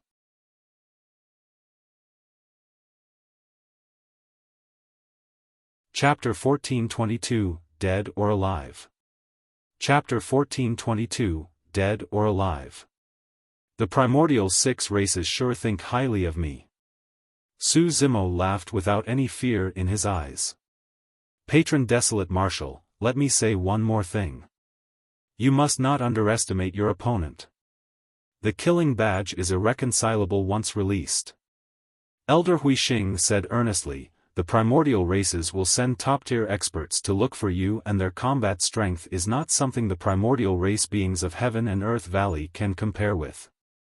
If these experts fail to succeed, the primordial races will send even stronger people to kill you. Even Ethereal Peak and 100 Refinement Sect won't be able to defend against it, let alone you. In the ancient era, there were even many emperors of the human race who could not withstand the killing badges and died in the hands of the primordial races. I got it. Thank you for your reminder, fellow Taoist. Su Zimo nodded and turned to leave. He had already asked about Mingzhen and there was no need for him to get entangled with the monks of Dapamkara Monastery. Furthermore, now that he was hunted by the primordial 6 races, Dapamkara Monastery would want nothing more than to avoid him. Why should he linger here and attract attention? The monks of Dapamkara Monastery heaved a sigh of relief when they saw Su Zimo leave. Only Elder Huixing frowned slightly with a worried expression and could not help but ask, Patron Desolate Marshal, where are you going? Southern Dual Sect. Su Zimo said indifferently. Ah! The monks exclaimed in shock. Desolate Marshal was truly audacious. Instead of hiding from the killing badges of the primordial races, he was going to offer himself to them? Elder Huixing hesitated for a moment and persuaded, Patron Desolate Marshal, pardon me for being blunt. Right now, the 50 kilometers around 6 Stars Mountain of Southern Dual Sect is occupied by the Bloodvine race. There are probably more than 10,000 beings from the Blood Vine race on Six Stars Mountain. With the young master of the Blood Vine race personally guarding, even super sects and factions won't be able to match them, let alone you. What Elder Huixing said was indeed the truth. Given the current strength of the Blood Vine race in Southern Dual Sect, unless a human patriarch appeared or super sects of the South region joined forces, Su Zimo would truly be weak alone. That's right, Mingzhen is already dead. There's no hurry to take revenge, Patron Desolate Marshal. Abbot Huishan persuaded as well. How do you know that Mingzhen is already dead? Su Zimo paused in his tracks and asked. It's been 10 years. Mingzhen must have died a long time ago after falling into the hands of the Blood Vine race. How can he still be alive? Abbot Huishan laughed bitterly. Mingzhen is my friend and also my senior brother. Since he's in Southern Dual Sect, I want to see him alive or dead. Su Zimo's face was filled with killing intent as he said murderously, if Mingzhen dies, the Blood Vine race beings at Southern Dual Sect will have to die with him. With that, he left Dapamkara Monastery without turning back. Patron Desolate Marshal. Elder Huixing looked at Su Zimo's back view and reminded once more, there's a high chance that a Blood Vine half-martial ancestor is guarding Six Stars Mountain. You have to be careful. Su Zimo's movement technique was extremely fast and he disappeared from the monk's line of sight in the blink of an eye. Elder, what's the use of reminding him? A conjoint body monk said, Desolate Marshal is obstinate and egoistic. His personality is persistent and can't differentiate between good and evil. Since he insists on courting death, we've already done our best to explain both sides of the situation to him. Why should we have to persuade him insistently? That's right. Even if you persuade him out of goodwill, he might not reciprocate. Another monk added. Elder Huixing frowned and turned around. He looked at the two monks who spoke earlier on and said in a deep voice, don't forget, he's Desolate Marshal. Desolate Marshal who established the martial Tao and brought blessings to the masses. That merit can be passed down through history and affect the world. Even ancient emperors can't compare to it. We should already feel guilty for not helping him. How can you guys have the cheek to say something like that? Elder Huixing was in charge of discipline and had always been stern. Although he was suppressed by Desolate Marshal earlier on, he was still a fearsome presence in Dapamkara Monastery. The two monks lowered their heads and did not dare to say anything. The two of you, reflect on your mistakes against an empty wall and copy the Heart Sutra 10,000 times. Elder Huixing said in a deep voice, not even a single time less. Yes. The two monks did not dare to argue and acknowledged their mistakes before scurrying away. Sigh. Elder Huixing looked in the direction Su Zimo left and sighed. I hope that the heavens will bless him. After leaving Dapamkara Monastery, Su Zimo took out a map and determined his direction before heading towards Southern Dual Sect. In truth, this green lotus true body of his was the one that was truly in danger against the killing badge of the primordial six races. He had 3 true bodies.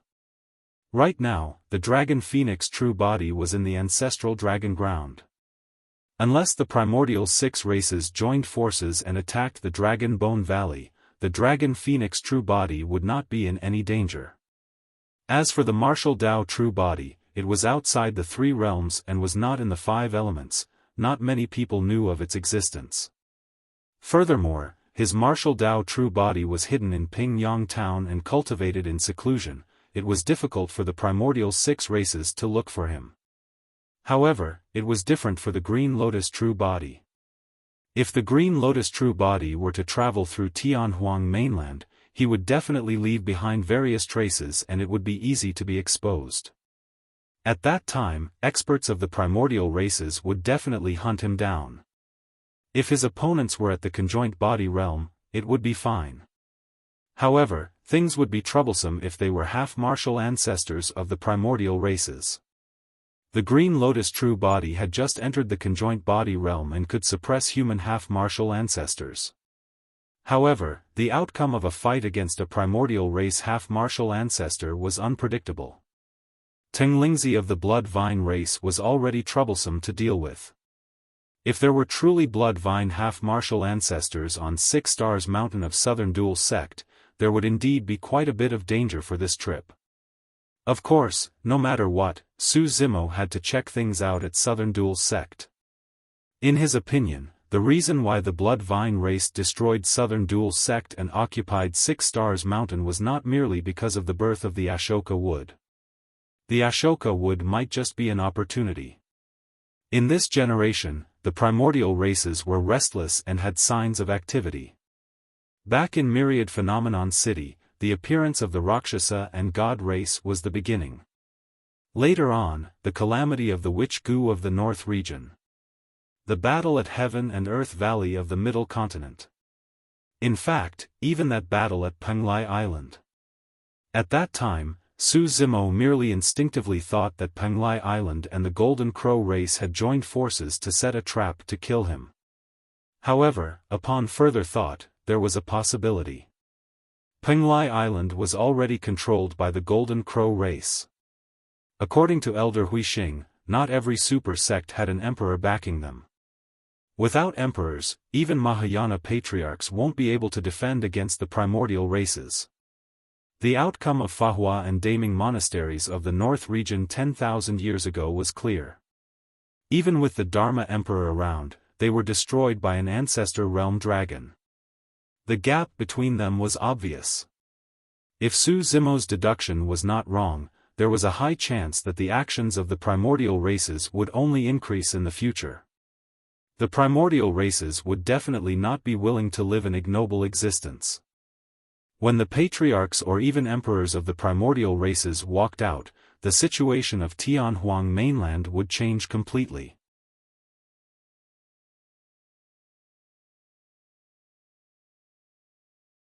Chapter 1423, Teng Lingzi. Chapter 1423, Teng Lingzi. 6 Stars Mountain. It was a rather famous place in the south region that was known to be picturesque. There were 6 main peaks: Heavenly Residence Peak, Heavenly Bridge Peak, Heavenly Secrets Peak, Heavenly Assimilation Peak, Heavenly Blessings Peak and 7 Kills Peak. The 6 main peaks corresponded to the 6 southern dual stars in the firmaments and interacted with heaven and earth with a rich spirit chi. Many years ago, when the founder master of Southern Dual Sect traveled here and discovered this paradise, he established his sect here. The sect grew rapidly and produced many renowned cultivators. But now, the region of 6 Stars Mountain was blood-red and filled with vines with human faces. Densely packed, it was sinister and resembled a scene from hell. The blood-colored vines extended rapidly over the past 10 years and had already occupied an area within 50 kilometers of 6 Stars Mountain. There were no other living beings in the radius of 50 kilometers apart from the blood-colored vines. The vegetation withered. The barren land was filled with skeletons. It was one of the primordial 9 races, the Blood Vine race. This was the only flora race among the primordial 9 races. It was because the Blood Vine race was the most domineering among the flora race. As long as a blood vine grew within a region, the nutrients of other flora would be sucked dry until they died. Furthermore, the Blood Vine race was extremely violent and bloodthirsty. If any living being were to step foot into the territory of the Blood Vine race, they would be devoured flesh and blood, leaving nothing but a skeleton. Even in the primordial era, a Blood Vine race was not allowed to appear in the habitat of other primordial races. 7 Kills Peak. In a palace filled with blood vines, a young man in scarlet blood robes sat on a high seat. He held a blood-colored gourd in his left hand and beneath him was a throne made up of bones. Around the throne was a large circle of human skulls that were stained with blood. This was the young master of the Blood Vine race, Teng Lingzi. At that moment, more than 10 cultivators with frightened expressions floated in front of Teng Lingzi. All of them were pale and trembling in fear. Although those cultivators were dirty, their robes revealed that they were cultivators of Southern Duel's sect. Fu. Teng Lingzi looked at the cultivators before him and smiled sinisterly, saying in a gentle voice, "Don't be afraid, don't be afraid. Be obedient." As he spoke, more than 10 blood-colored vines the size of arms extended from Teng Lingzi's wide blood robes and coiled towards the cultivators. Ooh, ooh. The eyes of those cultivators were filled with fear as they struggled with all their might. However, they could not move or speak and could only let out muffled sounds. The more than 10 cultivators could only watch helplessly as the thick, grisly blood vines approached them. This process was an immense torture for the cultivators. Unable to withstand it, a female cultivator broke down and fainted on the spot. The other cultivators shuddered as well and looked at Teng Lingzi pleadingly. Teng Lingzi had a smug expression as he enjoyed the fear of the food before him. In his eyes, these cultivators were nothing more than food. They were his food. In the primordial era, humans were the weakest race and could only be enslaved as food. The more fearful the food was, the more excited the blood-robed youth was. Although the blood vine race was one of the primordial 9 races and had a powerful bloodline, they could only live ignobly all these years. Teng Lingzi had had enough. Thankfully, the fortune of the human race was depleted and the era of the primordial races had arrived. Are you scared? Are you afraid? Teng Lingzi smiled gently. However, I'm still going to eat you guys up. As he spoke, the circular human faces on the top of the blood-colored vines suddenly split open, revealing sharp fangs and a torrential blood stench. Poof! A blood vine suddenly popped out and chomped down on the head of a cultivator. The vine twitched and swallowed it bit by bit. The remaining cultivators were scared out of their wits when they saw that. A cultivator's life force drained rapidly and his gaze dimmed. That person was frightened to death. Sigh. Teng Lingzi sighed. I've got to eat you up as soon as possible. Once you're dead, your flesh won't be fresh anymore. Poof. A blood vine opened its mouth and swallowed the cultivator. A moment later, the first blood vine that swallowed opened its mouth once more and spat out a pile of bones that were stained with fresh blood. The remaining cultivators were in despair. They knew that they would not be able to escape the fate of being devoured. Before long, more than 10 cultivators were devoured by the blood-robed youth. Teng Lingzi let out a long breath and licked his grisly red tongue with a delighted expression. The blood-colored gourd in his left palm turned even more vibrant and sinister. Reporting in, young master. Right then, a blood vine clansman beside the palace said in a deep voice, "There's not much food left in the captivity of 6 Stars Mountain. It can probably only last you for another year. Seems like I've got to go out and capture some food back." Teng Lingzi twisted his neck. These hundreds of thousands of food from Southern Duel's sect are truly worthless. In just 10 years, they're gone. As he said that, he smacked his lips as though he was reminiscing. Actually, there's a monastery in the south region that has sufficient food. Furthermore, they're all of good quality. Teng Lingzi narrowed his eyes and said faintly. You're referring to Dapamkara Monastery, young master? The blood vine clansman below asked. Yes. Teng Lingzi nodded. Dapamkara Monastery is one of the 6 Buddhist monasteries of the human cultivation world. We might not be able to take them down with our strength.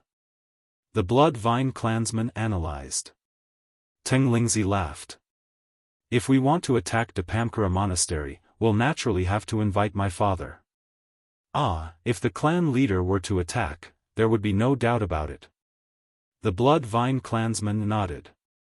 Teng Lingzi smiled. Actually, Dapamkara Monastery is only strong on the surface as well. Their titular disciple has been in my hands for 10 years and yet, no one dares to come. I'm guessing that there's no emperor in Dapamkara Monastery in this generation. You sure are wise, young master. The Blood Vine clansman hurriedly flattered before asking, "When are you prepared to attack Dapamkara Monastery with the clan leader, young master?" "There's no rush," Teng Lingzi said indifferently. "Once I absorb all the power of the Ashoka wood, I might be able to become a half-martial ancestor or even advance to the Ancestor realm. At that time, I can flatten Dapamkara Monastery without my father even stepping in. The 3 aristocratic families will be next after we flatten Dapamkara Monastery. At that time, the entire south region will be in the control of the Blood Vine race." The Blood Vine clansman was also excited and continued. "Yes." Teng Lingzi nodded. "That's for the future and we'll put it aside for the time being. Right, is there any news of Desolate Marshal? I heard that this current one is the creation green lotus body. If we can capture him, he will be the greatest tonic for me." "Not yet." The Blood Vine clansman replied, "If there's any news, I'll definitely report it right away." "Yes." Teng Lingzi reminded, "The other primordial races have also set their killing badges for him. Keep a close eye on him. If Desolate Marshal appears, we must not let the God and Heavenly Eye races get their hands on him first. I'll definitely be the first to eat Desolate Marshal's flesh."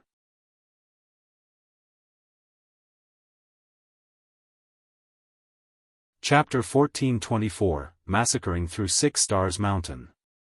Chapter 1424, Massacring through 6 Stars Mountain. After leaving Dapamkara Monastery, Su Zimo arrived near 6 Stars Mountain in less than 10 days. From afar, 6 Stars Mountain was blood-colored. The menacing vines crawled all over the mountains and earth densely. Blood-colored gourds grew on the vines and swayed with the wind, shimmering with a demonic blood glint. Su Zimo's expression was cold. He did not hide his tracks and flew into the air, speeding towards 6 Stars Mountain. Now that he had entered the conjoined body realm and his green lotus true body had undergone a complete transformation, other than patriarchs, there were not many people in Tianhuang mainland who could suppress him. There was no need for him to change his appearance and hide his identity. He was Desolate Marshal. The reason why he was barging into 6 Stars Mountain today was because he wanted to settle the score with the Blood Vine race. The moment Su Zimo arrived at the outer perimeter of 6 Stars Mountain, the Blood Vines sensed the blood chi in his body and started climbing towards him. There's actually a cultivator who doesn't know what's good for him and dares to take the initiative to come here. He. What a strong bloodline. I can take on human form after devouring him. Some of the Blood Vines were excited. The Blood Vines at the outer perimeter of 6 Stars Mountain had low cultivation realms and could not even take on human form. As such, they could not see through Su Zimo's real strength. In the blink of an eye, hundreds of blood-colored vines coiled toward Su Zimo like madmen, wanting to drink his blood and eat his flesh. Su Zimo did not even look at the blood vines as he conjured hand seals with both hands and channeled his essence spirit. Swoosh! Suddenly, 3 balls of flames of different colors appeared beside Su Zimo. Scarlet, Immortal Tao Fire. Golden, Buddhist Tao Fire. Black, Fiend Tao Fire. This was a dermic art from the Scarlet Flame Heart Sutra, the Scarlet Flame Revolving Lantern. 3 Tao fires surrounded Su Zimo and spun slowly, forming a flame barrier. The moment the blood vines charged forward and revealed their bloodied mouths, they collided against the Scarlet Flame Revolving Lantern. Right now, Su Zimo was at the conjoint body realm. The might of the Scarlet Flame Revolving Lantern was something that even some conjoint body blood vines might not dare to take on, let alone these low-leveled blood vines. The blood vine race was flora after all. Although they reigned among the other flora, it did not mean that they did not have weaknesses. Flora feared fire the most. As for Su Zimo, he cultivated the Scarlet Flame Mental Sutra. His mastery of flames was extremely strong and the 3 Tao fires he conjured were even more terrifying. The blood vines turned into ashes instantly when they struck. Squeak, squeak. When the vines turned into ashes, their true bodies let out sharp cries. The other vines on their bodies wanted to turtle back and avoid the three flames. However, the three Dao fires were extremely ferocious and were not something that these low-level blood vines could defend against. Any single spark that landed on their bodies would ignite and the flames would extend throughout the entire blood vines. In the blink of an eye, a complete blood vine was burned into ashes. Su Zimo's expression was cold as he walked into Six Stars Mountain without stopping at all. Surrounded by three Dao fires, he charged right in. Everywhere he passed, flames surged into the skies and countless blood vines perished in the sea of flames. Of course, the cultivation realms of those blood vines were not high and they could not even take on human form. They could only watch helplessly as the flames descended and burned them to ashes. Who is there? How dare you barge into the territory of the blood vine race? An expert of the blood vine race in human form appeared and stood in midair. He looked at the flames not far away and questioned loudly with a furious expression. Although the blood vine race being could take on human form, his cultivation realm was only at the Dharma characteristic realm. Territory of the blood vine race? Su Zimo sneered and flicked his finger casually without even looking at him. Chi! A sword chi burst forth. The white light tore through the void and entered the glabella of the blood vine Dao Lord instantly. That person's eyes widened in disbelief. The sword chi was way too fast that he did not even have time to dodge. A single slash. It pierced his consciousness and shattered his essence spirit. The corpse of the blood vine Dao Lord fell from midair. Swash! Swash! Swash! When they saw that, the blood vines that wanted to advance were shocked and fled towards the 6 main peaks.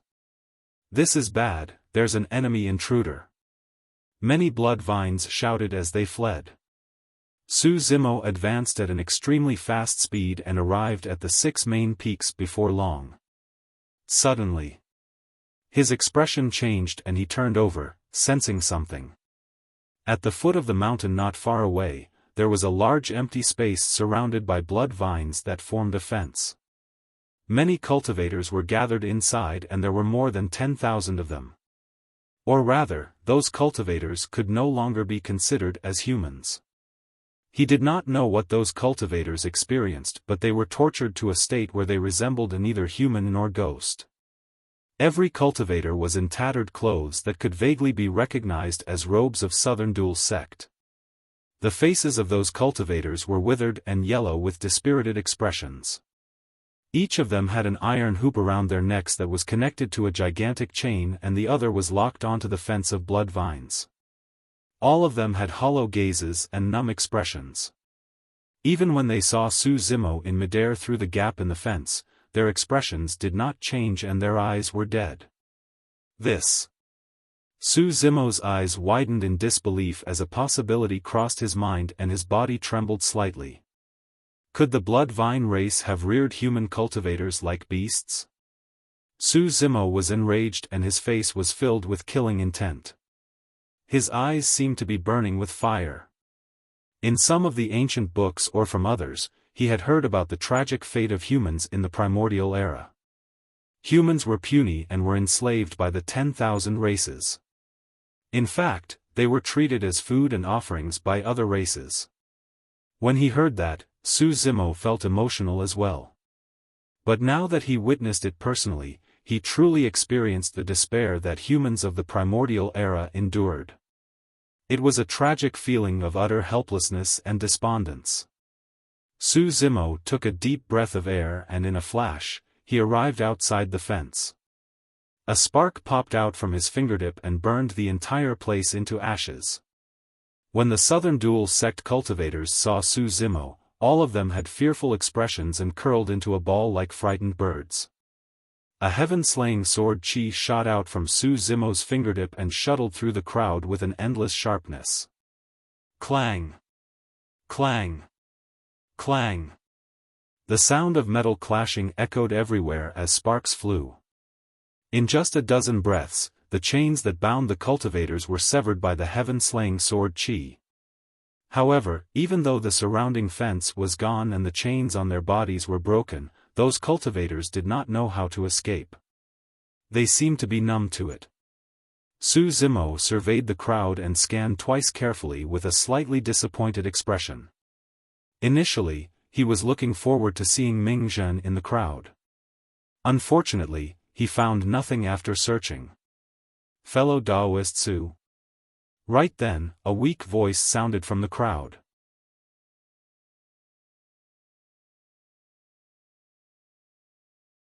Chapter 1425, Pay with Blood.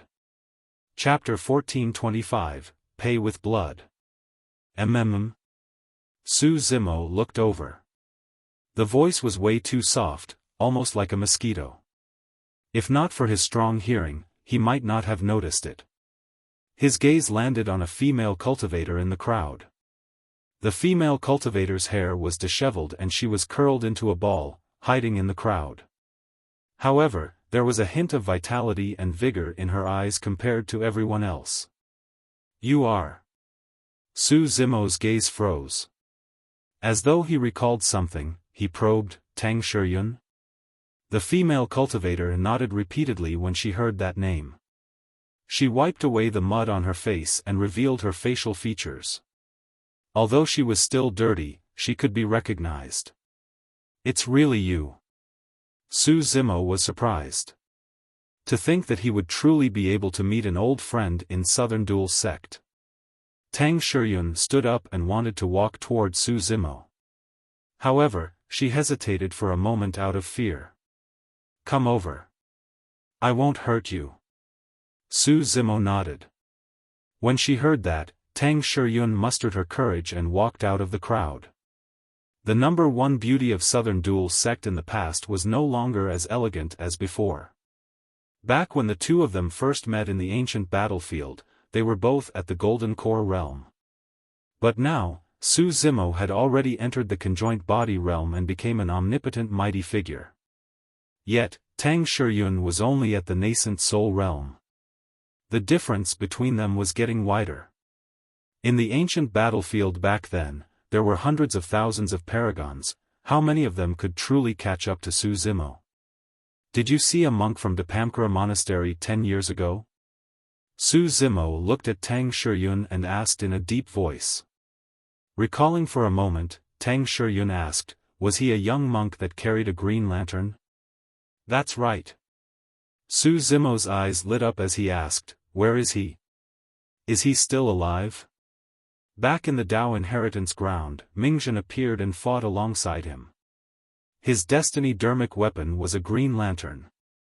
10 years ago, thanks to this monk, some Southern Dual Sect cultivators managed to escape. Teng Shiyun sighed gently. However, that monk's cultivation realm was not high enough and he still could not defeat the young master of the blood vine race and was suppressed by the latter. After so many years, he must have died. Su Zimo gripped his fists gently with a cold expression. Fellow Daoist, no, Senior Su. Are you here to save us? Teng Shiyun realized that the difference between them was too great and it was no longer appropriate to address him as fellow Daoist. She changed her manner of speech hurriedly and asked uneasily. Yes. Su Zimo nodded and took out some elixirs to store in a storage bag before handing it to Teng Shiyun. Share these elixirs and leave this place as soon as possible. Teng Shiyun's hands trembled as she received the storage bag, tears rolling down her face instantly. However, the other cultivators were still numb as they watched the scene in a daze without any joy of seeing the world once more. These people. Gazing at the expressions of those cultivators, Su Zimo felt a sense of sadness. Teng Shiyun smiled bitterly. 10 years ago, the blood vine race attacked this place and our sect master died in battle. 3 mighty figures and a half-martial ancestor died. However, we could not defend against the blood vine army. In less than a day, the entire Southern Dual Sect fell into the hands of the blood vine race. Apart from the monk who helped hundreds of people escape, the other hundreds of thousands of disciples were reared like beasts by the blood vine race just so they could eat fresh food. All these years, the blood vine race imprisoned us here and sealed our dermic powers. We can't even commit suicide. At that point, killing intent spewed from Su Zimo's eyes. Teng Shiyun lamented, for the past 10 years, the blood vine race has consumed more than 100 southern dual sect cultivators daily. No matter how we begged or struggled, nothing changed. We could only watch as our fellow sect mates decreased bit by bit. That's hundreds of thousands of our sect mates. Right now, we're the only ones left. Teng Shiyun could not hold on either and broke down mentally, bursting into tears. When those cultivators opened their eyes every day, they did not know if they could survive the day or if they would be eaten as food. Initially, we had a sliver of hope. Teng Shiyun's face was filled with tears as she gave a bitter smile. After all, hundreds of our sect mates escaped. We hoped that they would seek help from the other upper or super sections. Perhaps, some experts of our human race might come and save us from our misery. However, we waited for a year, 2 years, 5 years, and no one came. Eventually, we gave up. Su Zimo was silent. He clenched his fists so tightly that his knuckles turned incomparably pale.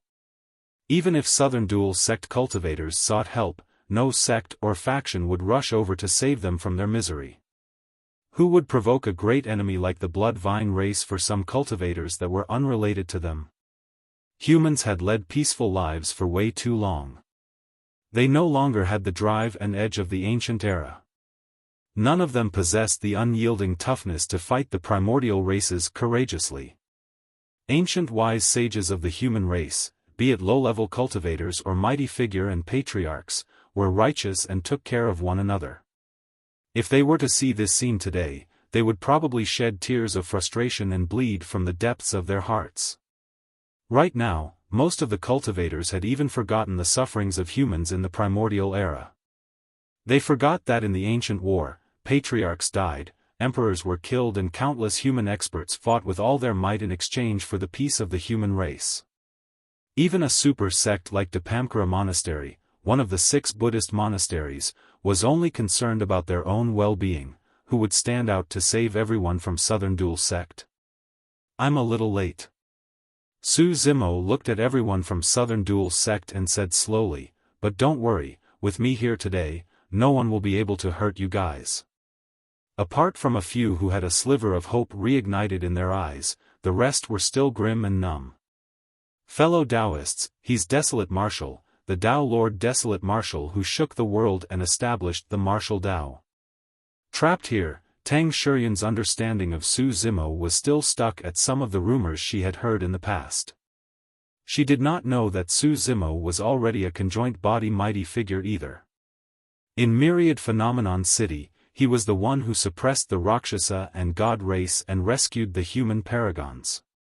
Now that Tao Lord Desolate Martial is here, we have a chance of escaping alive. Teng Shiyun looked at everyone from Southern Dual Sect and took out the elixirs from the storage bag, handing them to the cultivators as she spoke. Most people were indifferent. What's the use of a Dharma characteristic Tao Lord? Even a half-martial ancestor was killed. Everyone is dead. Ha ha ha. A cultivator burst into laughter in a deranged manner. Su Zimo had a sorrowful expression. Although these people were still alive, they were no different from dead people. Tao Lord Desolate Martial, please kill me and give me a swift ending. That will be the greatest relief for me, a cultivator kowtowed to Su Zimo and begged softly. Tao Lord Desolate Martial, please grant us death. A large number of cultivators knelt down. When he saw that, Su Zimo's eyes reddened and he had nowhere to vent the rage and sadness in his heart. Eventually, he reared his head and howled. Blood vine race, I'm going to make you guys pay with blood.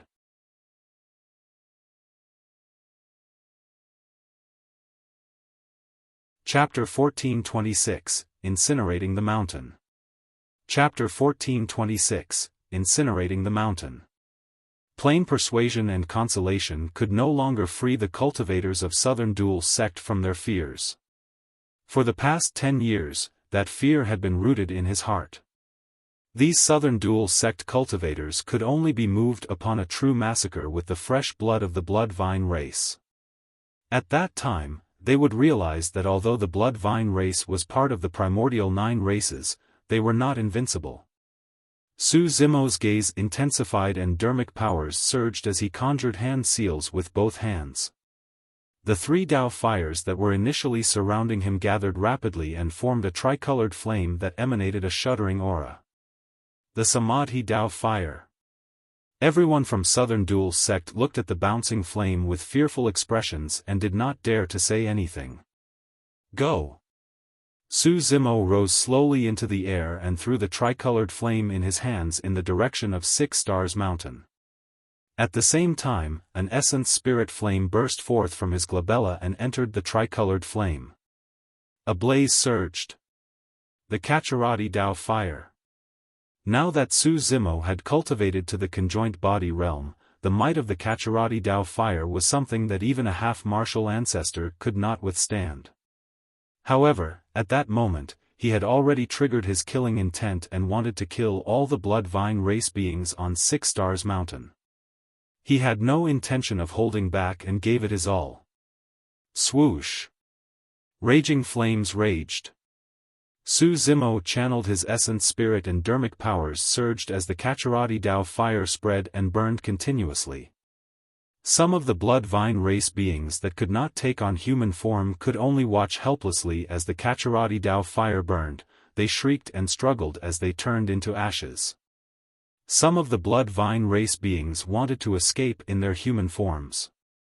However, the Kacharati Dao fire was extremely powerful and they could not defend even if a single spark landed on them. Su Zimo pushed his essence spirit to its limits. The speed of the Kacharati Dao fire was extremely fast as well. Some of the Bloodvine race beings that reacted slower were caught up by the Kacharati Dao fire and burned into ashes. In the blink of an eye, 6 Stars Mountain was engulfed in a sea of flames. Everyone from Southern Dual Sect watched with widened eyes and agape mouths. They could no longer speak. This scene was way too shocking for them. More than half of the violent and bloodthirsty Bloodvine race that they initially thought to be invincible was burned by that fire.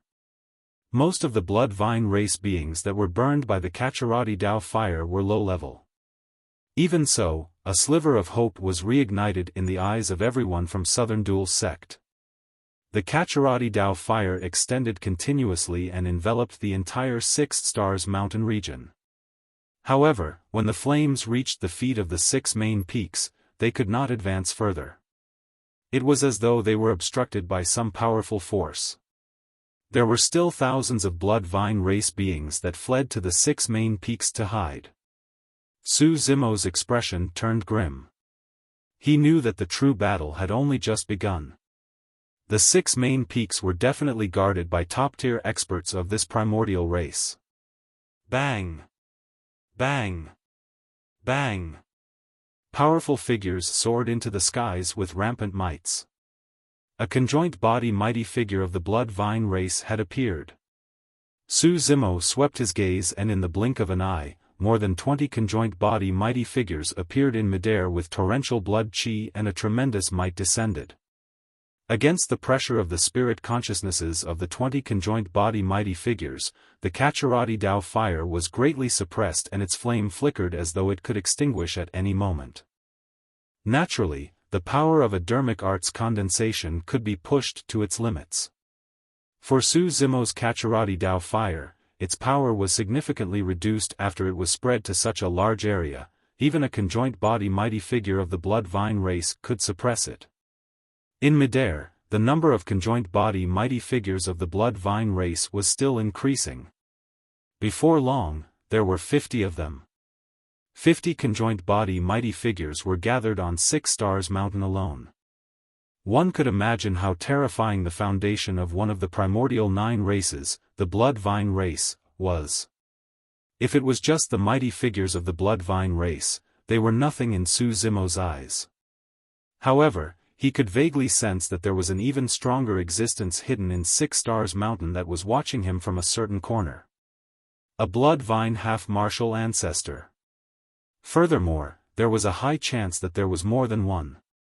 If a huge battle breaks out later, leave this place as soon as possible with your fellow sect mates. Su Zimo sent a voice transmission to Teng Shiyun. There were more experts of the blood-vine race on 6 Stars Mountain than he had imagined. Once the battle broke out and he could not fend for himself, it would be difficult for him to protect Teng Shiyun and the others. Who are you? How dare you barge into the territory of the blood-vine race and kill our beings? A mighty figure of the blood-vine race hollered. Su Zimo sneered, didn't the blood-vine race release a killing badge on me? You can't even recognize me? The expression of the blood-vine race beings in midair changed. You are Desolate Marshal. Some of the blood-vine race beings shouted softly. Fufufu. Right then, laughter sounded from 7 Kills Peak. A figure rose slowly, dressed in blood-colored robes. Licking his lips with a grisly red tongue, he said leisurely, "What a fruitless search we had. Desolate Marshal, you saved me a lot of trouble by knocking on my door personally." Young Master. The conjoined body mighty figures of the blood-vine race bowed when they saw that person. You're Lingzi, right? Su Zimo's expression was cold as he glared at the blood-robed youth with undisguised killing intent. That's me. Lingzi smiled sinisterly. Why? Even the renowned strongest monster incarnate in history, the mighty figure Desolate Marshal, has heard of my name? Were you the one who killed Mingzhen? Su Zimo asked coldly. Who is Mingzhen? Lingzi shook his head. I've never bothered to memorize names for the ants of the human race. It's a waste of my energy. Who would remember the name of the food they ate? He smiled at Su Zimo with a hint of blood in his teeth, resembling a malevolent ghost from hell. Mingzhen? As though he recalled something, Lingzi raised his brow and asked, "Are you referring to a little monk?" Su Zimo narrowed his eyes. When Lingzi saw Su Zimo's strange expression, he nodded. Seems like that's him. The blood chi of that little monk is extremely strong and pure, so I kept him in my blood gourd to refine. As he said that, he took out a blood-colored gourd and held it in his palm. This blood gourd is my destiny dermic weapon. Even if a half-martial ancestor of the human race is sucked in, he won't be able to live for more than a year. However, that little monk sure is incredible. TSK. To think that a mere Dharma characteristic would be able to last till now in my blood gourd. Su Zimo's eyes lit up with joy. Mingzhen isn't dead? You don't have to be happy either. Lingzi said with a smile, that little monk won't be able to hold on for much longer. I'm guessing that in another year or so, he'll turn into a puddle of blood and become essence energy for my blood gourd. There's no need for a year or so. Su Zimo's gaze was electric and murderous as he said slowly, "Today, I'll send you to hell." Ha ha ha. As though he had heard something extremely amusing, Lingzi said sinisterly, "Desolate Marshal, don't worry. I'll keep you in the blood gourd as well and let you accompany him to the netherworld as blood." You're tuning into the Xiaofan's Wuxia Tales YouTube channel. Don't forget to subscribe and join us on this journey to catch the most captivating stories.